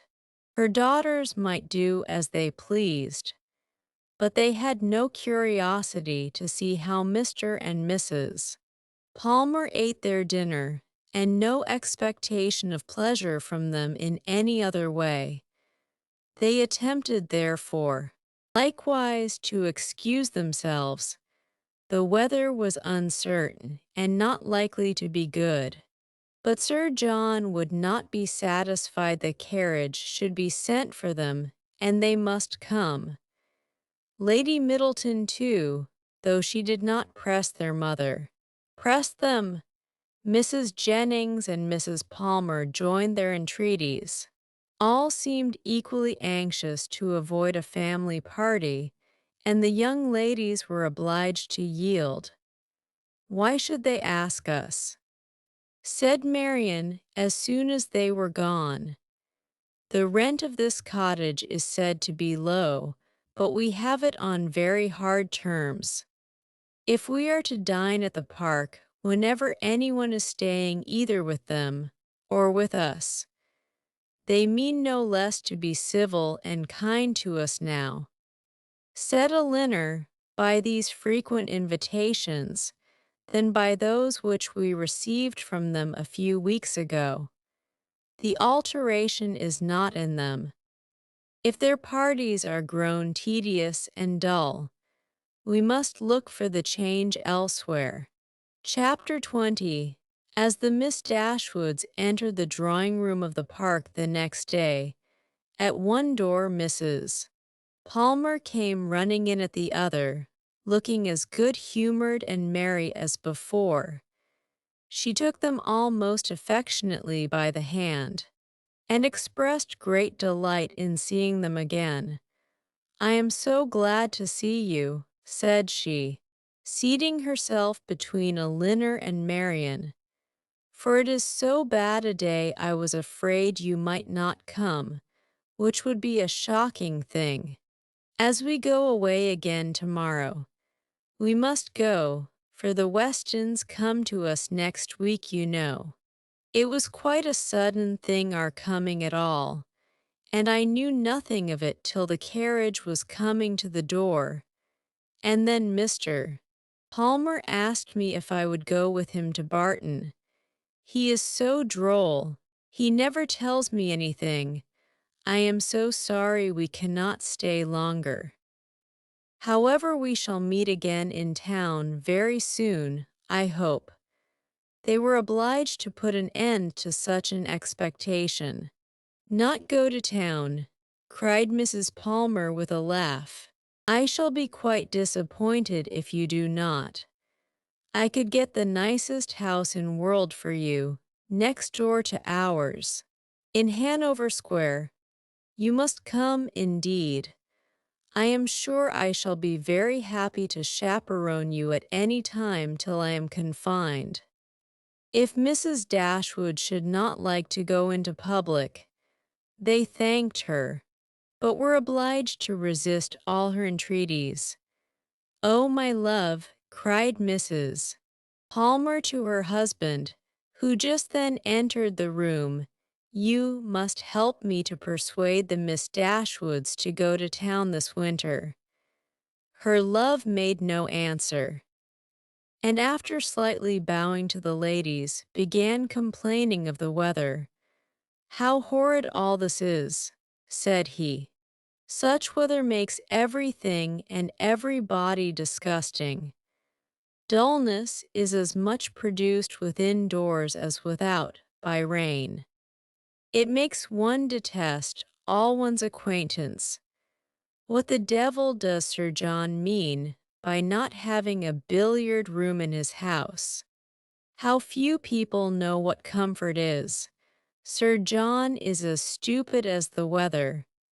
The rest of the company soon dropped in.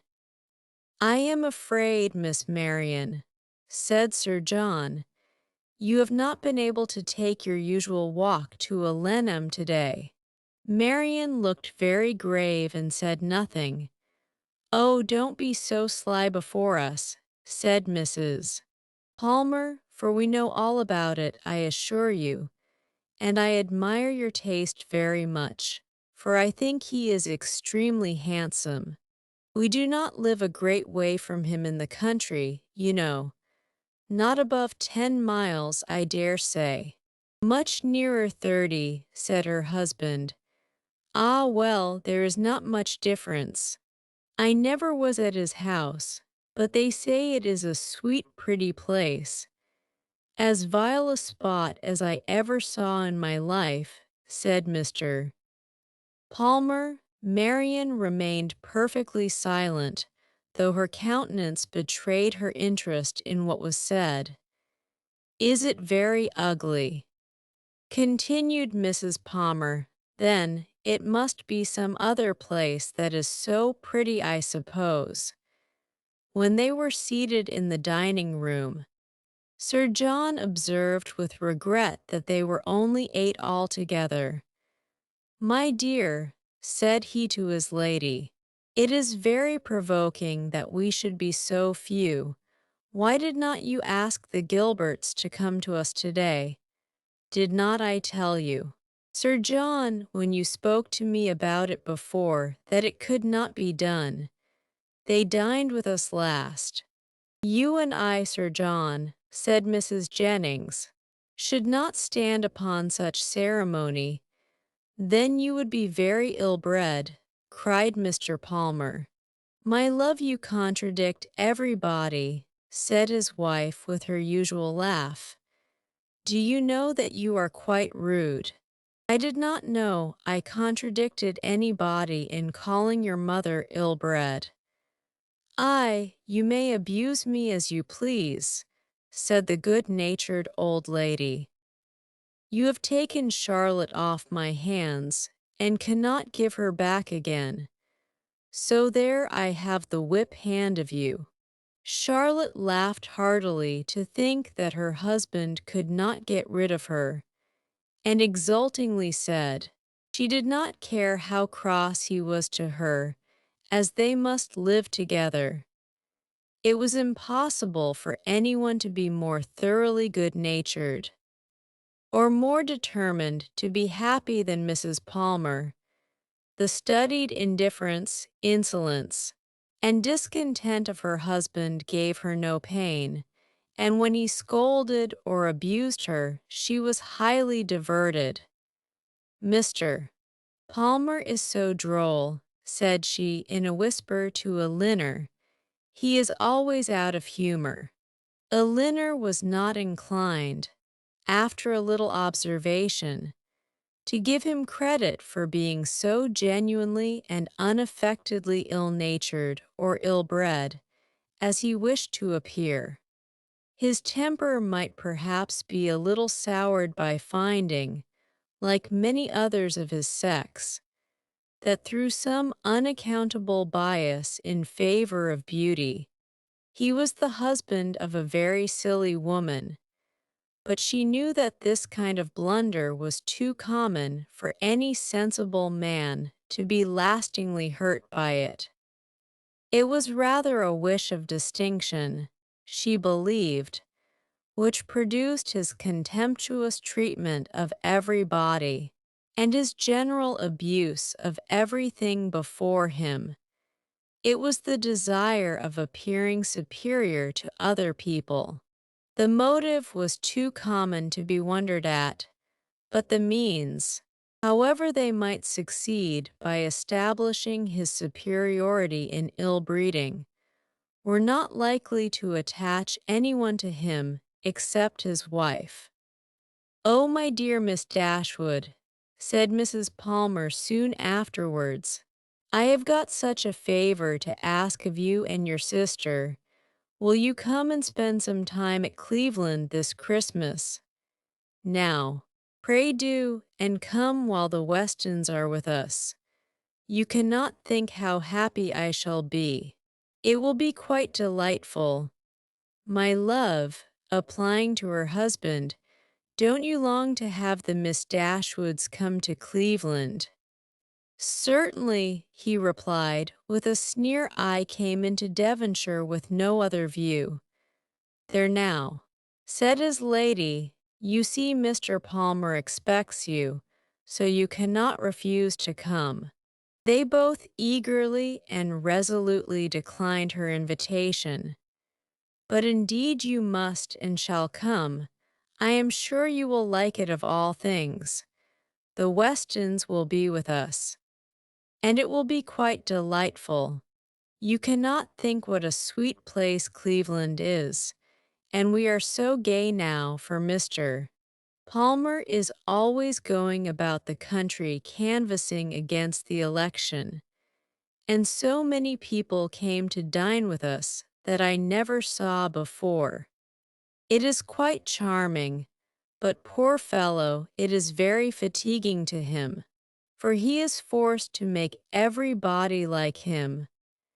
Elinor could hardly keep her countenance as she assented to the hardship of such an obligation.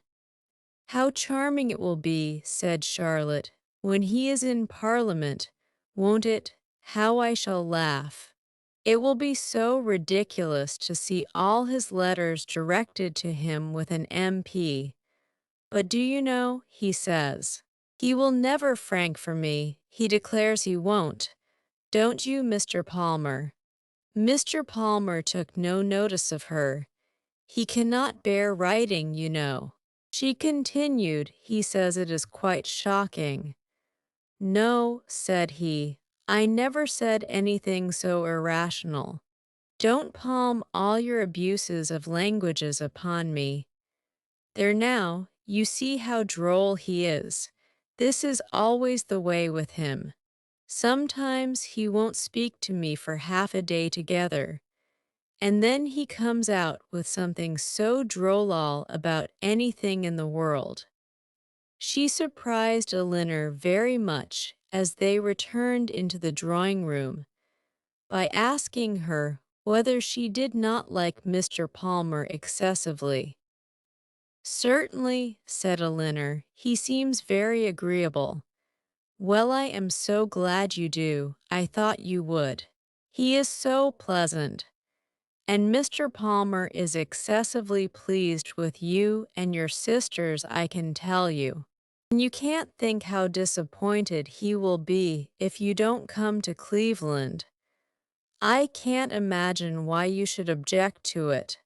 Elinor was again obliged to decline her invitation, and by changing the subject, put a stop to her entreaties. She thought it probable that as they lived in the same county, Mrs. Palmer might be able to give some more particular account of Willoughby's general character than could be gathered from the Middletons' partial acquaintance with him, and she was eager to gain from anyone such a confirmation of his merits as might remove the possibility of fear from Marian. She began by inquiring if they saw much of Mr. Willoughby at Cleveland, and whether they were intimately acquainted with him. "Oh dear, yes. I know him extremely well," replied Mrs. Palmer. "Not that I ever spoke to him, indeed, but I have seen him forever in town.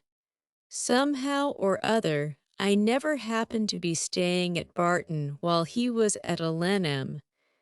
Mamma saw him here once before, but I was with my uncle at Weymouth. However, I dare say we should have seen a great deal of him in Somersetshire, if it had not happened very unluckily that we should never have been in the country together. He is very little at Coombe, I believe. But if he were ever so much there, I do not think Mr. Palmer would visit him, for he is in the opposition, you know. And besides, it is such a way off. I know why you inquire about him. Very well, your sister is to marry him. I am monstrous glad of it, for then I shall have her for a neighbor, you know."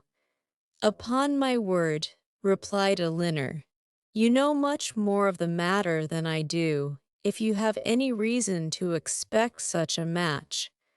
Don't pretend to deny it, because you know it is what everybody talks of. I assure you I heard of it in my way through town. My dear Mrs. Palmer, upon my honor I did. I met Colonel Brandon Monday morning in Bond Street, just before we left town, and he told me of it directly. You surprise me very much. Colonel Brandon tell you of it? Surely you must be mistaken. To give such intelligence to a person who could not be interested in it, even if it were true, is not what I should expect Colonel Brandon to do. But I do assure you it was so, for all that, and I will tell you how it happened. When we met him, he turned back and walked with us. And so we began talking of my brother and sister, and one thing and another, and I said to him, 'So, Colonel, there is a new family come to Barton Cottage, I hear, and Mamma sends me word they are very pretty, and that one of them is going to be married to Mr. Willoughby of Combe Magna. Is it true, pray? For of course you must know, as you have been in Devonshire so lately.' And what did the Colonel say? Oh, he did not say much, but he looked as if he knew it to be true. So from that moment I set it down as certain.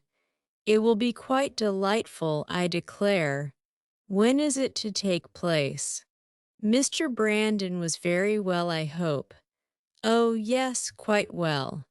And so full of your praises. He did nothing but say fine things of you. I am flattered by his commendation.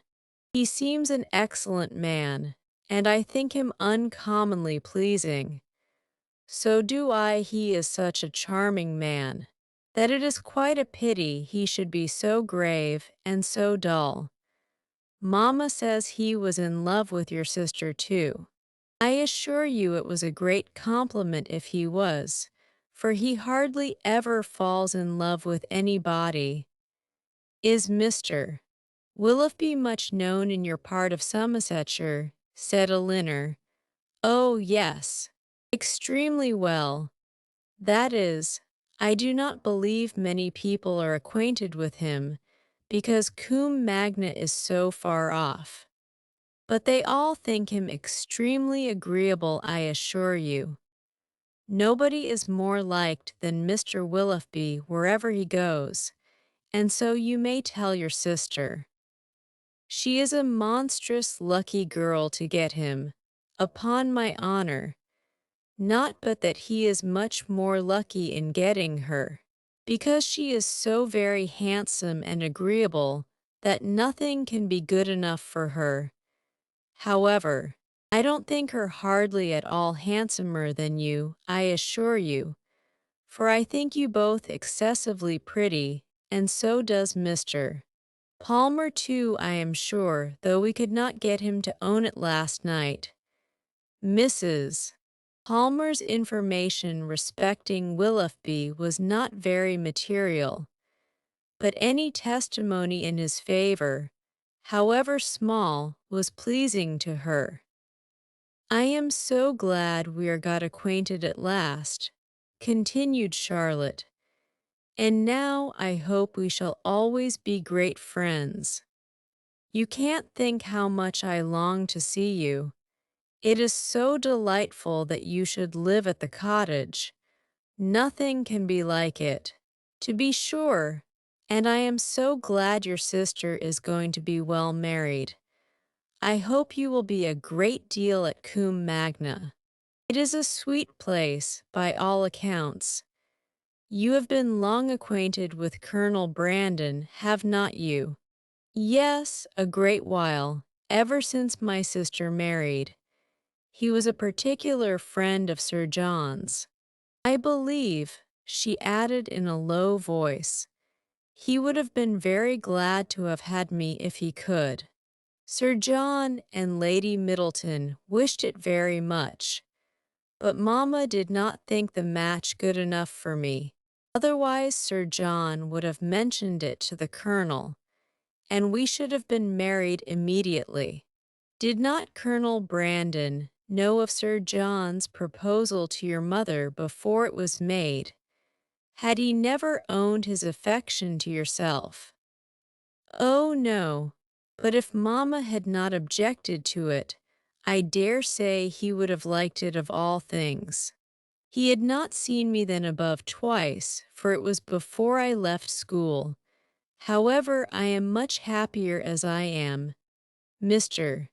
Palmer is the kind of man I like. Chapter 21. The Palmers returned to Cleveland the next day, and the two families at Barton were again left to entertain each other. But this did not last long. Elinor had hardly got their last visitors out of her head, had hardly done wondering at Charlotte's being so happy without a cause, at Mr. Palmer's acting so simply, with good abilities, and at the strange unsuitableness which often existed between husband and wife, before Sir John's and Mrs. Jennings's active zeal in the cause of society procured her some other new acquaintance to see and observe. In a morning's excursion to Exeter, they had met with two young ladies, whom Mrs. Jennings had the satisfaction of discovering to be her relations. And this was enough for Sir John to invite them directly to the park as soon as their present engagements at Exeter were over. Their engagements at Exeter instantly gave way before such an invitation, and Lady Middleton was thrown into no little alarm on the return of Sir John, by hearing that she was very soon to receive a visit from two girls whom she had never seen in her life, and of whose elegance, whose tolerable gentility even, she could have no proof, for the assurances of her husband and mother on that subject went for nothing at all. Their being her relations too made it so much the worse, and Mrs. Jennings's attempts at consolation were therefore unfortunately founded when she advised her daughter not to care about their being so fashionable, because they were all cousins and must put up with one another. As it was impossible, however, now to prevent their coming, Lady Middleton resigned herself to the idea of it, with all the philosophy of a well-bred woman, contenting herself with merely giving her husband a gentle reprimand on the subject 5 or 6 times every day. The young ladies arrived.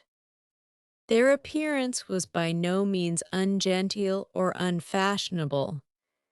Their dress was very smart, their manners very civil. They were delighted with the house, and in raptures with the furniture, and they happened to be so dotingly fond of children that Lady Middleton's good opinion was engaged in their favor before they had been an hour at the park. She declared them to be very agreeable girls indeed, which for her ladyship was enthusiastic admiration. Sir John's confidence in his own judgment rose with this animated praise, and he set off directly for the cottage to tell the Miss Dashwoods of the Miss Steeles' arrival, and to assure them of their being the sweetest girls in the world. From such commendation as this, however, there was not much to be learned.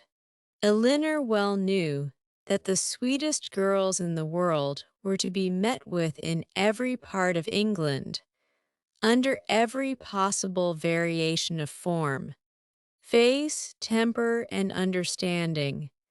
Sir John wanted the whole family to walk to the park directly and look at his guests. Benevolent, philanthropic man, it was painful to him even to keep a third cousin to himself. "Do come now," said he, "pray come, you must come, I declare you shall come, you can't think how you will like them. Lucy is monstrous pretty, and so good-humored and agreeable. The children are all hanging about her already, as if she was an old acquaintance. And they both long to see you of all things, for they have heard at Exeter that you are the most beautiful creatures in the world. And I have told them it is all very true, and a great deal more. You will be delighted with them, I am sure. They have brought the whole coach full of playthings for the children. How can you be so cross as not to come? Why, they are your cousins. You know, after a fashion. You are my cousins, and they are my wife's, so you must be related." But Sir John could not prevail. He could only obtain a promise of their calling at the park within a day or two, and then left them in amazement at their indifference, to walk home and boast anew of their attractions to the Miss Steeles, as he had been already boasting of the Miss Steeles to them, when their promised visit to the park and consequent introduction to these young ladies took place. they found in the appearance of the eldest, who was nearly 30, with a very plain and not a sensible face, nothing to admire, but in the other, who was not more than 22 or 23. They acknowledged considerable beauty. Her features were pretty, and she had a sharp, quick eye and a smartness of air, which, though it did not give actual elegance or grace, gave distinction to her person. Their manners were particularly civil, and Elinor soon allowed them credit for some kind of sense, when she saw with what constant and judicious attention they were making themselves agreeable to Lady Middleton. With her children they were in continual raptures, extolling their beauty, courting their notice, and humoring their whims. And such of their time as could be spared from the importunate demands which this politeness made on it, was spent in admiration of whatever her ladyship was doing, if she happened to be doing anything, or in taking patterns of some elegant new dress, in which her appearance the day before had thrown them into unceasing delight. Fortunately for those who pay their court through such foibles, a fond mother, though in pursuit of praise for her children, the most rapacious of human beings, is likewise the most credulous. Her demands are exorbitant, but she will swallow anything, and the excessive affection and endurance of the Miss Steeles towards her offspring were viewed therefore by Lady Middleton without the smallest surprise or distrust. She saw with maternal complacency all the impertinent encroachments and mischievous tricks to which her cousins submitted. She saw their sashes untied, their hair pulled about their ears, their work-bags searched, and their knives and scissors stolen away, and felt no doubt of its being a reciprocal enjoyment. It suggested no other surprise than that Elinor and Marian should sit so composedly by. Without claiming a share in what was passing, "John is in such spirits today," said she, on his taking Miss Steele's pocket handkerchief and throwing it out of window. "He is full of monkey tricks." And soon afterwards, on the second boy's violently pinching one of the same lady's fingers, she fondly observed, "How playful William is! And here is my sweet little Anna Maria," she added, tenderly caressing a little girl of 3 years old, who had not made a noise for the last 2 minutes. "And she is always so gentle and quiet, never was there such a quiet little thing." But unfortunately, in bestowing these embraces, a pin in her ladyship's head dress, slightly scratching the child's neck, produced from this pattern of gentleness such violent screams as could hardly be outdone by any creature professedly noisy. The mother's consternation was excessive, but it could not surpass the alarm of the Miss Steeles, and everything was done by all three, in so critical an emergency, which affection could suggest as likely to assuage the agonies of the little sufferer. She was seated in her mother's lap, covered with kisses, her wound bathed with lavender water, by one of the Miss Steeles, who was on her knees to attend her, and her mouth stuffed with sugar plums by the other. With such a reward for her tears, the child was too wise to cease crying. She still screamed and sobbed lustily, kicked her two brothers for offering to touch her, and all their united soothings were ineffectual till Lady Middleton, luckily remembering that in a scene of similar distress last week, some apricot marmalade had been successfully applied for a bruised temple. The same remedy was eagerly proposed for this unfortunate scratch, and a slight intermission of screams in the young lady on hearing it gave them reason to hope that it would not be rejected. She was carried out of the room therefore in her mother's arms, in quest of this medicine, and as the two boys chose to follow, though earnestly entreated by their mother to stay behind, the four young ladies were left in a quietness which the room had not known for many hours. "Poor little creatures," said Miss Steele as soon as they were gone. "It might have been a very sad accident." "Yet I hardly know how," cried Marian, "unless it had been under totally different circumstances. But this is the usual way of heightening alarm, where there is nothing to be alarmed at in reality." "What a sweet woman Lady Middleton is," said Lucy Steele. Marian was silent. It was impossible for her to say what she did not feel, however trivial the occasion. And upon Elinor, therefore, the whole task of telling lies when politeness required it always fell. She did her best when thus called on. By speaking of Lady Middleton with more warmth than she felt, though with far less than Miss Lucy. "And Sir John, too," cried the elder sister. "What a charming man he is!" Here, too, Miss Dashwood's commendation, being only simple and just, came in without any éclat. She merely observed that he was perfectly good-humored and friendly. "And what a charming little family they have! I never saw such fine children in my life.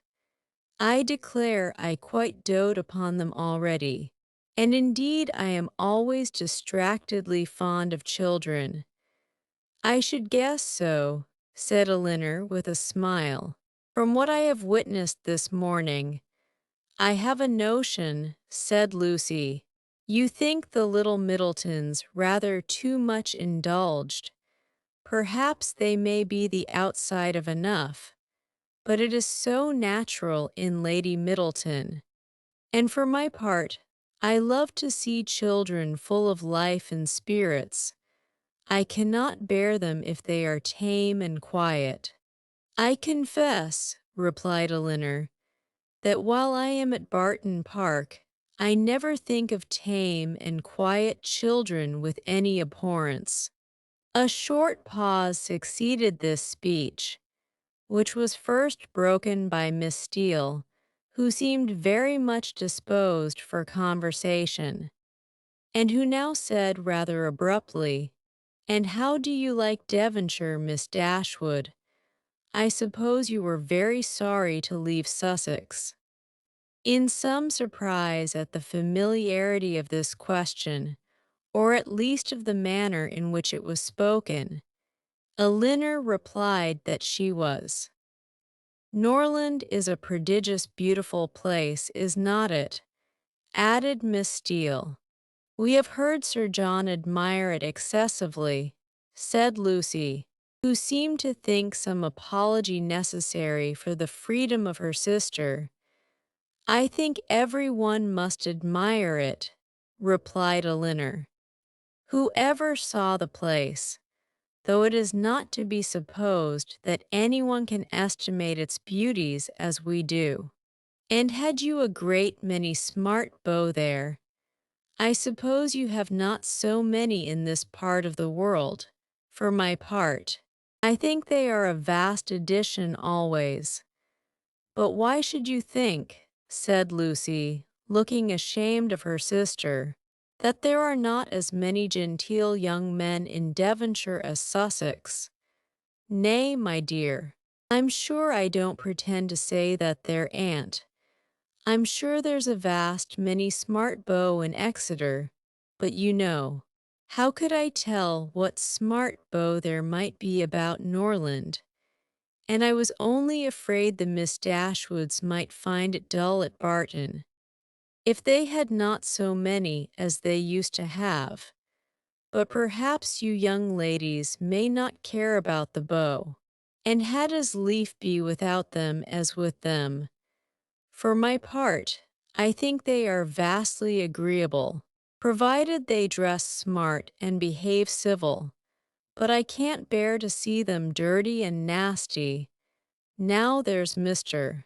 Rose at Exeter, a prodigious smart young man, quite a beau, clerk to Mr. Simpson. And yet if you do but meet him of a morning, he is not fit to be seen.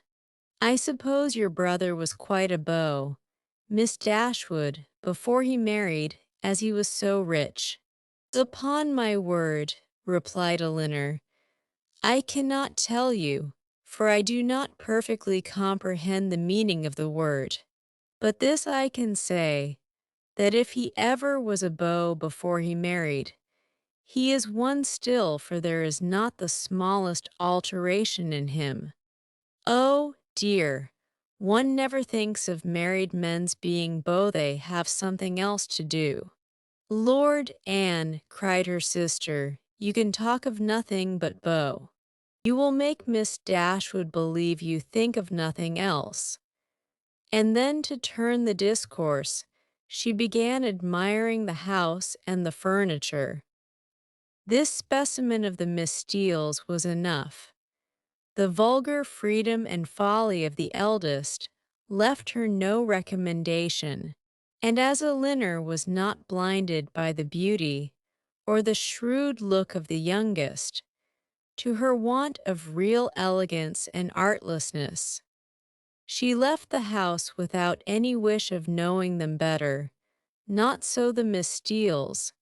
They came from Exeter, well provided with admiration for the use of Sir John Middleton, his family, and all his relations, and no niggardly proportion was now dealt out to his fair cousins, whom they declared to be the most beautiful, elegant, accomplished, and agreeable girls they had ever beheld, and with whom they were particularly anxious to be better acquainted. And to be better acquainted, therefore, Elinor soon found was their inevitable lot.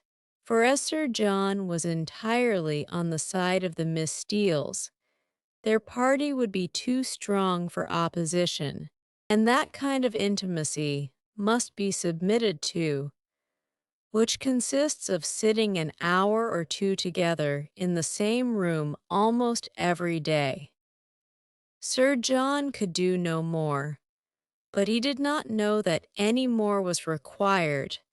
To be together was, in his opinion, to be intimate, and while his continual schemes for their meeting were effectual, he had not a doubt of their being established friends.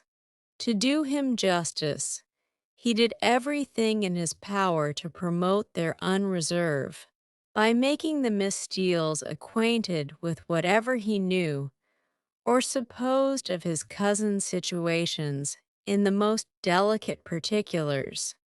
And Elinor had not seen them more than twice, before the eldest of them wished her joy on her sisters having been so lucky as to make a conquest of a very smart beau since she came to Barton. "'Twill be a fine thing to have her married so young, to be sure," said she, "and I hear he is quite a beau and prodigious handsome. And I hope you may have as good luck yourself soon, but perhaps you may have a friend in the corner already." Elinor could not suppose that Sir John would be more nice in proclaiming his suspicions of her regard for Edward than he had been with respect to Marian. Indeed, it was rather his favorite joke of the two. as being somewhat newer and more conjectural, and since Edward's visit, they had never dined together without his drinking to her best affections with so much significancy and so many nods and winks as to excite general attention. The letter F had been likewise invariably brought forward, and found productive of such countless jokes, that its character as the wittiest letter in the alphabet had been long established with Elinor. The Miss Steeles, as she expected, had now all the benefit of these jokes, and in the eldest of them they raised a curiosity to know the name of the gentleman alluded to, which, though often impertinently expressed, was perfectly of a piece with her general inquisitiveness into the concerns of their family. But Sir John did not sport long with the curiosity which he delighted to raise, for he had at least as much pleasure in telling the name as Miss Steele had in hearing it. "His name is Ferrars," said he in a very audible whisper, "but pray do not tell it, for it's a great secret." "Ferrars," repeated Miss Steele. "Mr. Ferrars is the happy man. Is he, what, your sister-in-law's brother, Miss Dashwood? A very agreeable young man, to be sure." "I know him very well." "How can you say so, Anne?" cried Lucy, who generally made an amendment to all her sister's assertions. "Though we have seen him once or twice at my uncle's, it is rather too much to pretend to know him very well." Elinor heard all this with attention and surprise. And who was this uncle? Where did he live? How came they acquainted? She wished very much to have the subject continued, though she did not choose to join in it herself, but nothing more of it was said, and for the first time in her life she thought Mrs. Jennings deficient either in curiosity after petty information or in a disposition to communicate it. The manner in which Miss Steele had spoken of Edward increased her curiosity, for it struck her as being rather ill-natured, and suggested the suspicion of that lady's knowing, or fancying herself to know something to his disadvantage. But her curiosity was unavailing, for no farther notice was taken of Mr. Ferrars's name by Miss Steele when alluded to, or even openly mentioned by Sir John. Chapter 22. Marian, who had never much toleration for anything like impertinence, vulgarity, inferiority of parts, or even difference of taste from herself, was at this time particularly ill-disposed, from the state of her spirits, to be pleased with the Miss Steeles, or to encourage their advances, and to the invariable coldness of her behavior towards them, which checked every endeavor at intimacy on their side. Elinor principally attributed that preference of herself which soon became evident in the manners of both, but especially of Lucy, who missed no opportunity of engaging her in conversation, or of striving to improve their acquaintance by an easy and frank communication of her sentiments. Lucy was naturally clever. Her remarks were often just and amusing, and as a companion for half an hour Elinor frequently found her agreeable. But her powers had received no aid from education. She was ignorant and illiterate, and her deficiency of all mental improvement. Her want of information in the most common particulars could not be concealed from Miss Dashwood. In spite of her constant endeavor to appear to advantage, Elinor saw and pitied her for the neglect of abilities which education might have rendered so respectable, but she saw, with less tenderness of feeling, the thorough want of delicacy, of rectitude and integrity of mind, which her attentions, her assiduities, her flatteries at the park betrayed, and she could have no lasting satisfaction in the company of a person who joined insincerity with ignorance, whose want of instruction prevented their meeting in conversation on terms of equality, and whose conduct toward others made every show of attention and deference towards herself perfectly valueless. "You will think my question an odd one, I dare say," said Lucy to her one day, as they were walking together from the park to the cottage. "But pray, are you personally acquainted with your sister-in-law's mother, Mrs. Ferrars?" Elinor did think the question a very odd one, and her countenance expressed it, as she answered that she had never seen Mrs. Ferrars. "Indeed," replied Lucy, "I wonder at that, for I thought you must have seen her at Norland sometimes. Then, perhaps, you cannot tell me what sort of a woman she is." "No," returned Elinor, cautious of giving her real opinion of Edward's mother, and not very desirous of satisfying what seemed impertinent curiosity. "I know nothing of her." "I am sure you think me very strange for inquiring about her in such a way," said Lucy, eyeing Elinor attentively as she spoke. "But perhaps there may be reasons I wish I might venture.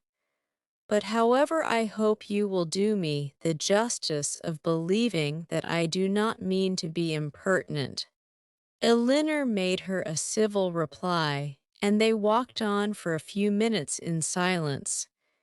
It was broken by Lucy, who renewed the subject again by saying, with some hesitation, "I cannot bear to have you think me impertinently curious. I am sure I would rather do anything in the world than be thought so by a person whose good opinion is so well worth having as yours. And I am sure I should not have the smallest fear of trusting you. Indeed, I should be very glad of your advice how to manage in such an uncomfortable situation as I am. But however, there is no occasion to trouble you. I am sorry you do not happen to know Mrs. Ferrars."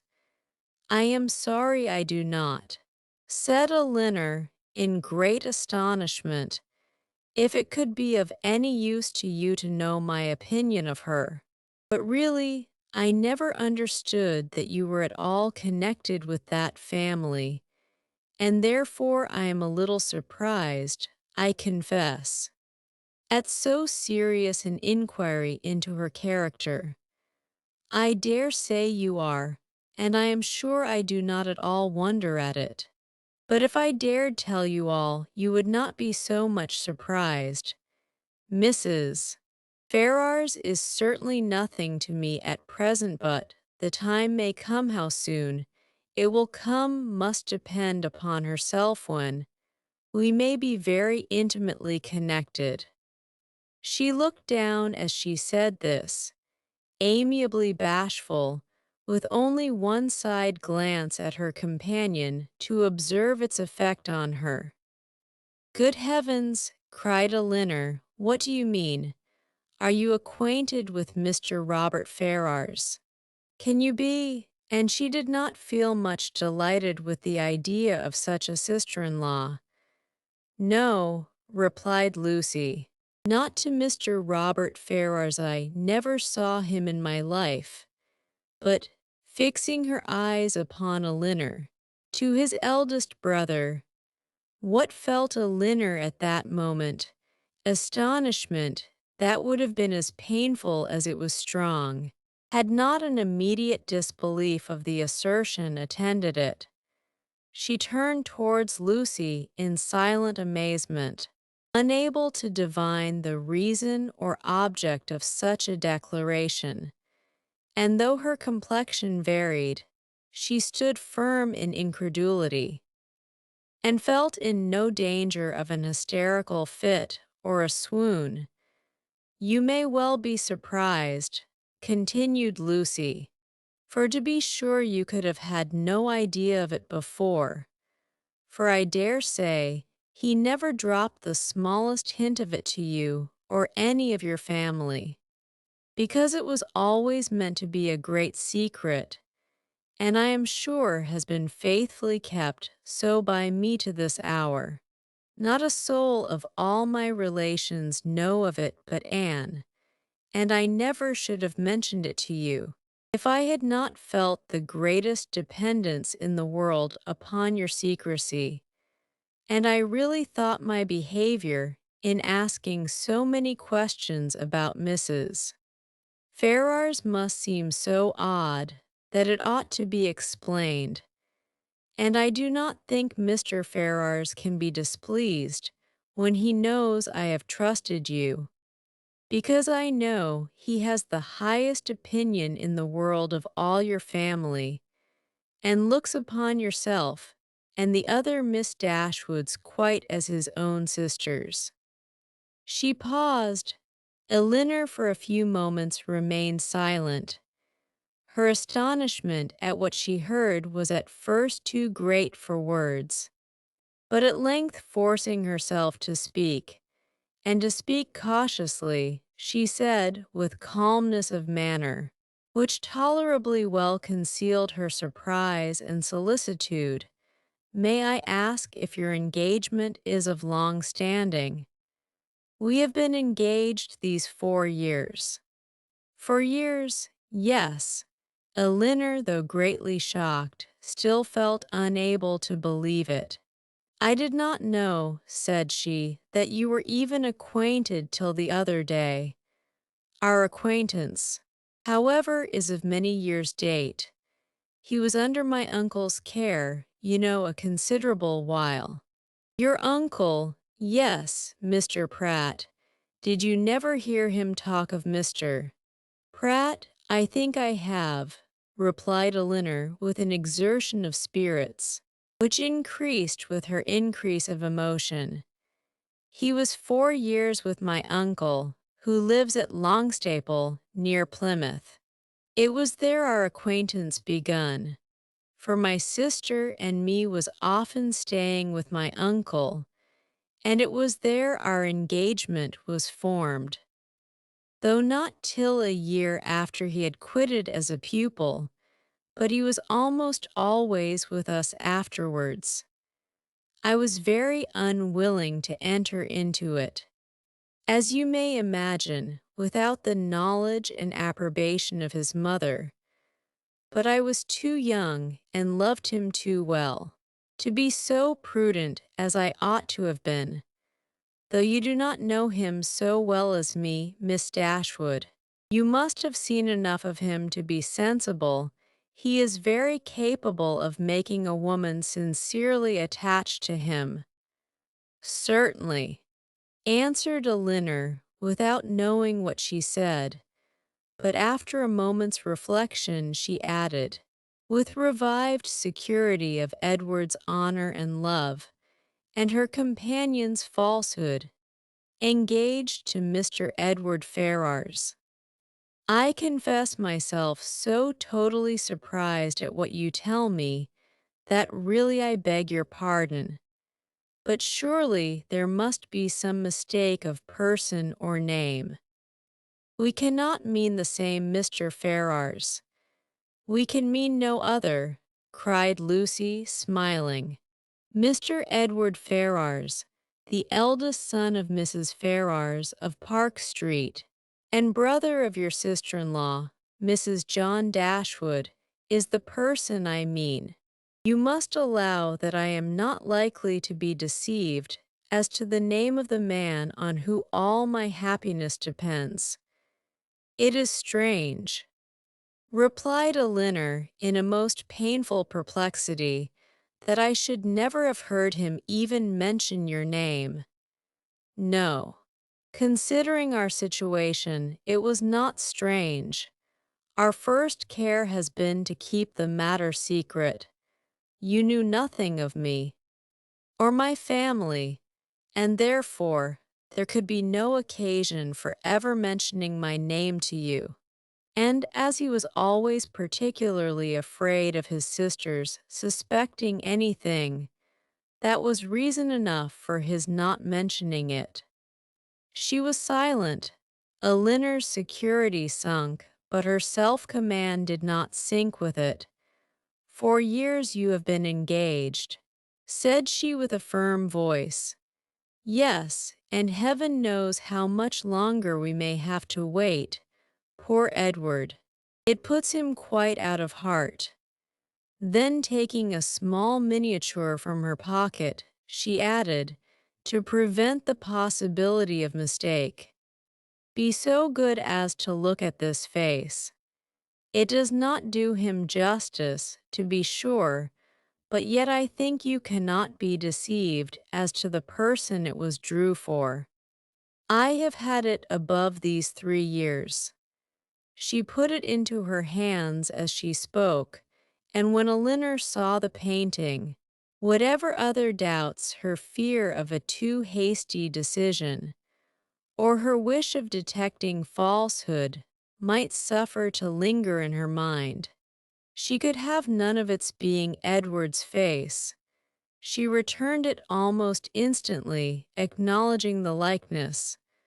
"I have never been able," continued Lucy, "to give him my picture in return, which I am very much vexed at, for he has been always so anxious to get it. But I am determined to set for it the very first opportunity."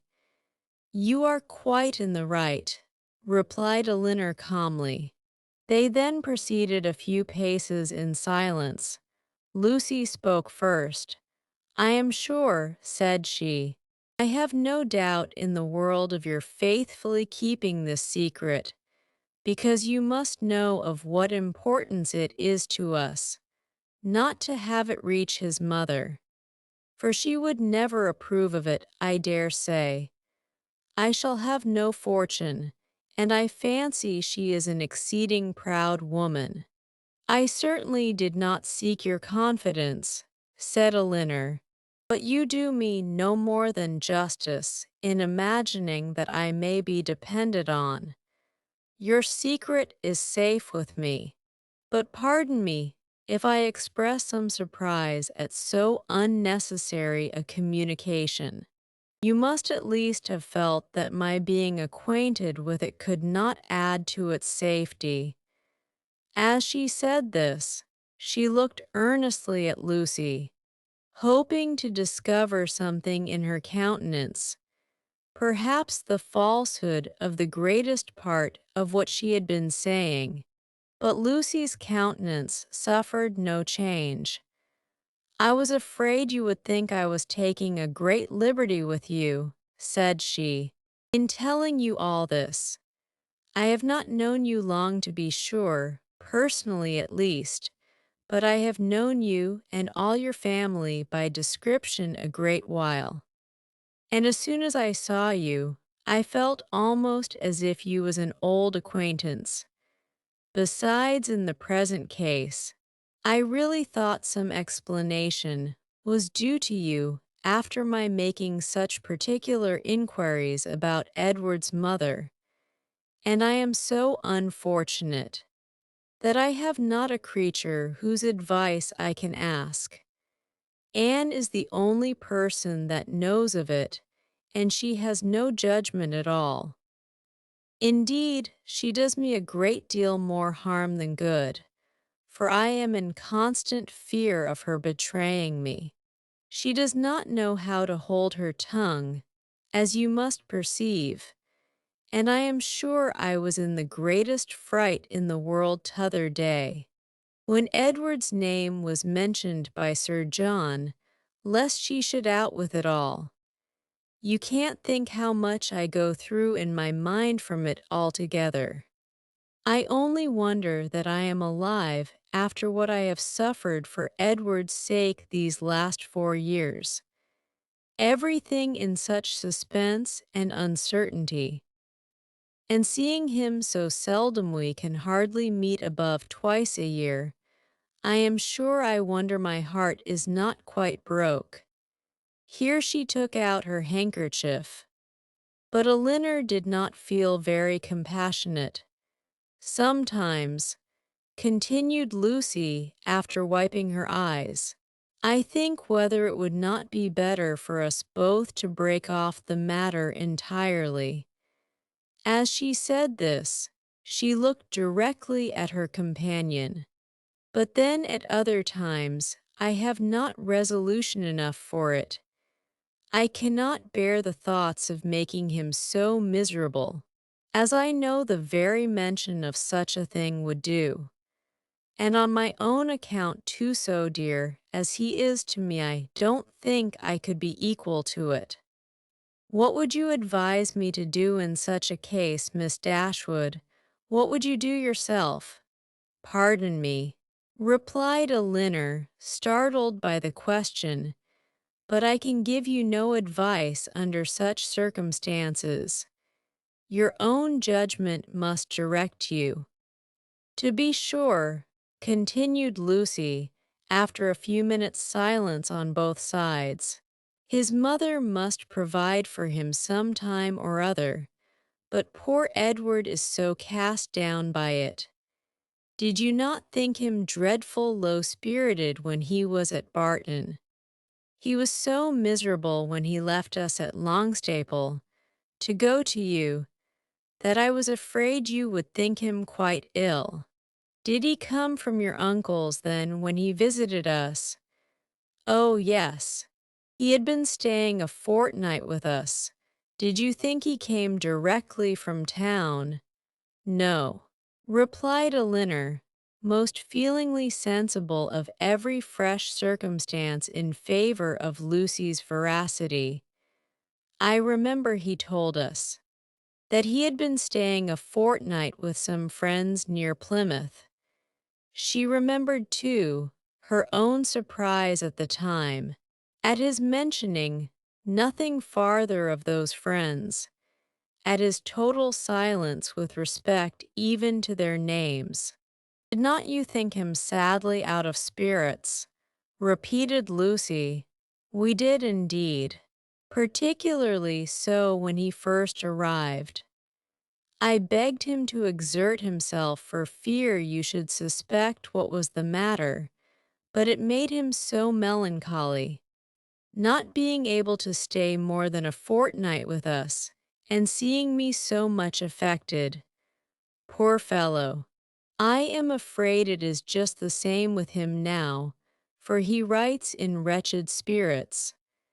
I heard from him just before I left Exeter, taking a letter from her pocket and carelessly showing the direction to Elinor. You know his hand, I dare say. A charming one it is, but that is not written so well as usual. He was tired, I dare say, for he had just filled the sheet to me as full as possible. Elinor saw that it was his hand, and she could doubt no longer. This picture, she had allowed herself to believe, might have been accidentally obtained. It might not have been Edward's gift, but a correspondence between them by letter could subsist only under a positive engagement, could be authorized by nothing else. For a few moments, she was almost overcome, her heart sunk within her, and she could hardly stand. But exertion was indispensably necessary, and she struggled so resolutely against the oppression of her feelings that her success was speedy, and for the time complete. Writing to each other, said Lucy, returning the letter into her pocket. Is the only comfort we have in such long separations. Yes, I have one other comfort in his picture. But poor Edward has not even that. If he had but my picture, he says he should be easy. I gave him a lock of my hair set in a ring when he was at Longstaple last. And that was some comfort to him, he said, but not equal to a picture. Perhaps you might notice the ring when you saw him. I did, said Elinor with a composure of voice, under which was concealed an emotion and distress beyond anything she had ever felt before. She was mortified, shocked, confounded. Fortunately for her, they had now reached the cottage, and the conversation could be continued no farther. After sitting with them a few minutes, the Miss Steeles returned to the park, and Elinor was then at liberty to think and be wretched. At this point in the first and second editions, Volume 1 ends. Chapter 23. However small Elinor's general dependence on Lucy's veracity might be, it was impossible for her on serious reflection to suspect it in the present case, where no temptation could be answerable to the folly of inventing a falsehood of such a description. What Lucy had asserted to be true, therefore, Elinor could not, dared not longer doubt, supported as it was too on every side by such probabilities and proofs, and contradicted by nothing but her own wishes. Their opportunity of acquaintance in the house of Mr. Pratt was a foundation for the rest. At once indisputable and alarming, and Edward's visit near Plymouth, his melancholy state of mind, his dissatisfaction at his own prospects, his uncertain behavior towards herself, the intimate knowledge of the Miss Steeles as to Norland and their family connections, which had often surprised her, the picture, the letter, the ring, formed altogether such a body of evidence as overcame every fear of condemning him unfairly, and established as a fact, which no partiality could set aside, his ill treatment of herself, her resentment of such behavior, her indignation at having been its dupe. For a short time made her feel only for herself, but other ideas, other considerations soon arose. Had Edward been intentionally deceiving her? Had he feigned a regard for her which he did not feel? Was his engagement to Lucy an engagement of the heart? No, whatever it might once have been, she could not believe it such at present. His affection was all her own. She could not be deceived in that. Her mother, sisters, Fanny, all had been conscious of his regard for her at Norland. It was not an illusion of her own vanity. He certainly loved her. What a softener of the heart was this persuasion! How much could it not tempt her to forgive? He had been blamable, highly blamable, in remaining at Norland after he first felt her influence over him to be more than it ought to be. In that he could not be defended. But if he had injured her, how much more had he injured himself? If her case were pitiable, his was hopeless. His imprudence had made her miserable for a while, but it seemed to have deprived himself of all chance of ever being otherwise. She might in time regain tranquillity, but what had he to look forward to? Could he ever be tolerably happy with Lucy Steele? Could he, were his affection for herself out of the question, with his integrity, his delicacy, and well-informed mind, be satisfied with a wife like her illiterate, artful, and selfish. The youthful infatuation of 19 would naturally blind him to everything but her beauty and good nature. But the 4 succeeding years, which if rationally spent, give such improvement to the understanding, must have opened his eyes to her defects of education, while the same period of time, spent on her side in inferior society and more frivolous pursuits, had perhaps robbed her of that simplicity which might once have given an interesting character to her beauty. If in the supposition of his seeking to marry herself, his difficulties from his mother had seemed great, how much greater were they now likely to be, when the object of his engagement was undoubtedly inferior in connections, and probably inferior in fortune to herself. These difficulties, indeed, with a heart so alienated from Lucy, might not press very hard upon his patience, but melancholy was the state of the person by whom the expectation of family opposition and unkindness could be felt as a relief. As these considerations occurred to her in painful succession, she wept for him more than for herself, supported by the conviction of having done nothing to merit her present unhappiness, and consoled by the belief that Edward had done nothing to forfeit her esteem. She thought she could even now, under the first smart of the heavy blow, command herself enough to guard every suspicion of the truth from her mother and sisters. And so well was she able to answer her own expectations, that when she joined them at dinner, only 2 hours after she had first suffered the extinction of all her dearest hopes, no one would have supposed from the appearance of the sisters that Elinor was mourning in secret over obstacles which must divide her forever from the object of her love, and that Marian was internally dwelling on the perfections of a man, of whose whole heart she felt thoroughly possessed, and whom she expected to see in every carriage which drove near their house.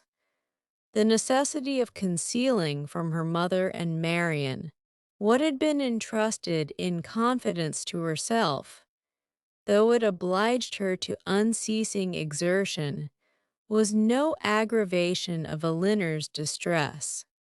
On the contrary, it was a relief to her to be spared the communication of what would give such affliction to them, and to be saved likewise from hearing that condemnation of Edward, which would probably flow from the excess of their partial affection for herself, and which was more than she felt equal to support. From their counsel or their conversation, she knew she could receive no assistance. Their tenderness and sorrow must add to her distress, while her self-command would neither receive encouragement from their example nor from their praise.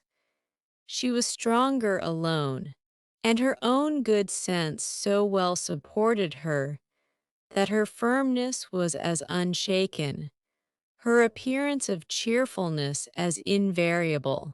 As with regrets so poignant and so fresh, it was possible for them to be, much as she had suffered from her first conversation with Lucy on the subject. She soon felt an earnest wish of renewing it, and this for more reasons than one.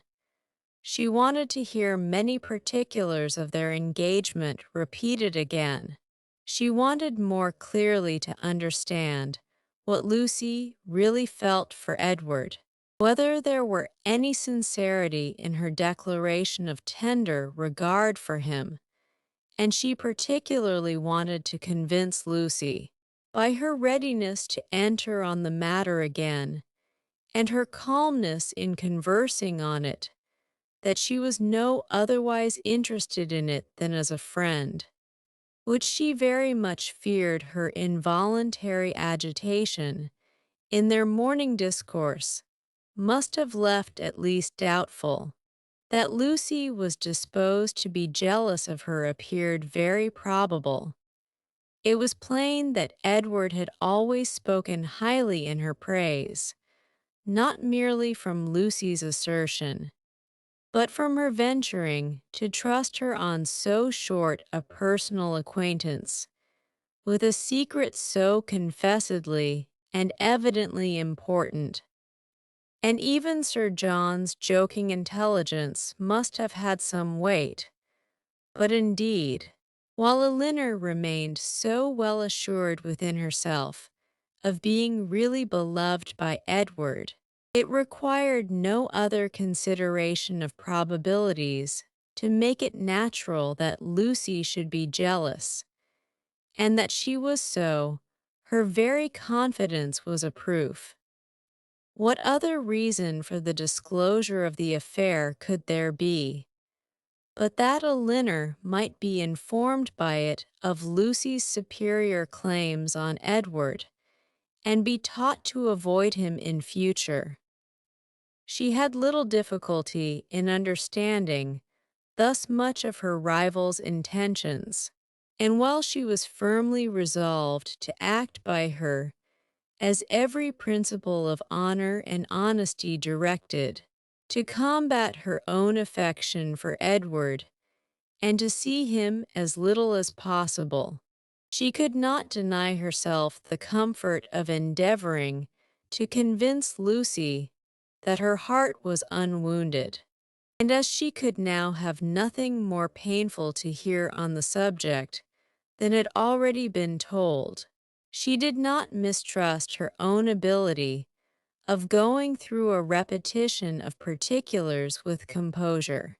But it was not immediately that an opportunity of doing so could be commanded, though Lucy was as well disposed as herself to take advantage of any that occurred, for the weather was not often fine enough to allow of their joining in a walk, where they might most easily separate themselves from the others. And though they met at least every other evening either at the park or cottage, and chiefly at the former, they could not be supposed to meet for the sake of conversation. Such a thought would never enter either Sir John or Lady Middleton's head, and therefore very little leisure was ever given for a general chat, and none at all for particular discourse.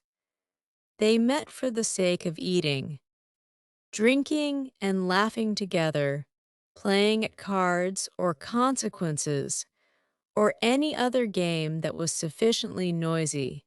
One or two meetings of this kind had taken place, without affording Elinor any chance of engaging Lucy in private.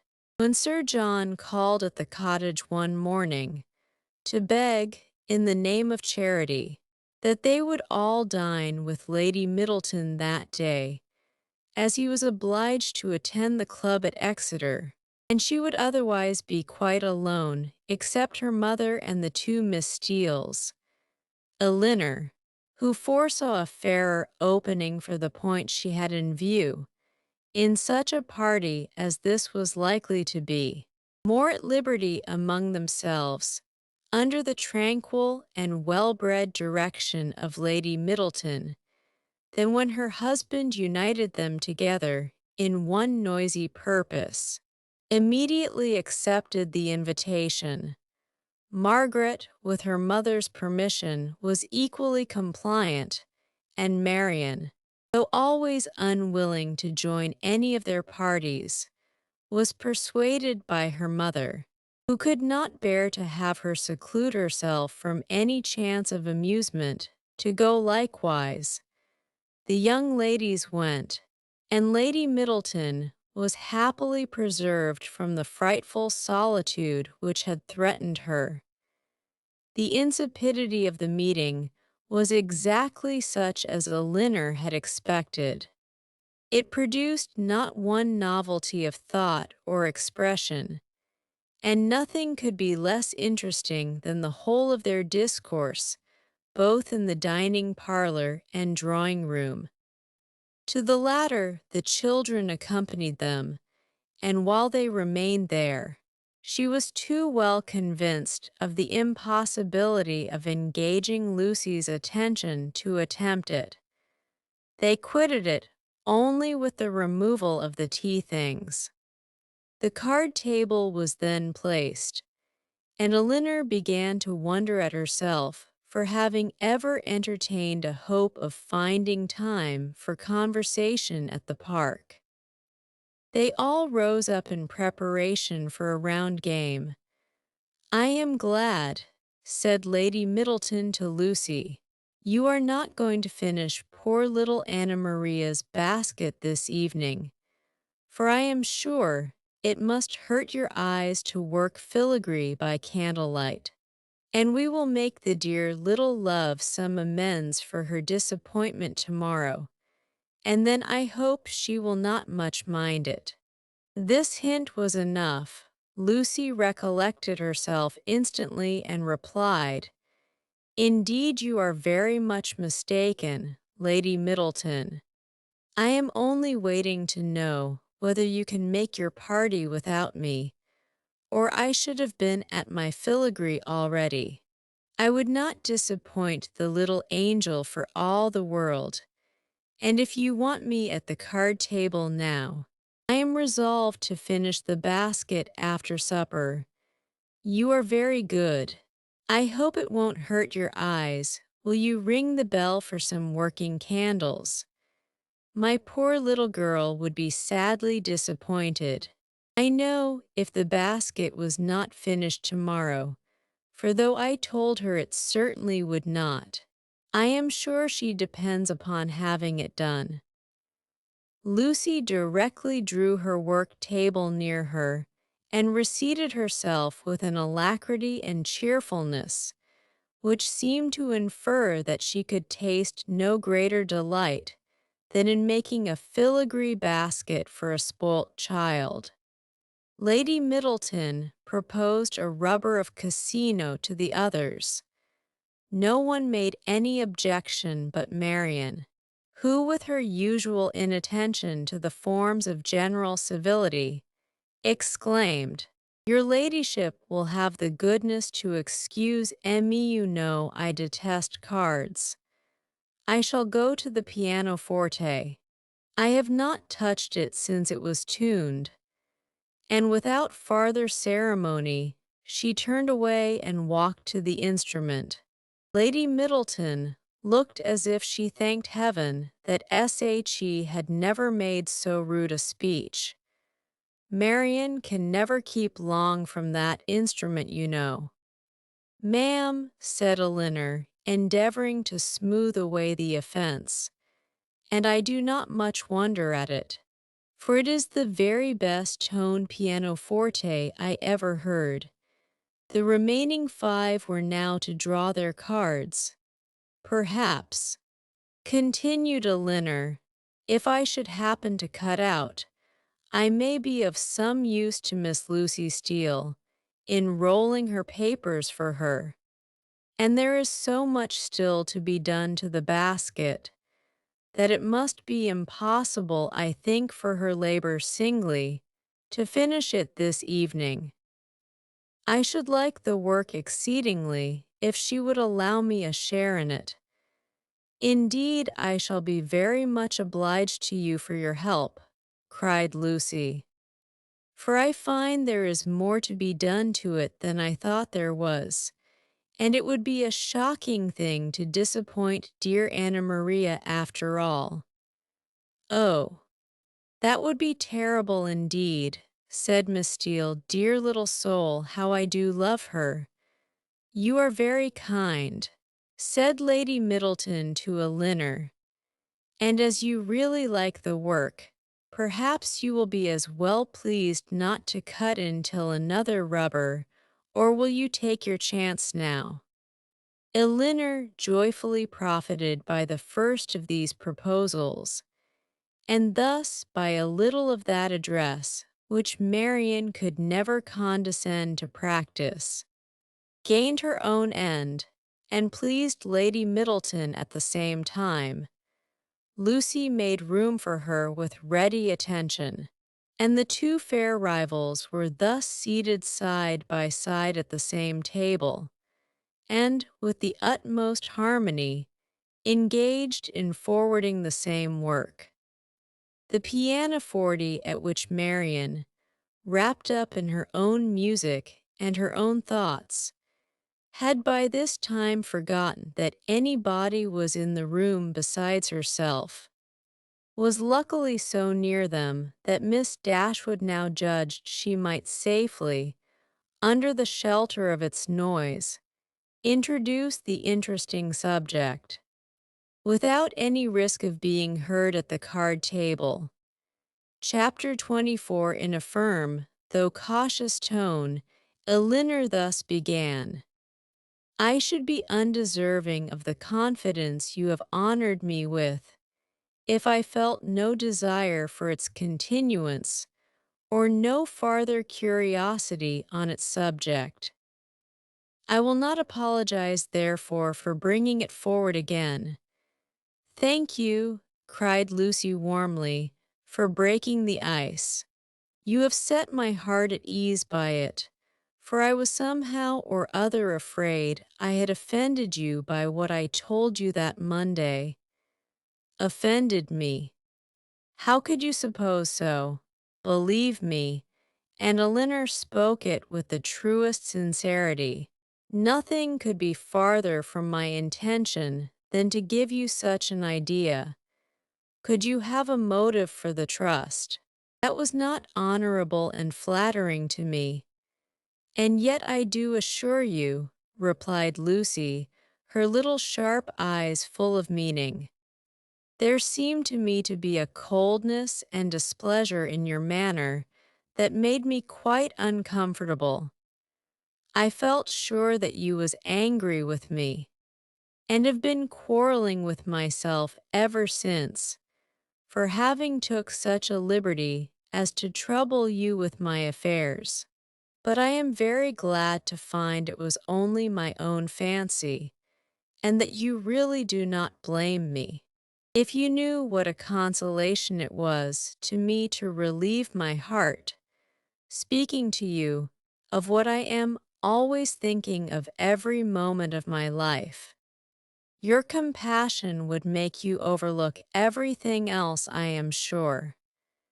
Indeed, I can easily believe that it was a very great relief to you to acknowledge your situation to me, and be assured that you shall never have reason to repent it. Your case is a very unfortunate one. You seem to me to be surrounded with difficulties, and you will have need of all your mutual affection to support you under them.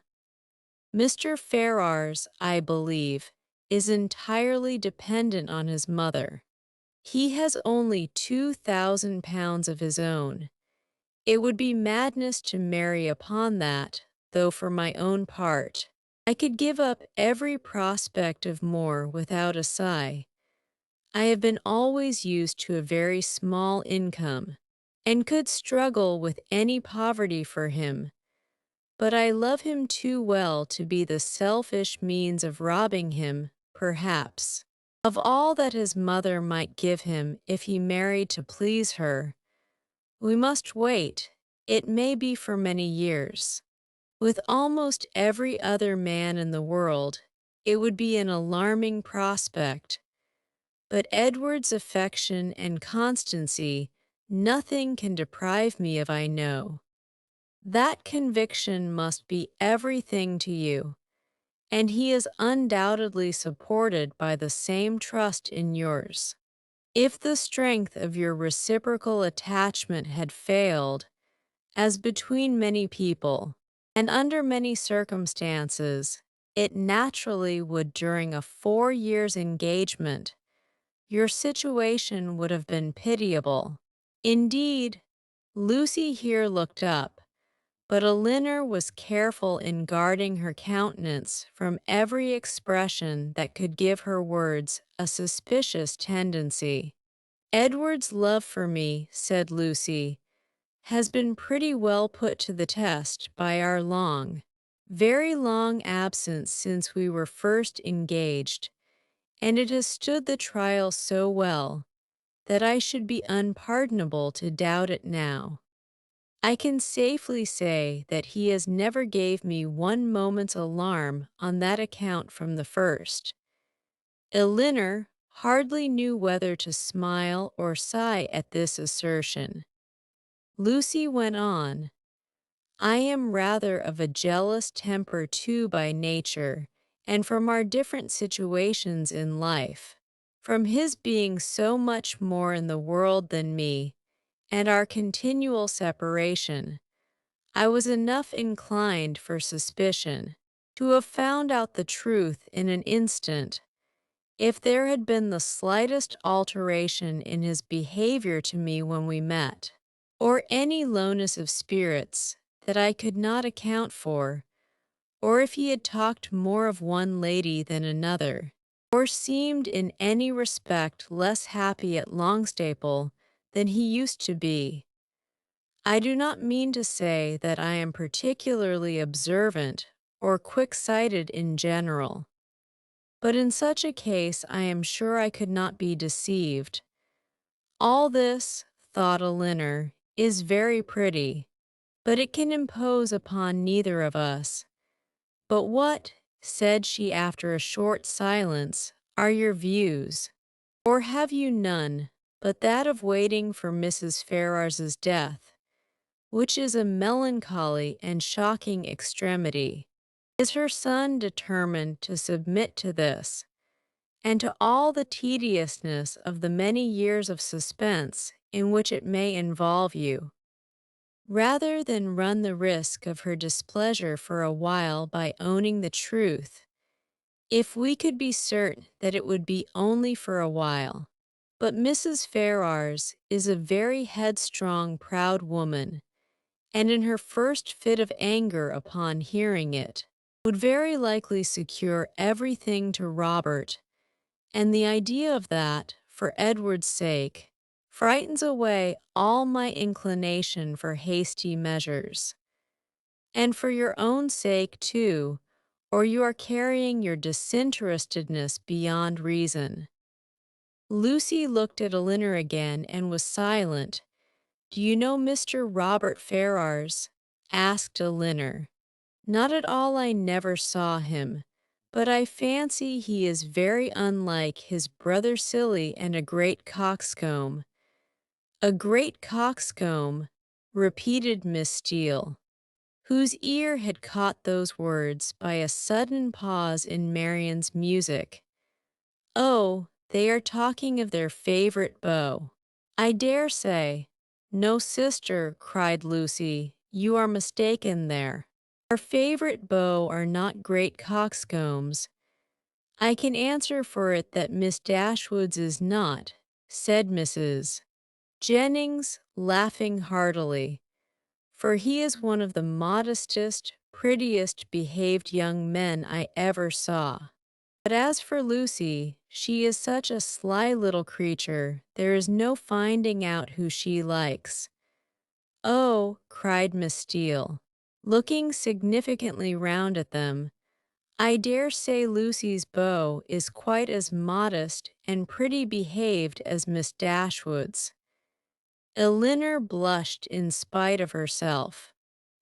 Lucy bit her lip and looked angrily at her sister. A mutual silence took place for some time.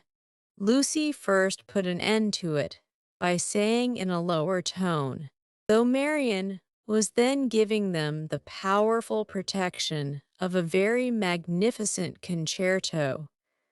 I will honestly tell you of one scheme which has lately come into my head.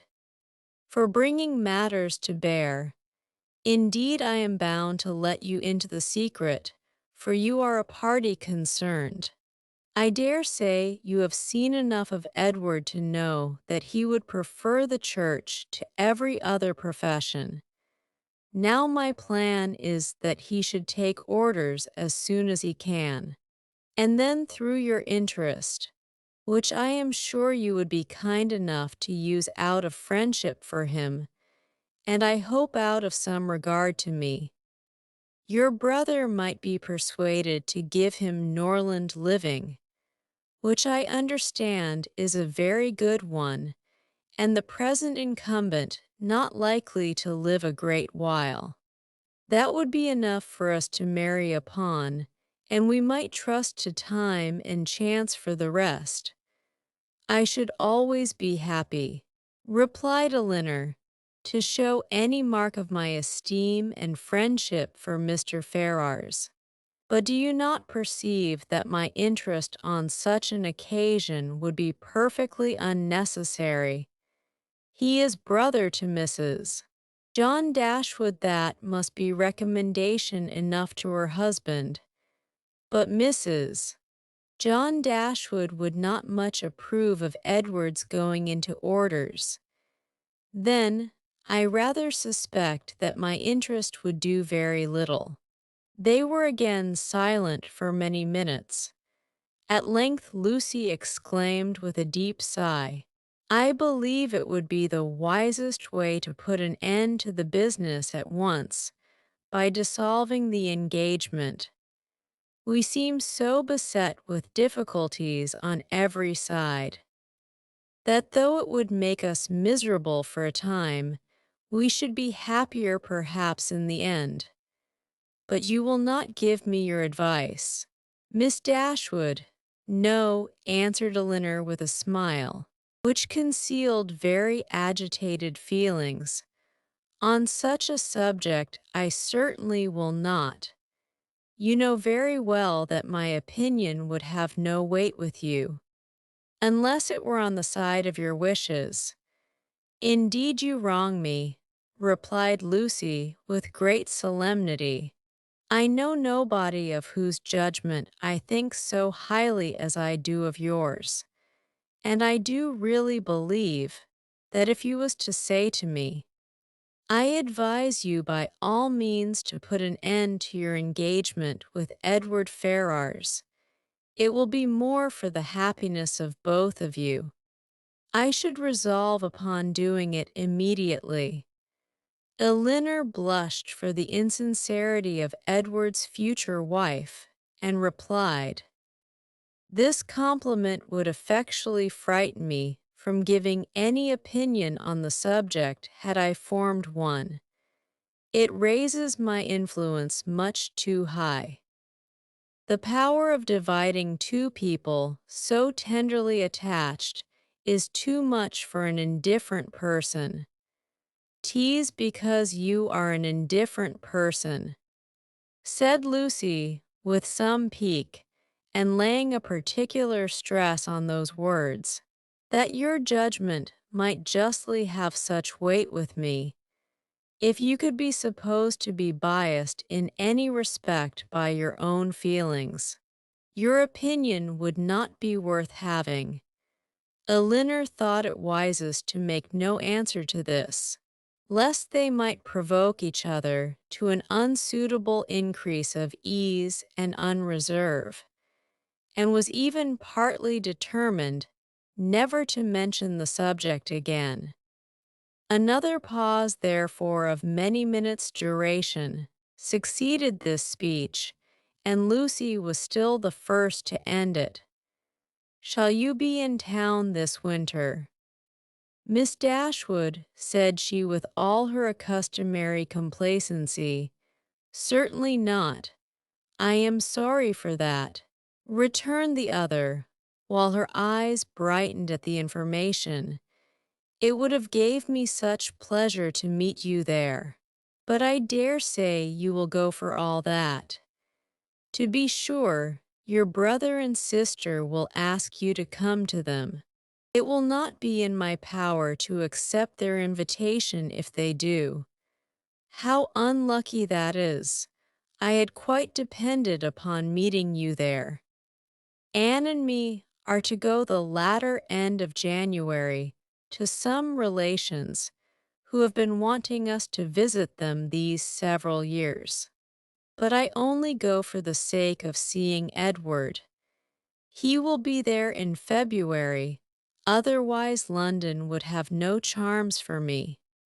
I have not spirits for it. Elinor was soon called to the card table by the conclusion of the first rubber, and the confidential discourse of the two ladies was therefore at an end, to which both of them submitted without any reluctance, for nothing had been said on either side to make them dislike each other less than they had done before, and Elinor sat down to the card table with the melancholy persuasion that Edward was not only without affection for the person who was to be his wife, but that he had not even the chance of being tolerably happy in marriage, which sincere affection on her side would have given, for self-interest alone could induce a woman to keep a man to an engagement of which she seemed so thoroughly aware that he was weary. From this time the subject was never revived by Elinor, and when entered on by Lucy, who seldom missed an opportunity of introducing it, and was particularly careful to inform her confidant of her happiness whenever she received a letter from Edward.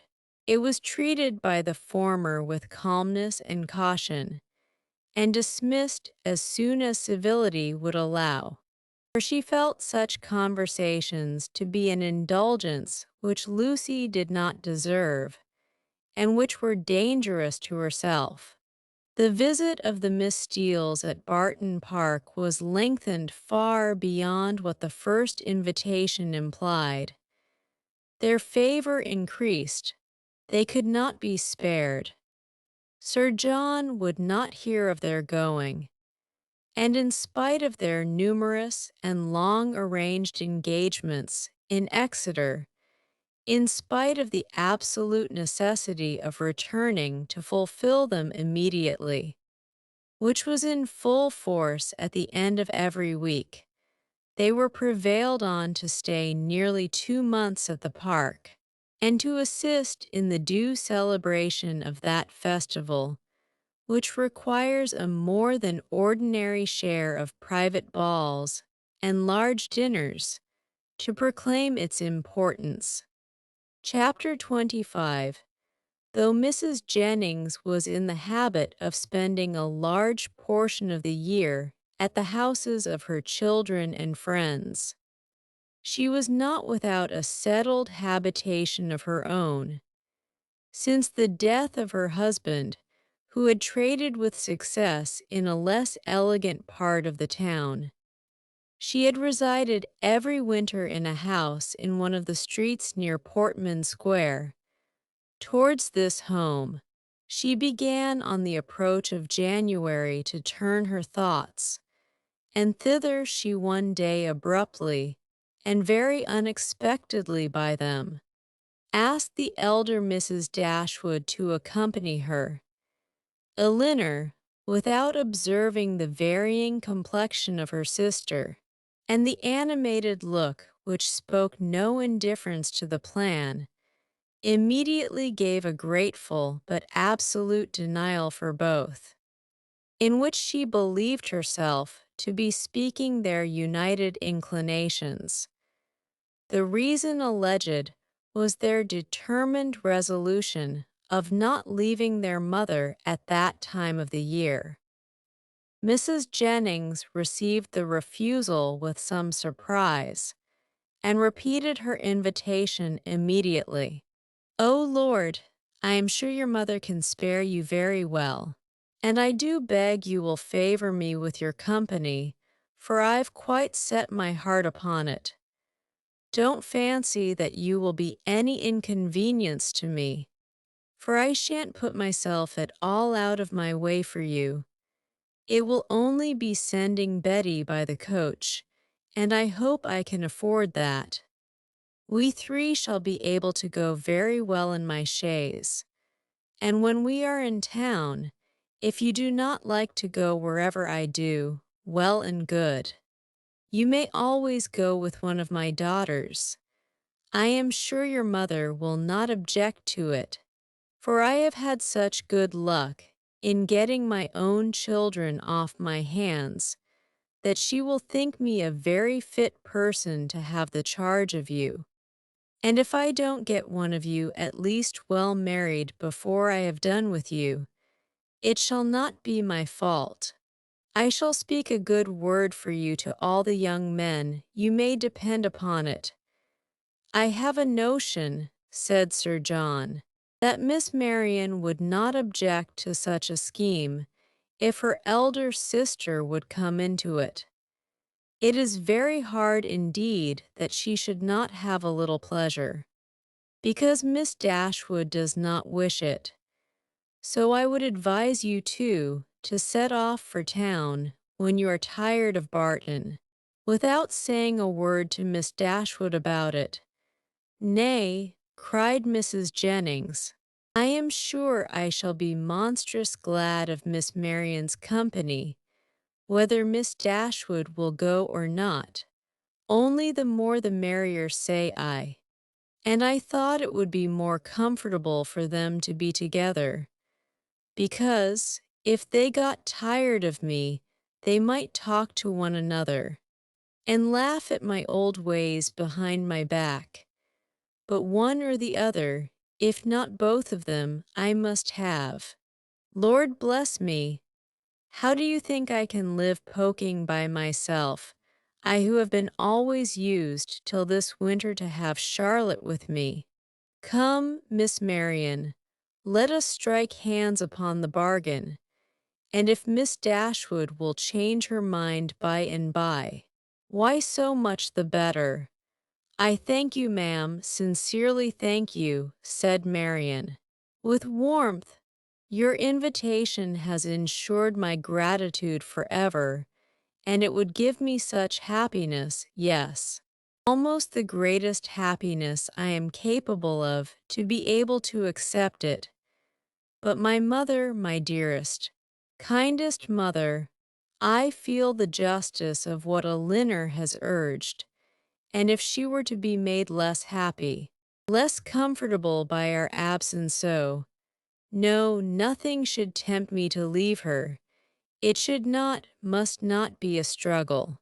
Mrs. Jennings repeated her assurance that Mrs. Dashwood could spare them perfectly well, and a Linner, who now understood her sister, and saw to what indifference to almost everything else she was carried by her eagerness to be with Willoughby again, made no farther direct opposition to the plan, and merely referred it to her mother's decision, from whom, however, she scarcely expected to receive any support in her endeavor to prevent a visit, which she could not approve of for Marian, and which on her own account she had particular reasons to avoid. Whatever Marian was desirous of, her mother would be eager to promote. She could not expect to influence the latter to cautiousness of conduct in an affair respecting which she had never been able to inspire her with distrust, and she dared not explain the motive of her own disinclination for going to London. That Marian, fastidious as she was, thoroughly acquainted with Mrs. Jennings' manners, and invariably disgusted by them, should overlook every inconvenience of that kind. should disregard whatever must be most wounding to her irritable feelings in her pursuit of one object, was such a proof, so strong, so full of the importance of that object to her, as Elinor, in spite of all that had passed, was not prepared to witness.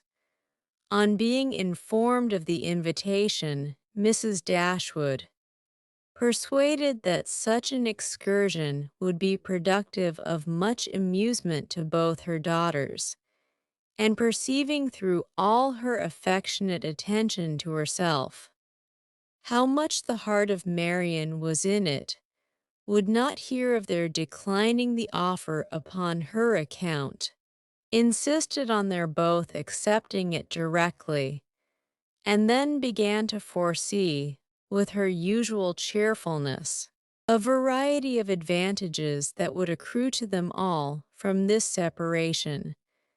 "I am delighted with the plan," she cried. "It is exactly what I could wish.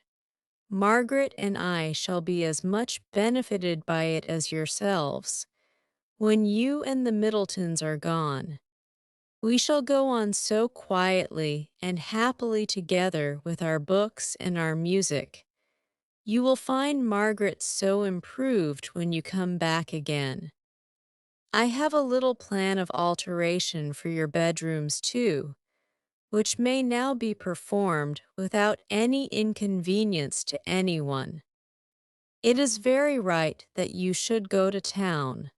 I would have every young woman of your condition in life acquainted with the manners and amusements of London. You will be under the care of a motherly good sort of woman, of whose kindness to you I can have no doubt. And in all probability you will see your brother, and whatever may be his faults or the faults of his wife, when I consider whose son he is, I cannot bear to have you so wholly estranged from each other, though with your usual anxiety for our happiness," said Elinor, "you have been obviating every impediment to the present scheme which occurred to you. There is still one objection which, in my opinion, cannot be so easily removed." Marian's countenance sunk. "And what," said Mrs. Dashwood, "is my dear, prudent Elinor going to suggest? What formidable obstacle is she now to bring forward? Do let me hear a word about the expense of it. My objection is this, though I think very well of Mrs. Jennings's heart. She is not a woman whose society can afford us pleasure, or whose protection will give us consequence." "That is very true," replied her mother, "but of her society, separately from that of other people, you will scarcely have anything at all, and you will almost always appear in public with Lady Middleton. If Elinor is frightened away by her dislike of Mrs. Jennings," said Marian, "at least it need not prevent my accepting her invitation.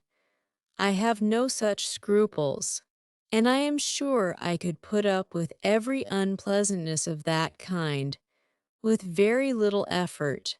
Elinor could not help smiling at this display of indifference towards the manners of a person to whom she had often had difficulty in persuading Marian to behave with tolerable politeness, and resolved within herself that if her sister persisted in going, she would go likewise, as she did not think it proper that Marian should be left to the sole guidance of her own judgment, or that Mrs. Jennings should be abandoned to the mercy of Marian for all the comfort of her domestic hours. To this determination she was the more easily reconciled by recollecting that Edward Ferrars, by Lucy's account, was not to be in town before February, and that their visit, without any unreasonable abridgment, might be previously finished. "I will have you both go," said Mrs. Dashwood. "These objections are nonsensical. You will have much pleasure in being in London, and especially in being together. And if Elinor would ever condescend to anticipate enjoyment, she would foresee it there from a variety of sources. She would, perhaps, expect some from improving her acquaintance with her sister-in-law's family." Elinor had often wished for an opportunity of attempting to weaken her mother's dependence on the attachment of Edward and herself, that the shock might be less when the whole truth were revealed, and now on this attack, though almost hopeless of success, she forced herself to begin her design by saying, as calmly as she could, "I like Edward Ferrars very much, and shall always be glad to see him. But as to the rest of the family, it is a matter of perfect indifference to me whether I am ever known to them or not." Mrs. Dashwood smiled and said nothing. Marian lifted up her eyes in astonishment, and Elinor conjectured that she might as well have held her tongue. After very little farther discourse, it was finally settled that the invitation should be fully accepted. Mrs. Jennings received the information with a great deal of joy, and many assurances of kindness and care. Nor was it a matter of pleasure merely to her. Sir John was delighted, for to a man, whose prevailing anxiety was the dread of being alone, the acquisition of two, to the number of inhabitants in London, was something. Even Lady Middleton took the trouble of being delighted, which was putting herself rather out of her way. And as for the Miss Steeles, especially Lucy, they had never been so happy in their lives as this intelligence made them. Elinor submitted to the arrangement, which counteracted her wishes, with less reluctance than she had expected to feel. With regard to herself, it was now a matter of unconcern whether she went to town or not, and when she saw her mother so thoroughly pleased with the plan, and her sister exhilarated by it in look, voice, and manner, restored to all her usual animation, and elevated to more than her usual gaiety, she could not be dissatisfied with the cause, and would hardly allow herself to distrust the consequence. Marian's joy was almost a degree beyond happiness. So great was the perturbation of her spirits and her impatience to be gone.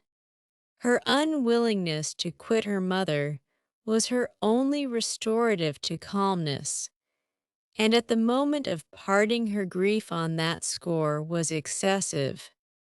Her mother's affliction was hardly less, and Elinor was the only one of the three who seemed to consider the separation as anything short of eternal.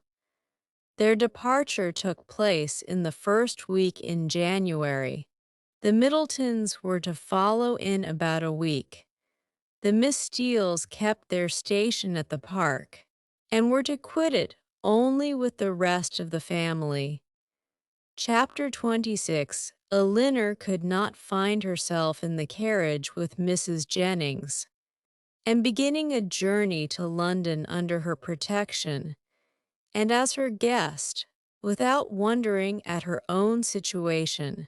So short had their acquaintance with that lady been, so wholly unsuited were they in age and disposition, and so many had been her objections against such a measure only a few days before.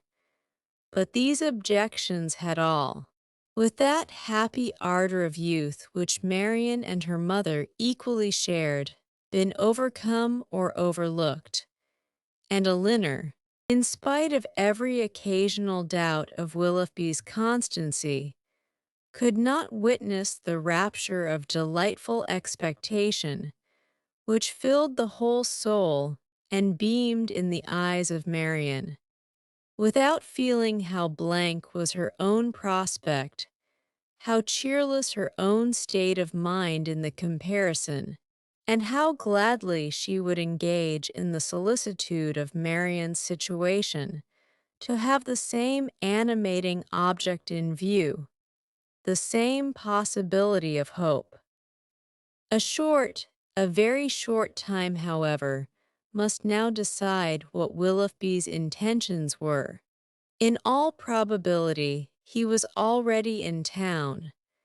Marian's eagerness to be gone declared her dependence on finding him there, and Elinor was resolved not only upon gaining every new light as to his character which her own observation or the intelligence of others could give her, but likewise upon watching his behavior to her sister with such zealous attention as to ascertain what he was and what he meant. Before many meetings had taken place, should the result of her observations be unfavorable, she was determined at all events to open the eyes of her sister. Should it be otherwise, her exertions would be of a different nature. She must then learn to avoid every selfish comparison and banish every regret which might lessen her satisfaction in the happiness of Marian. They were 3 days on their journey, and Marian's behavior as they traveled was a happy specimen of what future complaisance and companionableness to Mrs. Jennings might be expected to be. She sat in silence almost all the way, wrapped in her own meditations, and scarcely ever voluntarily speaking, except when any object of picturesque beauty within their view drew from her an exclamation of delight, exclusively addressed to her sister. To atone for this conduct, therefore, Elinor took immediate possession of the post of civility which she had assigned herself, behaved with the greatest attention to Mrs. Jennings, talked with her, laughed with her, and listened to her whenever she could, and Mrs. Jennings on her side treated them both with all possible kindness, was solicitous on every occasion for their ease and enjoyment, and only disturbed that she could not make them choose their own dinners at the inn, nor extort a confession of their preferring salmon to cod, or boiled fowls to veal cutlets. They reached town by 3 o'clock the third day. Glad to be released, after such a journey, from the confinement of a carriage, and ready to enjoy all the luxury of a good fire.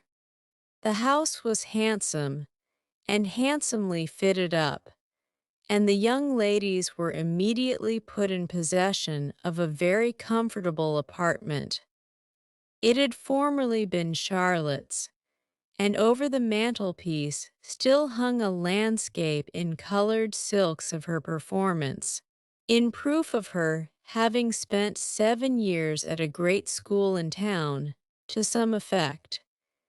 As dinner was not to be ready in less than 2 hours from their arrival, Elinor determined to employ the interval in writing to her mother, and sat down for that purpose. In a few moments Marian did the same. "I am writing home, Marian," said Elinor. "Had not you better defer your letter for a day or two?" "I am not going to write to my mother," replied Marian hastily, and as if wishing to avoid any farther inquiry, Elinor said no more. It immediately struck her that she must then be writing to Willoughby, and the conclusion which as instantly followed was that, however mysteriously they might wish to conduct the affair, they must be engaged. This conviction, though not entirely satisfactory, gave her pleasure, and she continued her letter with greater alacrity. Marian's was finished in a very few minutes. In length it could be no more than a note. It was then folded up, sealed, and directed with eager rapidity. Elinor thought she could distinguish a large W in the direction, and no sooner was it complete than Marian, ringing the bell, requested the footman who answered it to get that letter conveyed for her to the twopenny post. This decided the matter at once. Her spirits still continued very high, but there was a flutter in them which prevented their giving much pleasure to her sister, and this agitation increased as the evening drew on. She could scarcely eat any dinner, and when they afterwards returned to the drawing-room, seemed anxiously listening to the sound of every carriage. It was a great satisfaction to Elinor that Mrs. Jennings, by being much engaged in her own room, could see little of what was passing. The tea things were brought in, and already had Marian been disappointed more than once by a rap at a neighboring door, when a loud one was suddenly heard, which could not be mistaken for one at any other house. Elinor felt secure of its announcing Willoughby's approach, and Marian, starting up, moved towards the door. Everything was silent. This could not be borne many seconds. She opened the door, advanced a few steps towards the stairs, and after listening half a minute, returned into the room in all the agitation which a conviction of having heard him would naturally produce. In the ecstasy of her feelings at that instant, she could not help exclaiming, "Oh, Elinor, it is Willoughby. Indeed it is," and seemed almost ready to throw herself into his arms when Colonel Brandon appeared. It was too great a shock to be borne with calmness, and she immediately left the room. Elinor was disappointed too, but at the same time, her regard for Colonel Brandon ensured his welcome with her, and she felt particularly hurt that a man so partial to her sister should perceive that she experienced nothing but grief and disappointment in seeing him. She instantly saw that it was not unnoticed by him, that he even observed Marian as she quitted the room with such astonishment and concern as hardly left him the recollection of what civility demanded towards herself. "Is your sister ill?" said he.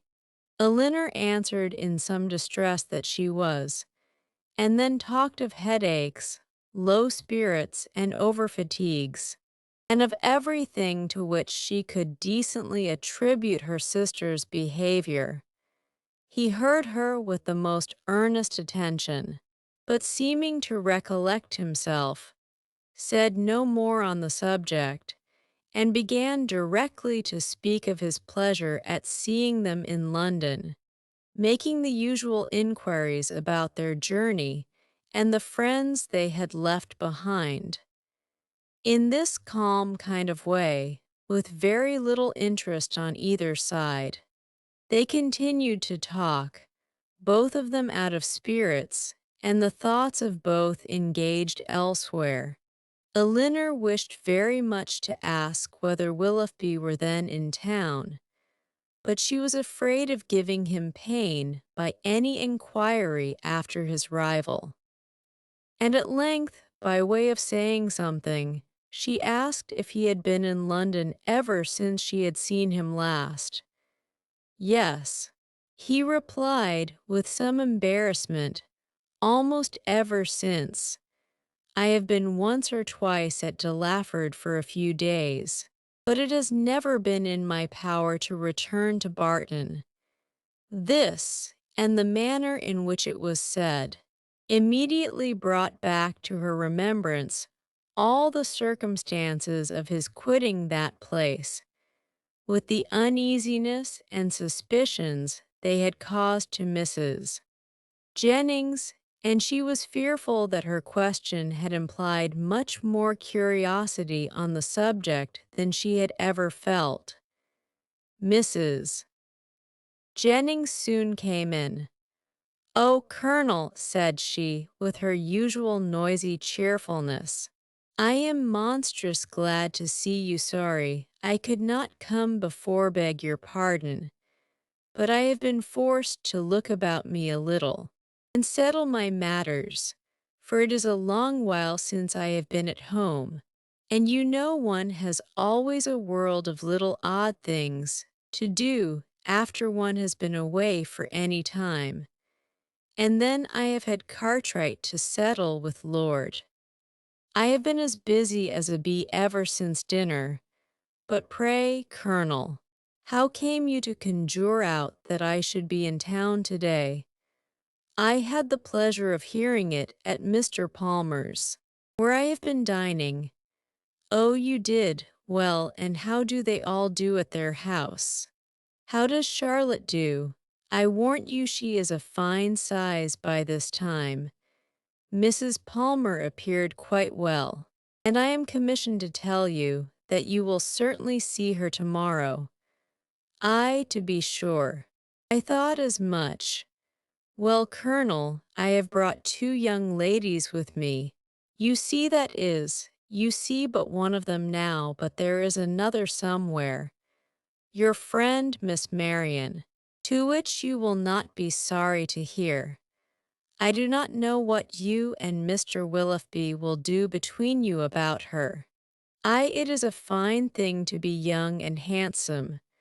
Well, I was young once, but I never was very handsome, worse luck for me. However, I got a very good husband, and I don't know what the greatest beauty can do more. Ah, poor man!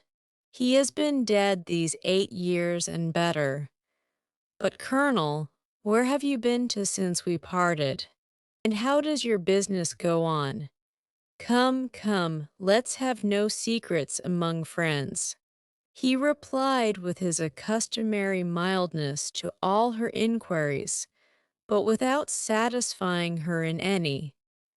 Elinor now began to make the tea, and Marian was obliged to appear again. After her entrance, Colonel Brandon became more thoughtful and silent than he had been before, and Mrs. Jennings could not prevail on him to stay long. No other visitor appeared that evening, and the ladies were unanimous in agreeing to go early to bed. Marian rose the next morning with recovered spirits and happy looks. The disappointment of the evening before seemed forgotten in the expectation of what was to happen that day. They had not long finished their breakfast before Mrs. Palmer's barouche stopped at the door, and in a few minutes she came laughing into the room, so delighted to see them all, that it was hard to say whether she received most pleasure from meeting her mother or the Miss Dashwoods again. So surprised at their coming to town, though it was what she had rather expected all along. So angry at their accepting her mother's invitation after having declined her own, though at the same time she would never have forgiven them if they had not come. "Mr. Palmer will be so happy to see you," said she, What do you think he said when he heard of your coming with Mama? I forget what it was now, but it was something so droll. After an hour or two spent in what her mother called comfortable chat, or in other words, in every variety of inquiry concerning all their acquaintance on Mrs. Jennings's side, and in laughter without cause on Mrs. Palmer's, it was proposed by the latter that they should all accompany her to some shops where she had business that morning, to which Mrs. Jennings and Elinor readily consented, as having likewise some purchases to make themselves, and Marian, though declining it at first, was induced to go likewise. Wherever they went, she was evidently always on the watch. In Bond Street especially, where much of their business lay, her eyes were in constant inquiry, and in whatever shop the party were engaged. Her mind was equally abstracted from everything actually before them, from all that interested and occupied the others. Restless and dissatisfied everywhere, her sister could never obtain her opinion of any article of purchase, however it might equally concern them both. She received no pleasure from anything, was only impatient to be at home again, and could with difficulty govern her vexation at the tediousness of Mrs. Palmer, whose eye was caught by everything pretty, expensive or new, who was wild to buy all, could determine on none, and dawdled away her time in rapture and indecision. It was late in the morning before they returned home. No sooner had they entered the house than Marian flew eagerly upstairs, and when Elinor followed, she found her turning from the table with a sorrowful countenance, which declared that no Willoughby had been there. "Has no letter been left here for me since we went out?" said she to the footman, who then entered with the parcels. She was answered in the negative. "Are you quite sure of it?" she replied. "Are you certain that no servant, no porter has left any letter or note?" The man replied that none had. "How very odd," said she in a low and disappointed voice as she turned away to the window. "How odd." "Indeed," repeated Elinor within herself, regarding her sister with uneasiness. If she had not known him to be in town, she would not have written to him, as she did. She would have written to Cum Magna, and if he is in town, how odd that he should neither come nor write. Oh, my dear mother, you must be wrong in permitting an engagement between a daughter so young, a man so little known, to be carried on in so doubtful, so mysterious a manner. I long to inquire, and how will my interference be borne? She determined, after some consideration, that if appearances continued many days longer as unpleasant as they now were, she would represent in the strongest manner to her mother the necessity of some serious inquiry into the affair. Mrs. Palmer and two elderly ladies of Mrs. Jennings's intimate acquaintance, whom she had met and invited in the morning, dined with them. The former left them soon after tea to fulfill her evening engagements, and Elinor was obliged to assist in making a whist table for the others. Marian was of no use on these occasions, as she would never learn the game, but though her time was therefore at her own disposal, the evening was by no means more productive of pleasure to her than to Elinor, for it was spent in all the anxiety of expectation and the pain of disappointment. She sometimes endeavored for a few minutes to read, but the book was soon thrown aside, and she returned to the more interesting employment of walking backwards and forwards across the room, pausing for a moment whenever she came to the window in hopes of distinguishing the long-expected rap. Chapter 27. If this open weather holds much longer, said Mrs. Jennings, when they met at breakfast the following morning, Sir John will not like leaving Barton next week. 'Tis a sad thing for sportsmen to lose a day's pleasure. Poor souls, I always pity them when they do. They seem to take it so much to heart. That is true, cried Marian in a cheerful voice, and walking to the window as she spoke, to examine the day. I had not thought of that. This weather will keep many sportsmen in the country. It was a lucky recollection. All her good spirits were restored by it. It is charming weather for them indeed, she continued, as she sat down to the breakfast table with a happy countenance. How much they must enjoy it, but, with a little return of anxiety, it cannot be expected to last long. At this time of the year, and after such a series of rain, we shall certainly have very little more of it. Frosts will soon set in, and in all probability with severity. In another day or two perhaps, this extreme mildness can hardly last longer, nay, perhaps it may freeze tonight. At any rate, said Elinor, wishing to prevent Mrs. Jennings from seeing her sister's thoughts as clearly as she did, I dare say we shall have Sir John and Lady Middleton in town by the end of next week. Ay, my dear, I'll warrant you we do. Mary always has her own way.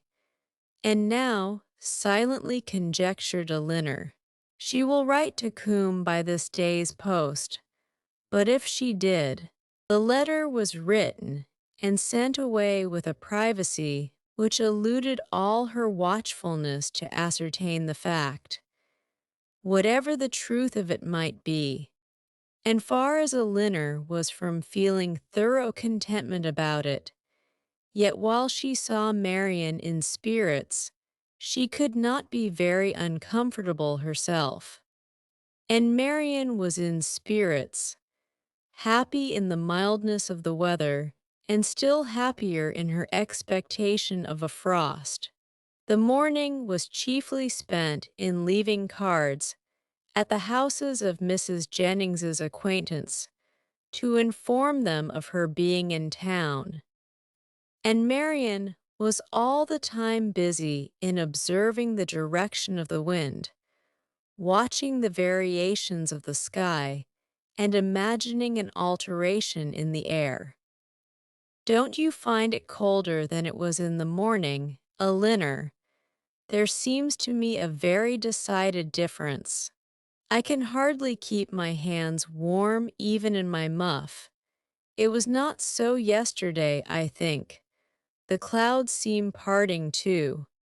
The sun will be out in a moment, and we shall have a clear afternoon. Elinor was alternately diverted and pained, but Marian persevered, and saw every night in the brightness of the fire, and every morning in the appearance of the atmosphere, the certain symptoms of approaching frost.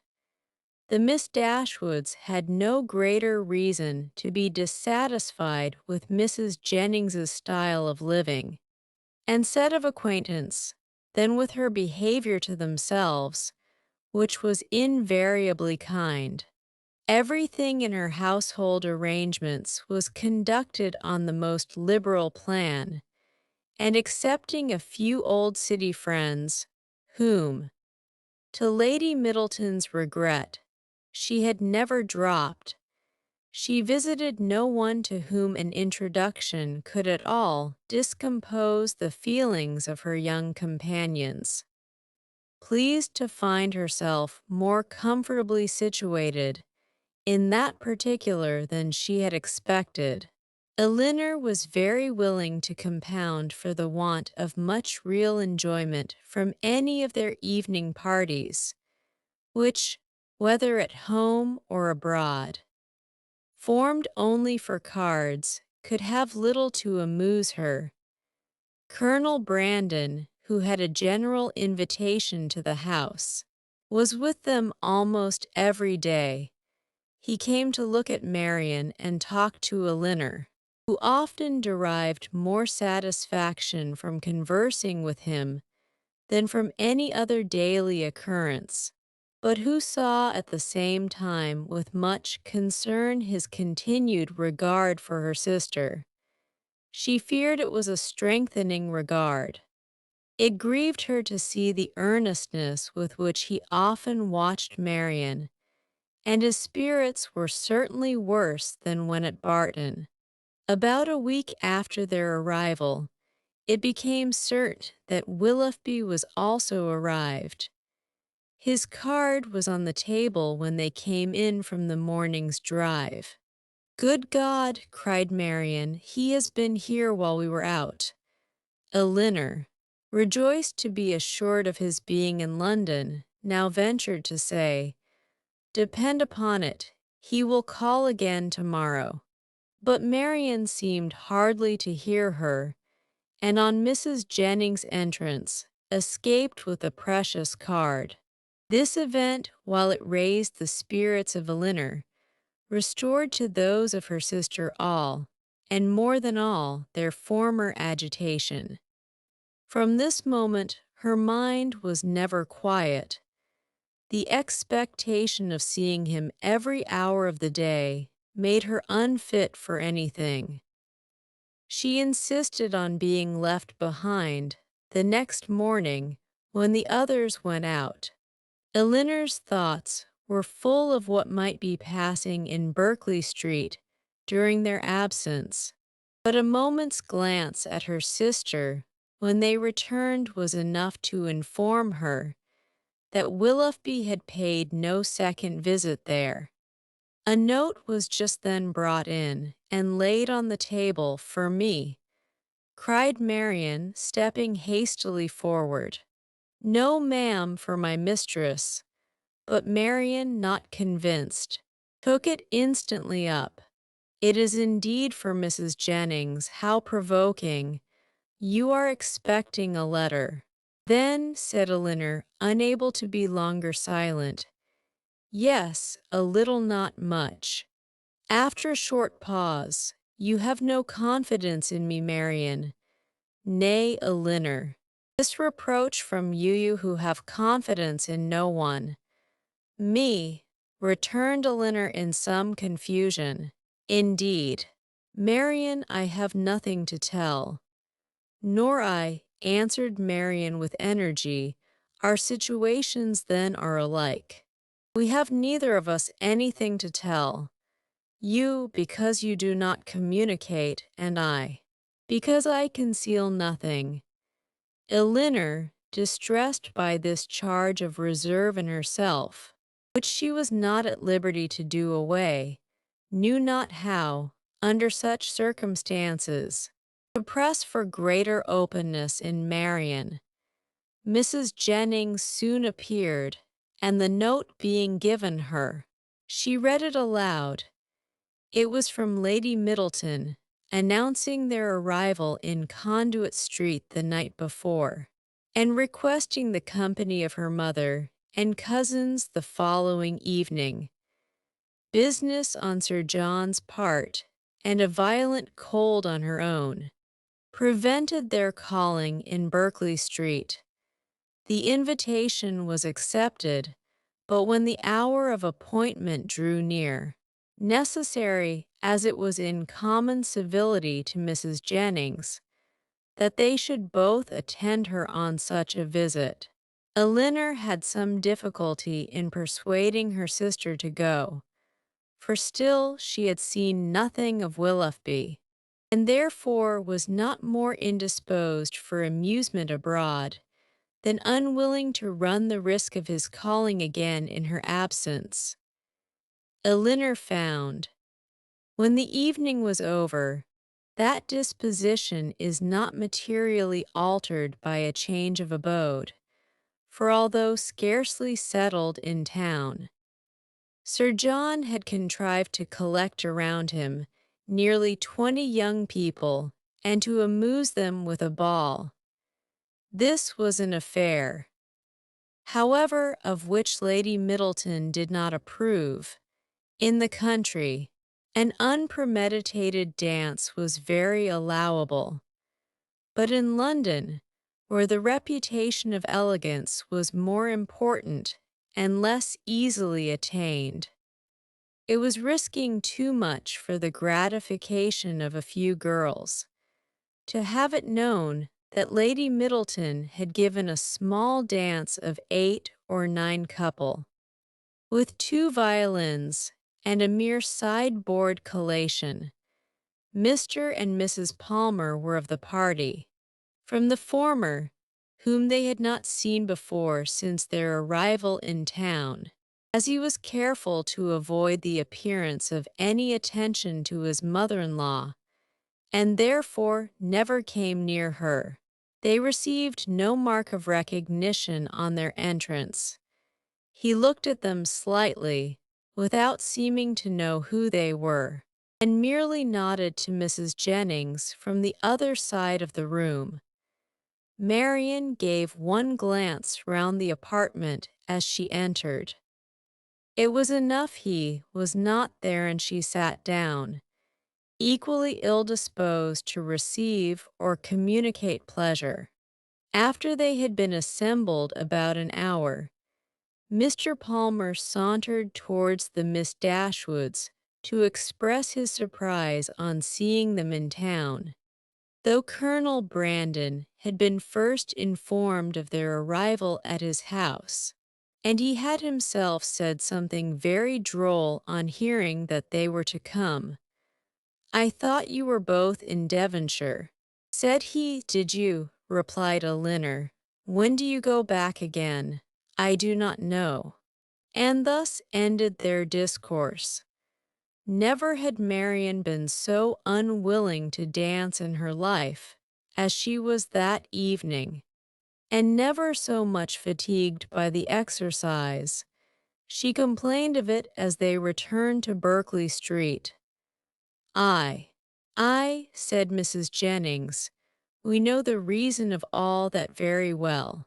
If a certain person who shall be nameless had been there, you would not have been a bit tired.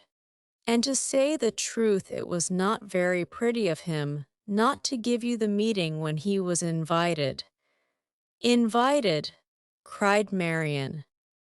"So my daughter Middleton told me, for it seems Sir John met him somewhere in the street this morning."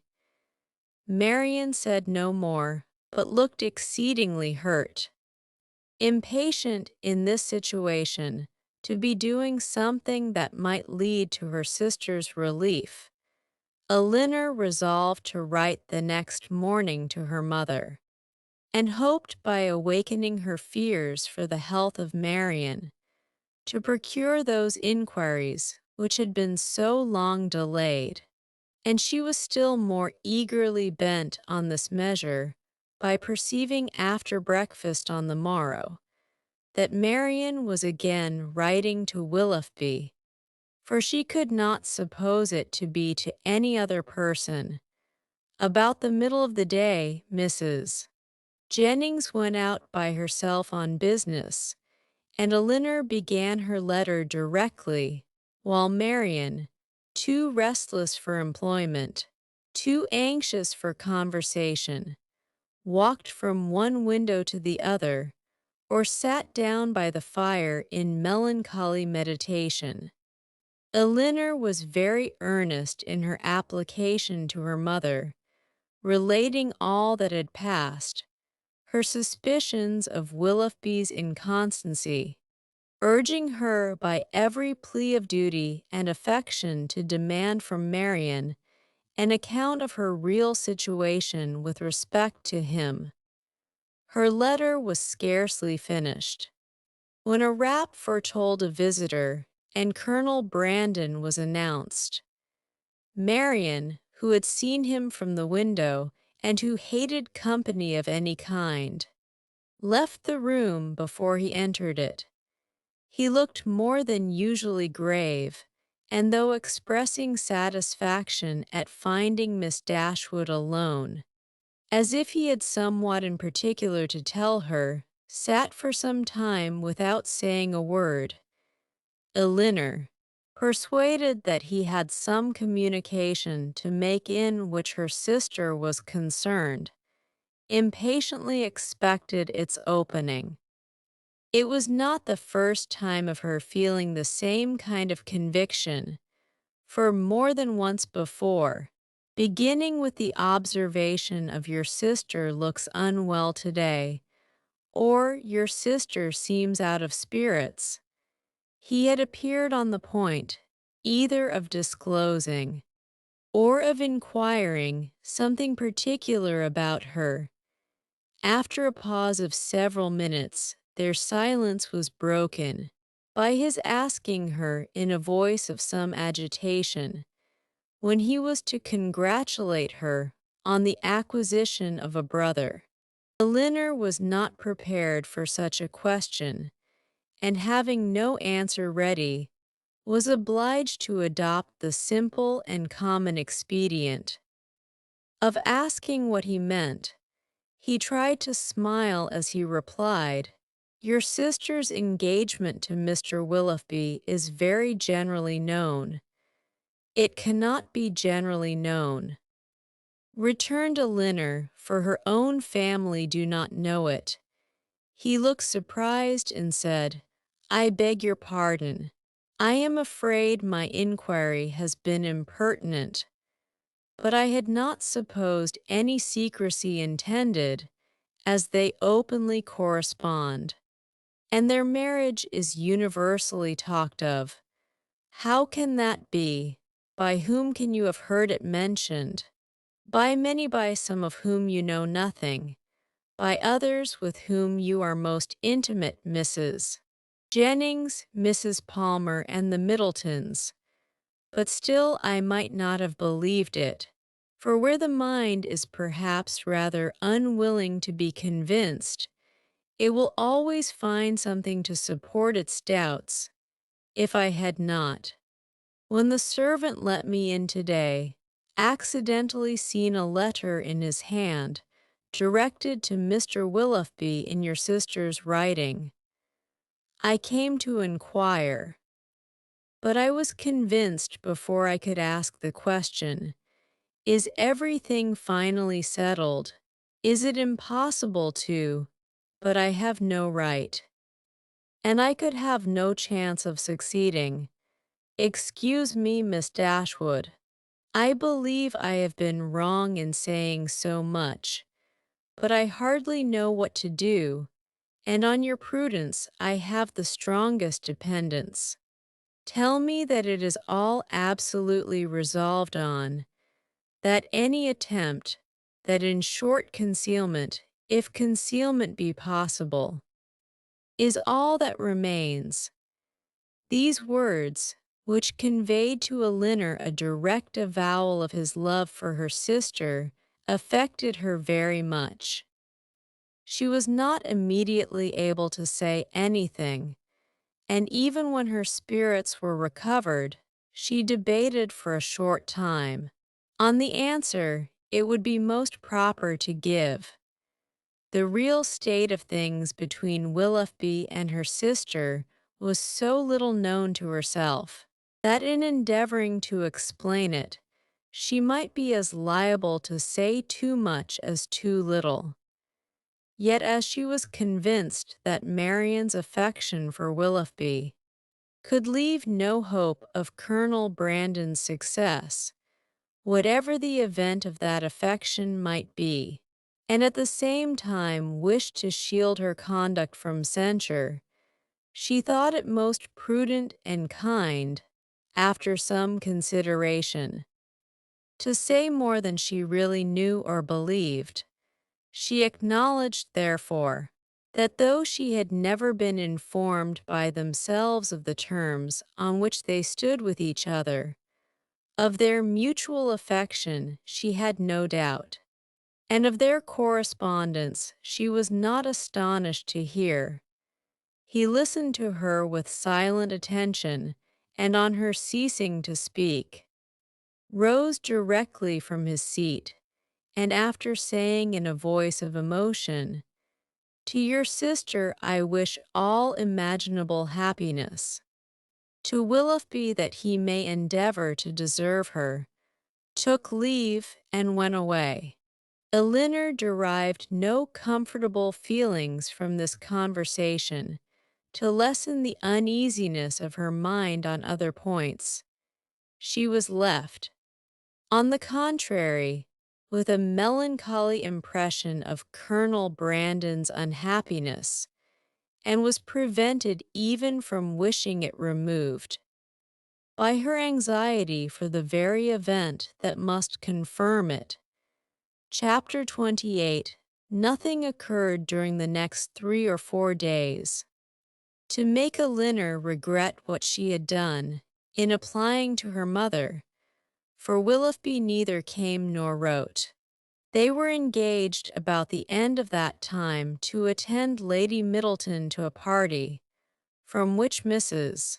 Jennings was kept away by the indisposition of her youngest daughter, and for this party Marian, wholly dispirited, careless of her appearance, and seeming equally indifferent whether she went or stayed, prepared.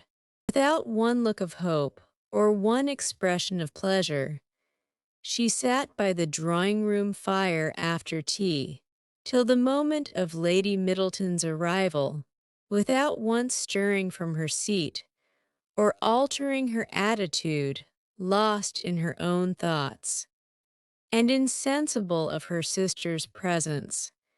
And when at last they were told that Lady Middleton waited for them at the door, she started as if she had forgotten that anyone was expected.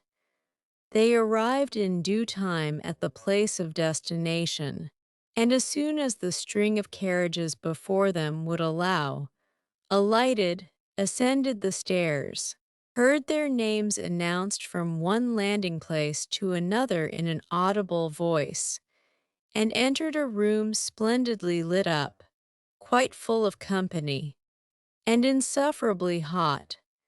When they had paid their tribute of politeness by curtsying to the lady of the house, they were permitted to mingle in the crowd, and take their share of the heat and inconvenience, to which their arrival must necessarily add. After some time spent in saying little or doing less, Lady Middleton sat down to Cassino, and as Marian was not in spirits for moving about, she and Elinor, luckily succeeding to chairs, placed themselves at no great distance from the table. They had not remained in this manner long before Elinor perceived Willoughby, standing within a few yards of them, in earnest conversation with a very fashionable-looking young woman. She soon caught his eye, and he immediately bowed, but without attempting to speak to her or to approach Marian, though he could not but see her, and then continued his discourse with the same lady. Elinor turned involuntarily to Marian, to see whether it could be unobserved by her. At that moment she first perceived him, and her whole countenance glowing with sudden delight, she would have moved towards him instantly, had not her sister caught hold of her. "Good heavens!" she exclaimed, he is there, oh, why does he not look at me? Why cannot I speak to him?" Pray be composed," cried Elinor, and do not betray what you feel to every body present. Perhaps he has not observed you yet. This, however, was more than she could believe herself, and to be composed at such a moment was not only beyond the reach of Marian, it was beyond her wish. She sat in an agony of impatience which affected every feature.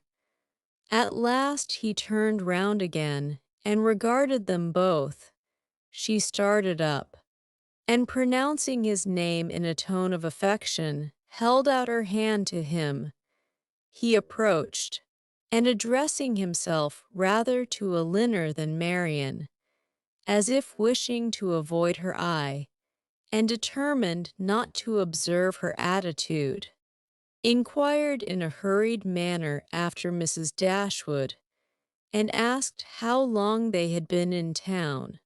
Elinor was robbed of all presence of mind by such an address, and was unable to say a word. But the feelings of her sister were instantly expressed. Her face was crimsoned over, and she exclaimed in a voice of the greatest emotion, "Good God, Willoughby, what is the meaning of this? Have you not received my letters? Will you not shake hands with me?" He could not then avoid it, but her touch seemed painful to him, and he held her hand only for a moment.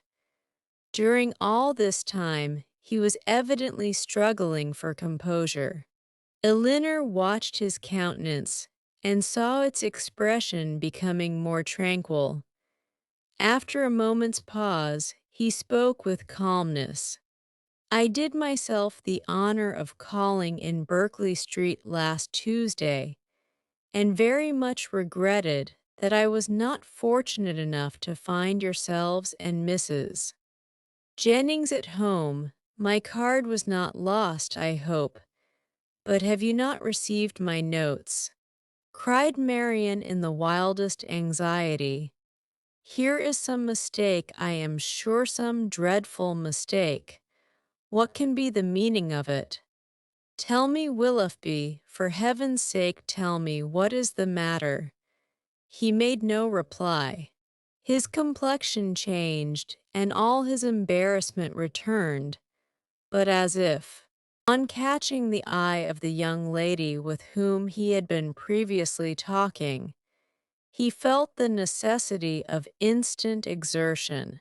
He recovered himself again, and after saying, "Yes, I had the pleasure of receiving the information of your arrival in town, which you were so good as to send me," turned hastily away with a slight bow and joined his friend. Marian, now looking dreadfully white and unable to stand, sunk into her chair, and Elinor, expecting every moment to see her faint, tried to screen her from the observation of others, while reviving her with lavender water. "Go to him, Elinor," she cried, as soon as she could speak, "and force him to come to me. Tell him I must see him again, must speak to him instantly. I cannot rest, I shall not have a moment's peace, till this is explained some dreadful misapprehension or other. Oh, go to him this moment." "How can that be done?" "No, my dearest Marian, you must wait. This is not the place for explanations. Wait only till tomorrow." With difficulty, however, could she prevent her from following him herself, and to persuade her to check her agitation, to wait, at least, with the appearance of composure, till she might speak to him with more privacy and more effect, was impossible. For Marian continued incessantly to give way in a low voice to the misery of her feelings by exclamations of wretchedness. In a short time Elinor saw Willoughby quit the room by the door towards the staircase, and telling Marian that he was gone, urged the impossibility of speaking to him again that evening as a fresh argument for her to be calm. She instantly begged her sister would entreat Lady Middleton to take them home, as she was too miserable to stay a minute longer. Lady Middleton, though in the middle of a rubber, on being informed that Marian was unwell, was too polite to object for a moment to her wish of going away, and making over her cards to a friend, they departed as soon the carriage could be found. Scarcely a word was spoken during their return to Berkeley Street. Marian was in a silent agony, too much oppressed even for tears, but as Mrs. Jennings was luckily not come home, they could go directly to their own room, where Hartshorn restored her a little to herself. She was soon undressed and in bed, and as she seemed desirous of being alone, her sister then left her, and while she waited the return of Mrs. Jennings, had leisure enough for thinking over the past. That some kind of engagement had subsisted between Willoughby and Marian she could not doubt, and that Willoughby was weary of it seemed equally clear. For however Marian might still feed her own wishes, she could not attribute such behavior to mistake or misapprehension of any kind. Nothing but a thorough change of sentiment could account for it. Her indignation would have been still stronger than it was, had she not witnessed that embarrassment which seemed to speak a consciousness of his own misconduct, and prevented her from believing him so unprincipled as to have been sporting with the affections of her sister from the first, without any design that would bear investigation. Absence might have weakened his regard, and convenience might have determined him to overcome it, but that such a regard had formerly existed, she could not bring herself to doubt. As for Marian, on the pangs which so unhappy a meeting must already have given her, and on those still more severe which might await her in its probable consequence, she could not reflect without the deepest concern. Her own situation gained in the comparison, for while she could esteem Edward as much as ever, however they might be divided in future, her mind might be always supported. But every circumstance that could embitter such an evil seemed uniting to heighten the misery of Marian in a final separation from Willoughby, an immediate and irreconcilable rupture with him. Chapter 29. Before the housemaid had lit their fire the next day, or the sun gained any power over a cold, gloomy morning in January, Marian, only half dressed, was kneeling against one of the window seats for the sake of all the little light she could command from it, and writing as fast as a continual flow of tears would permit her. In this situation, Elinor, roused from sleep by her agitation and sobs, first perceived her, and after observing her for a few moments with silent anxiety, said in a tone of the most considerate gentleness, "Marian, may I ask?" "No, Elinor," she replied, "ask nothing, you will soon know all." The sort of desperate calmness with which this was said lasted no longer than while she spoke, and was immediately followed by a return of the same excessive affliction. It was some minutes before she could go on with her letter, and the frequent bursts of grief which still obliged her, at intervals, to withhold her pen, were proofs enough of her feeling how more than probable it was that she was writing for the last time to Willoughby. Elinor paid her every quiet and unobtrusive attention in her power, and she would have tried to soothe and tranquilize her still more, had not Marian entreated her, with all the eagerness of the most nervous irritability, not to speak to her for the world.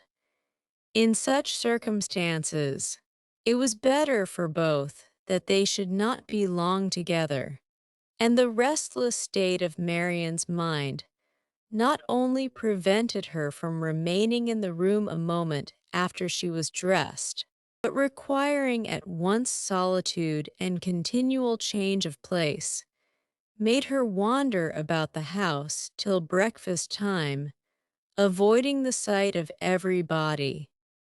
At breakfast she neither ate nor attempted to eat anything, and Elinor's attention was then all employed, not in urging her, not in pitying her, nor in appearing to regard her, but in endeavoring to engage Mrs. Jennings' notice entirely to herself. As this was a favorite meal with Mrs. Jennings, it lasted a considerable time, and they were just setting themselves, after it, round the common working table, when a letter was delivered to Marian, which she eagerly caught from the servant, and, turning of a death-like paleness, instantly ran out of the room. Elinor, who saw as plainly by this, as if she had seen the direction, that it must come from Willoughby, felt immediately such a sickness at heart as made her hardly able to hold up her head, and sat in such a general tremor as made her fear it impossible to escape Mrs. Jennings' notice. That good lady, however, saw only that Marian had received a letter from Willoughby, which appeared to her a very good joke, and which she treated accordingly, by hoping with a laugh that she would find it to her liking. Of Elinor's distress, she was too busily employed in measuring lengths of worsted for her rug to see anything at all, and calmly continuing her talk. As soon as Marian disappeared, she said, "Upon my word, I never saw a young woman so desperately in love in my life. My girls were nothing to her, and yet they used to be foolish enough. But as for Miss Marian, she is quite an altered creature. I hope, from the bottom of my heart, he won't keep her waiting much longer, for it is quite grievous to see her look so ill and forlorn. Pray, when are they to be married?" Elinor, though never less disposed to speak than at that moment, obliged herself to answer such an attack as this, and, therefore, trying to smile, replied, "And have you really, ma'am, talked yourself into a persuasion of my sister's being engaged to Mr. Willoughby? I thought it had been only a joke, but so serious a question seems to imply more, and I must beg, therefore, that you will not deceive yourself any longer. I do assure you that nothing would surprise me more than to hear of their being going to be married. For shame, Miss Dashwood. How can you talk so? Don't we all know that it must be a match, that they were over head and ears in love with each other from the first moment they met? Did not I see them together in Devonshire every day, and all day long?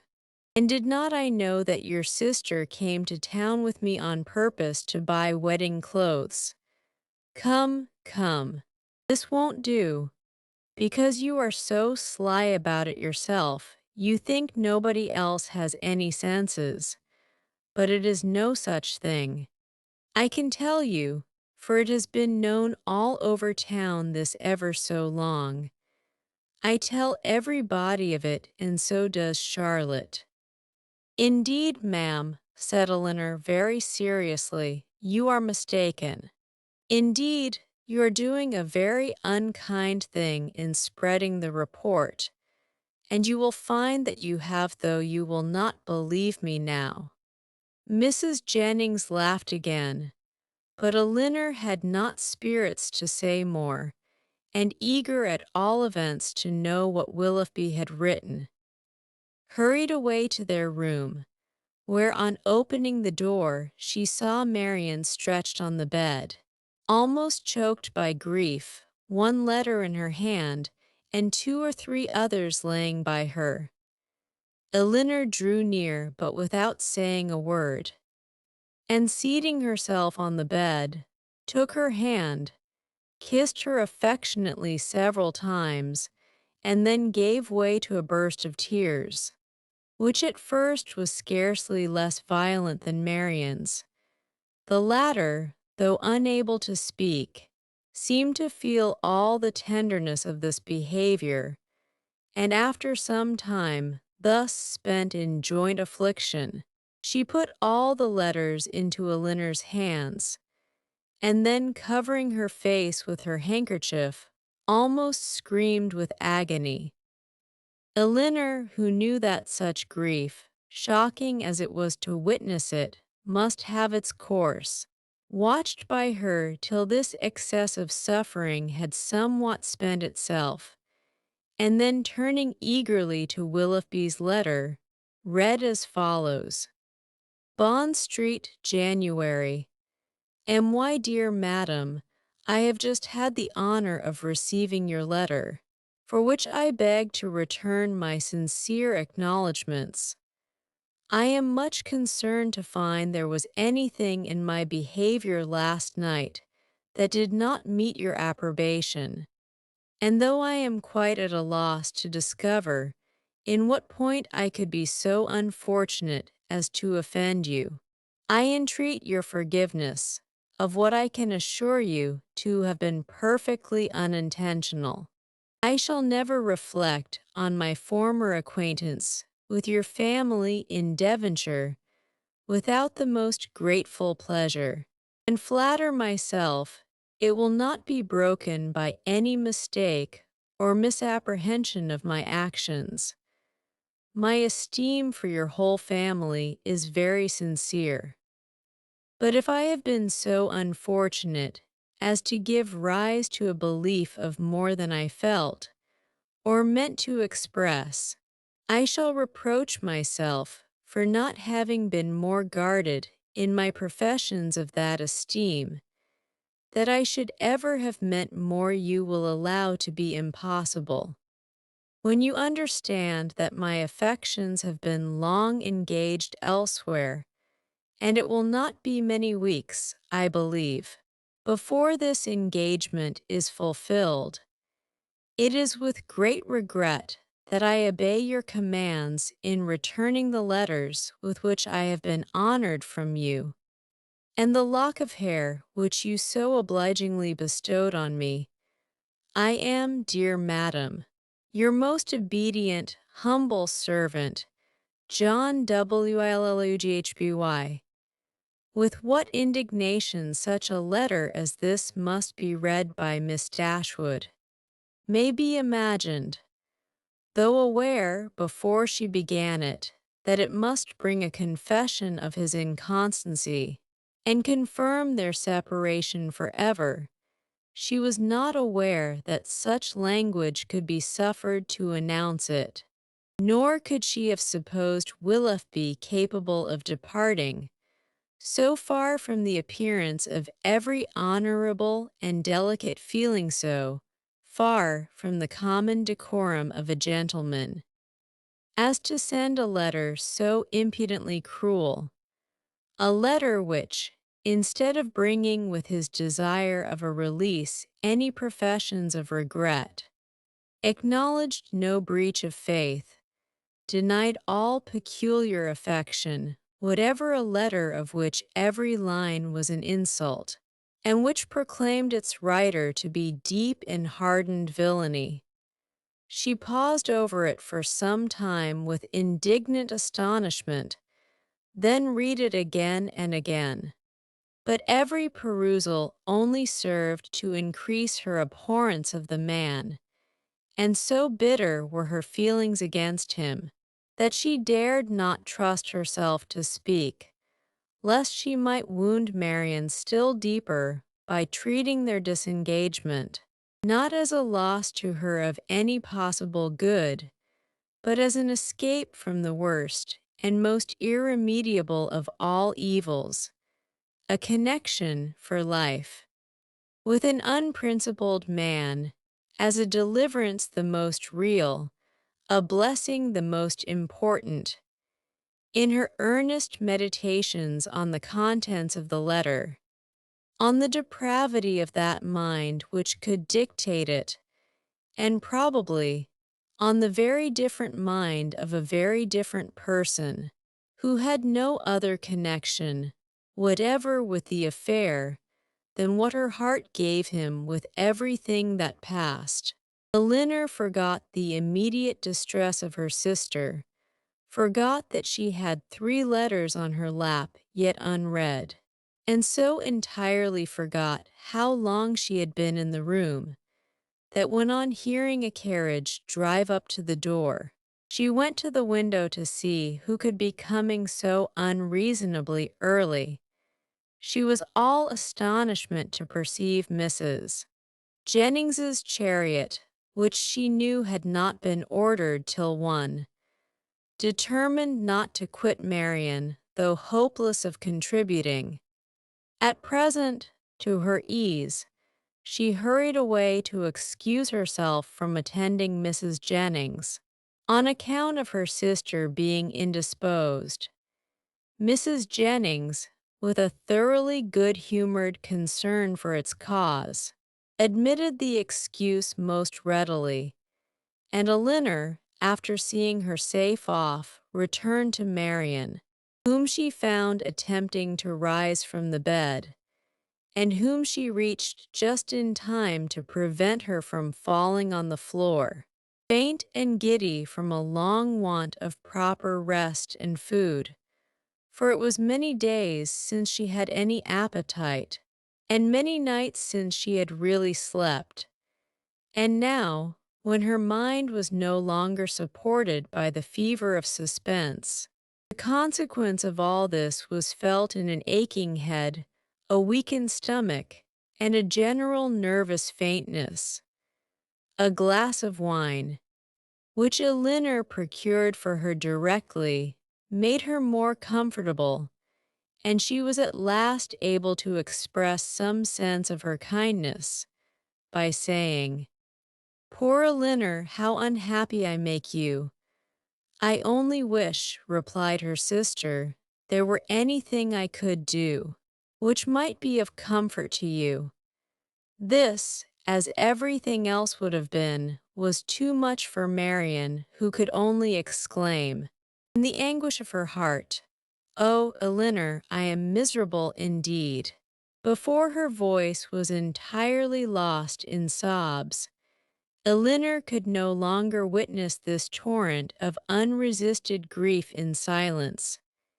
"Exert yourself, dear Marian," she cried, "if you would not kill yourself and all who love you.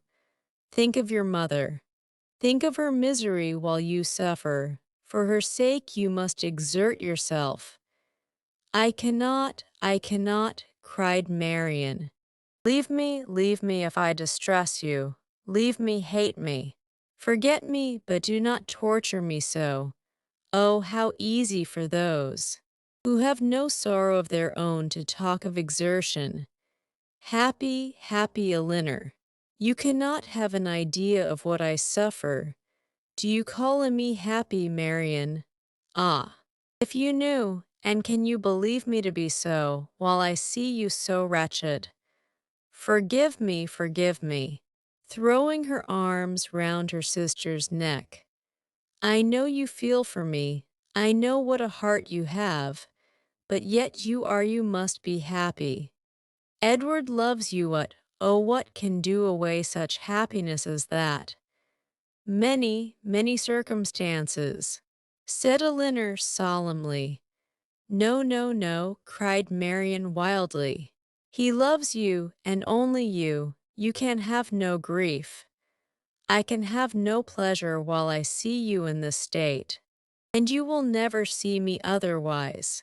Mine is a misery which nothing can do away. You must not talk so. Marian, have you no comforts, no friends? Is your loss such as leaves no opening for consolation?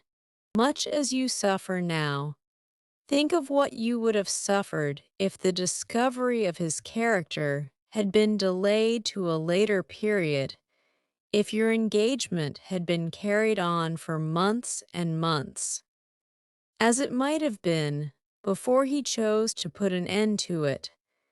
Every additional day of unhappy confidence on your side would have made the blow more dreadful.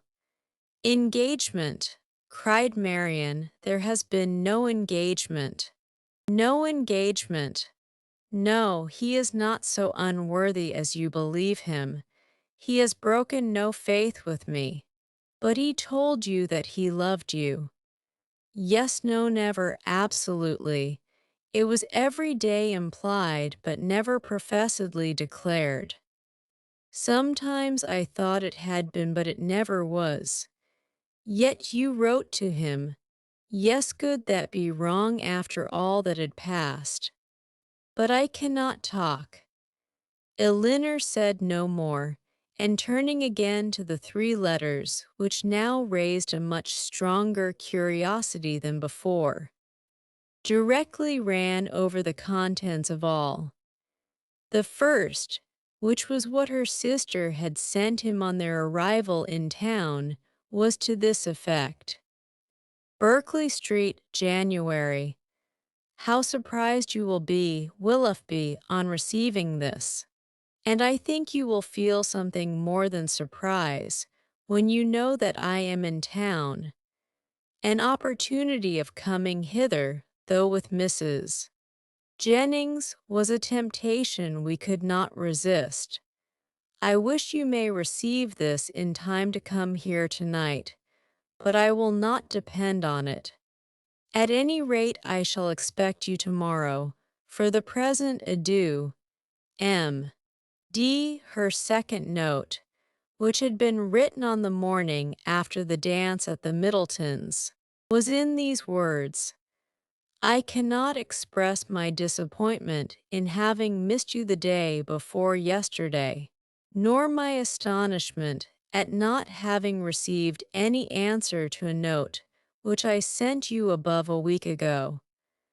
I have been expecting to hear from you, and still more to see you, every hour of the day. Pray call again as soon as possible, and explain the reason of my having expected this in vain. You had better come earlier another time, because we are generally out by 1. We were last night at Lady Middleton's, where there was a dance. I have been told that you were asked to be of the party, but could it be so? You must be very much altered indeed since we parted, if that could be the case, and you not there. But I will not suppose this possible, and I hope very soon to receive your personal assurance of its being otherwise. M.D. The contents of her last note to him were these: What am I to imagine, Willoughby, by your behavior last night? Again, I demand an explanation of it. I was prepared to meet you with the pleasure which our separation naturally produced, with the familiarity which our intimacy at Barton appeared to me to justify. I was repulsed indeed. I have passed a wretched night in endeavoring to excuse a conduct which can scarcely be called less than insulting. But though I have not yet been able to form any reasonable apology for your behavior, I am perfectly ready to hear your justification of it. You have perhaps been misinformed, or purposely deceived, in something concerning me, which may have lowered me in your opinion. Tell me what it is. Explain the grounds on which you acted, and I shall be satisfied in being able to satisfy you. It would grieve me indeed to be obliged to think ill of you, but if I am to do it, if I am to learn that you are not what we have hitherto believed you, that your regard for us all was insincere, that your behavior to me was intended only to deceive, let it be told as soon as possible. My feelings are at present in a state of dreadful indecision. I wish to acquit you, but certainty on either side will be ease to what I now suffer. If your sentiments are no longer what they were, you will return my notes, and the lock of my hair which is in your possession. MD that such letters, so full of affection and confidence, could have been so answered. Elinor, for Willoughby's sake, would have been unwilling to believe, but her condemnation of him did not blind her to the impropriety of their having been written at all, and she was silently grieving over the imprudence which had hazarded such unsolicited proofs of tenderness, not warranted by anything preceding, and most severely condemned by the event, when Marian, perceiving that she had finished the letters, observed to her that they contained nothing but what anyone would have written in the same situation. I felt myself, she added, to be as solemnly engaged to him as if the strictest legal covenant had bound us to each other. I can believe it, said Elinor. But unfortunately he did not feel the same. He did feel the same, Elinor, for weeks and weeks he felt it. I know he did. Whatever may have changed him now, and nothing but the blackest art employed against me can have done it. I was once as dear to him as my own soul could wish. This lock of hair, which now he can so readily give up, was begged of me with the most earnest supplication. Had you seen his look, his manner, had you heard his voice at that moment, have you forgot the last evening of our being together at Barton, the morning that we parted too, when he told me that it might be many weeks before we met again? His distress, can I ever forget his distress? For a moment or two she could say no more. But when this emotion had passed away, she added in a firmer tone, Elinor, I have been cruelly used, but not by Willoughby. Dearest Marian, who but himself? By whom can he have been instigated? By all the world, rather than by his own heart. I could rather believe every creature of my acquaintance leagued together to ruin me in his opinion than believe his nature capable of such cruelty. This woman of whom he writes, whoever she be, or anyone, in short, but your own dear self, mamma, and Edward may have been so barbarous to belie me, beyond you three. Is there a creature in the world whom I would not rather suspect of evil than Willoughby, whose heart I know so well? Elinor would not contend, and only replied, whoever may have been so detestably your enemy, let them be cheated of their malignant triumph. My dear sister, by seeing how nobly the consciousness of your own innocence and good intentions supports your spirits. It is a reasonable and laudable pride which resists such malevolence. No, no, cried Marian. Misery such as mine has no pride. I care not who knows that I am wretched. The triumph of seeing me so may be open to all the world. Elinor, Elinor, They who suffer little may be proud and independent, as they like may resist insult, or return mortification, but I cannot. I must feel I must be wretched, and they are welcome to enjoy the consciousness of it that can. But for my mother's sake and mine, I would do more than for my own, but to appear happy when I am so miserable, oh, who can require it?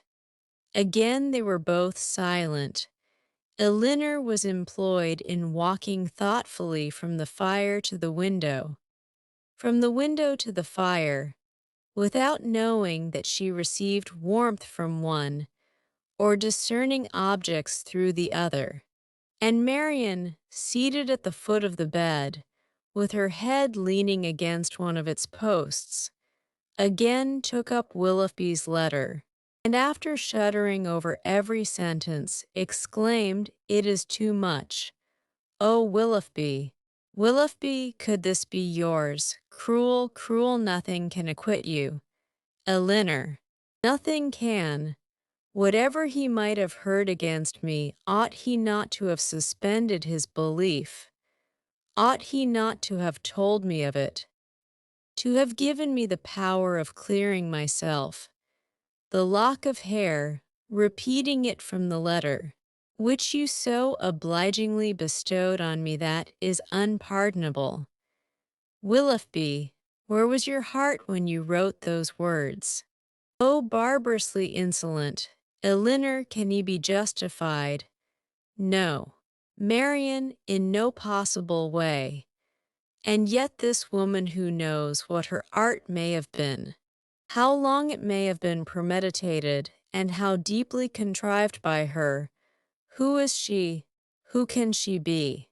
Whom did I ever hear him talk of as young and attractive among his female acquaintance? Oh, no one. No one. He talked to me only of myself. Another pause ensued. Marian was greatly agitated, and it ended thus. Elinor, I must go home. I must go and comfort mamma. Cannot we be gone tomorrow? Tomorrow. Marian, yes, why should I stay here? I came only for Willoughby's sake, and now who cares for me? Who regards me? It would be impossible to go tomorrow. We owe Mrs. Jennings much more than civility, and civility of the commonest kind must prevent such a hasty removal as that. Well then, another day or two, perhaps, but I cannot stay here long. I cannot stay to endure the questions and remarks of all these people.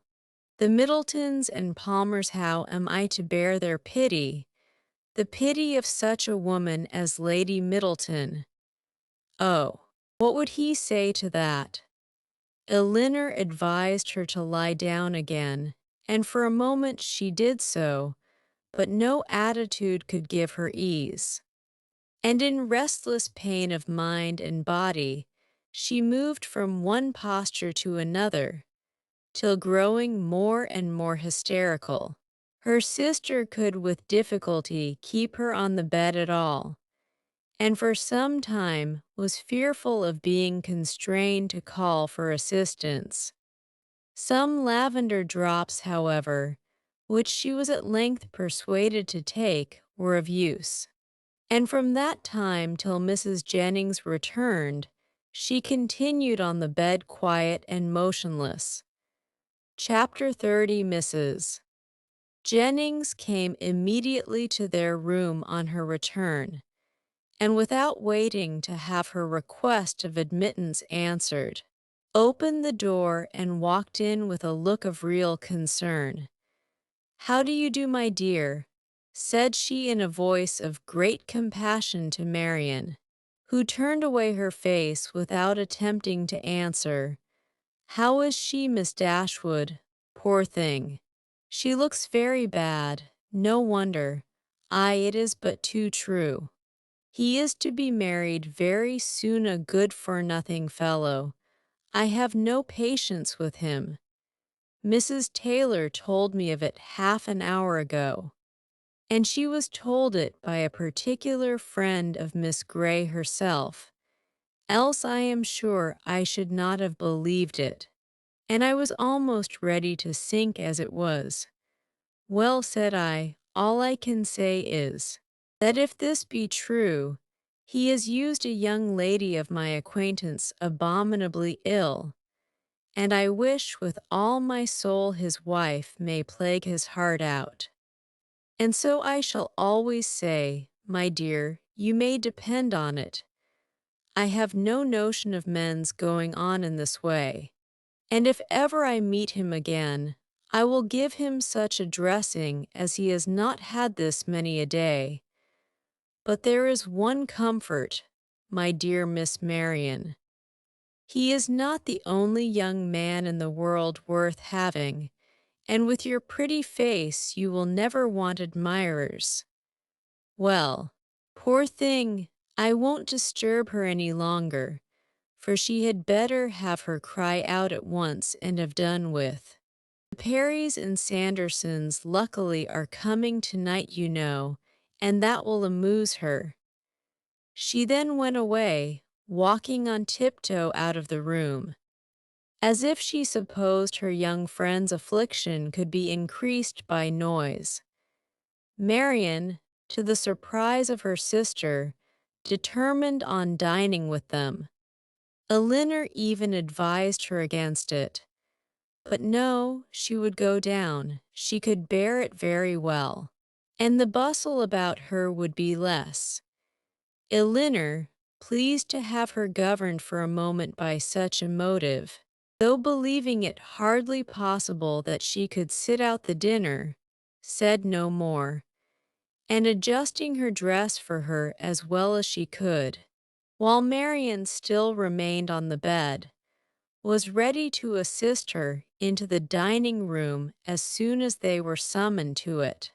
When there, though looking most wretchedly, she ate more and was calmer than her sister had expected. Had she tried to speak, or had she been conscious of half Mrs. Jennings's well-meant, but ill-judged attentions to her, this calmness could not have been maintained. But not a syllable escaped her lips, and the abstraction of her thoughts preserved her in ignorance of everything that was passing before her. Elinor, who did justice to Mrs. Jennings's kindness, though its effusions were often distressing and sometimes almost ridiculous, made her those acknowledgments and returned her those civilities which her sister could not make or return for herself. Their good friend saw that Marian was unhappy, and felt that everything was due to her which might make her at all less so. She treated her, therefore, with all the indulgent fondness of a parent towards a favorite child on the last day of its holidays. Marian was to have the best place by the fire, was to be tempted to eat by every delicacy in the house, and to be amused by the relation of all the news of the day. Had not Elinor, in the sad countenance of her sister, seen a check to all mirth, she could have been entertained by Mrs. Jennings's endeavors to cure a disappointment in love by a variety of sweetmeats and olives, and a good fire. As soon, however, as the consciousness of all this was forced by continual repetition on Marian, she could stay no longer. With a hasty exclamation of misery and a sign to her sister not to follow her, she directly got up and hurried out of the room. Poor soul, cried Mrs. Jennings, as soon as she was gone, how it grieves me to see her, and I declare if she is not gone away without finishing her wine, and the dried cherries too. Lord, nothing seems to do her any good. I am sure if I knew of anything she would like, I would send all over the town for it. Well, it is the oddest thing to me that a man should use such a pretty girl so ill. But when there is plenty of money on one side and next to none on the other, Lord bless you, they care no more about such things. The lady then, Miss Gray, I think you called her, is very rich. 50,000 pounds, my dear. Did you ever see her? A smart, stylish girl, they say, but not handsome. I remember her aunt very well, Biddy Henshaw. She married a very wealthy man, but the family are all rich together.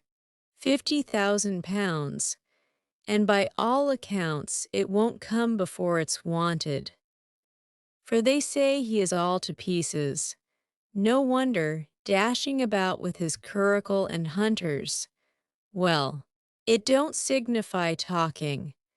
But when a young man, be who he will, comes and makes love to a pretty girl and promises marriage, he has no business to fly off from his word only because he grows poor and a richer girl is ready to have him. Why don't he, in such a case, sell his horses, let his house, turn off his servants, and make a thorough reform at once? I warrant you, Miss Marian would have been ready to wait till matters came round. But that won't do nowadays. Nothing in the way of pleasure can ever be given up by the young men of this age. Do you know what kind of a girl Miss Gray is? Is she said to be amiable?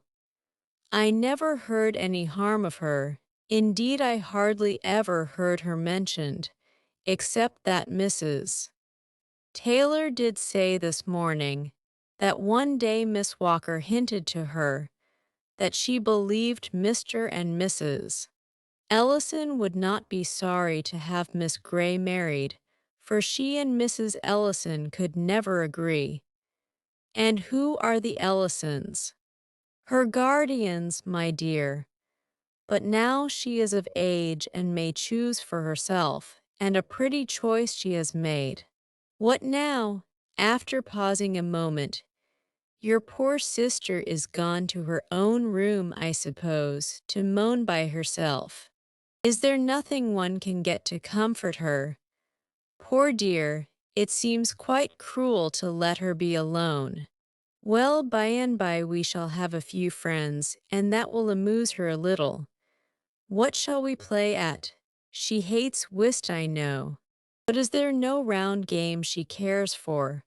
Dear ma'am, this kindness is quite unnecessary. Marian, I dare say, will not leave her room again this evening. I shall persuade her if I can to go early to bed, for I am sure she wants rest. I believe that will be best for her. Let her name her own supper and go to bed.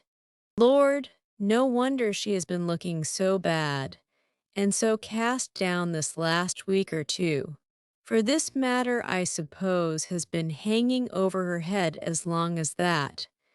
And so the letter that came today finished it. Poor soul. I am sure if I had had a notion of it, I would not have joked her about it for all my money. But then you know, how should I guess such a thing? I made sure of its being nothing but a common love letter, and you know young people like to be laughed at about them. Lord, how concerned Sir John and my daughters will be when they hear it. If I had my senses about me, I might have called in Conduit Street in my way home, and told them of it, but I shall see them tomorrow. It would be unnecessary, I am sure, for you to caution Mrs. Palmer and Sir John against ever naming Mr. Willoughby, or making the slightest allusion to what has passed. Before my sister, their own good nature must point out to them the real cruelty of appearing to know anything about it when she is present. And the less that may ever be said to myself on the subject, the more my feelings will be spared, as you, my dear madam, will easily believe. O Lord, yes, that I do indeed. It must be terrible for you to hear it talked of. And as for your sister, I am sure I would not mention a word about it to her for the world. You saw I did not all dinner time. No more would Sir John. Nor my daughters, for they are all very thoughtful and considerate, especially if I give them a hint, as I certainly will. For my part, I think the less that is said about such things, the better, the sooner tea's blown over and forgot. And what does talking ever do you know? In this affair it can only do harm, more so perhaps than in many cases of a similar kind, for it has been attended by circumstances which, for the sake of every one concerned in it, make it unfit to become the public conversation. I must do this justice to Mr. Willoughby. He has broken no positive engagement with my sister. Law, my dear, don't pretend to defend him. No positive engagement indeed.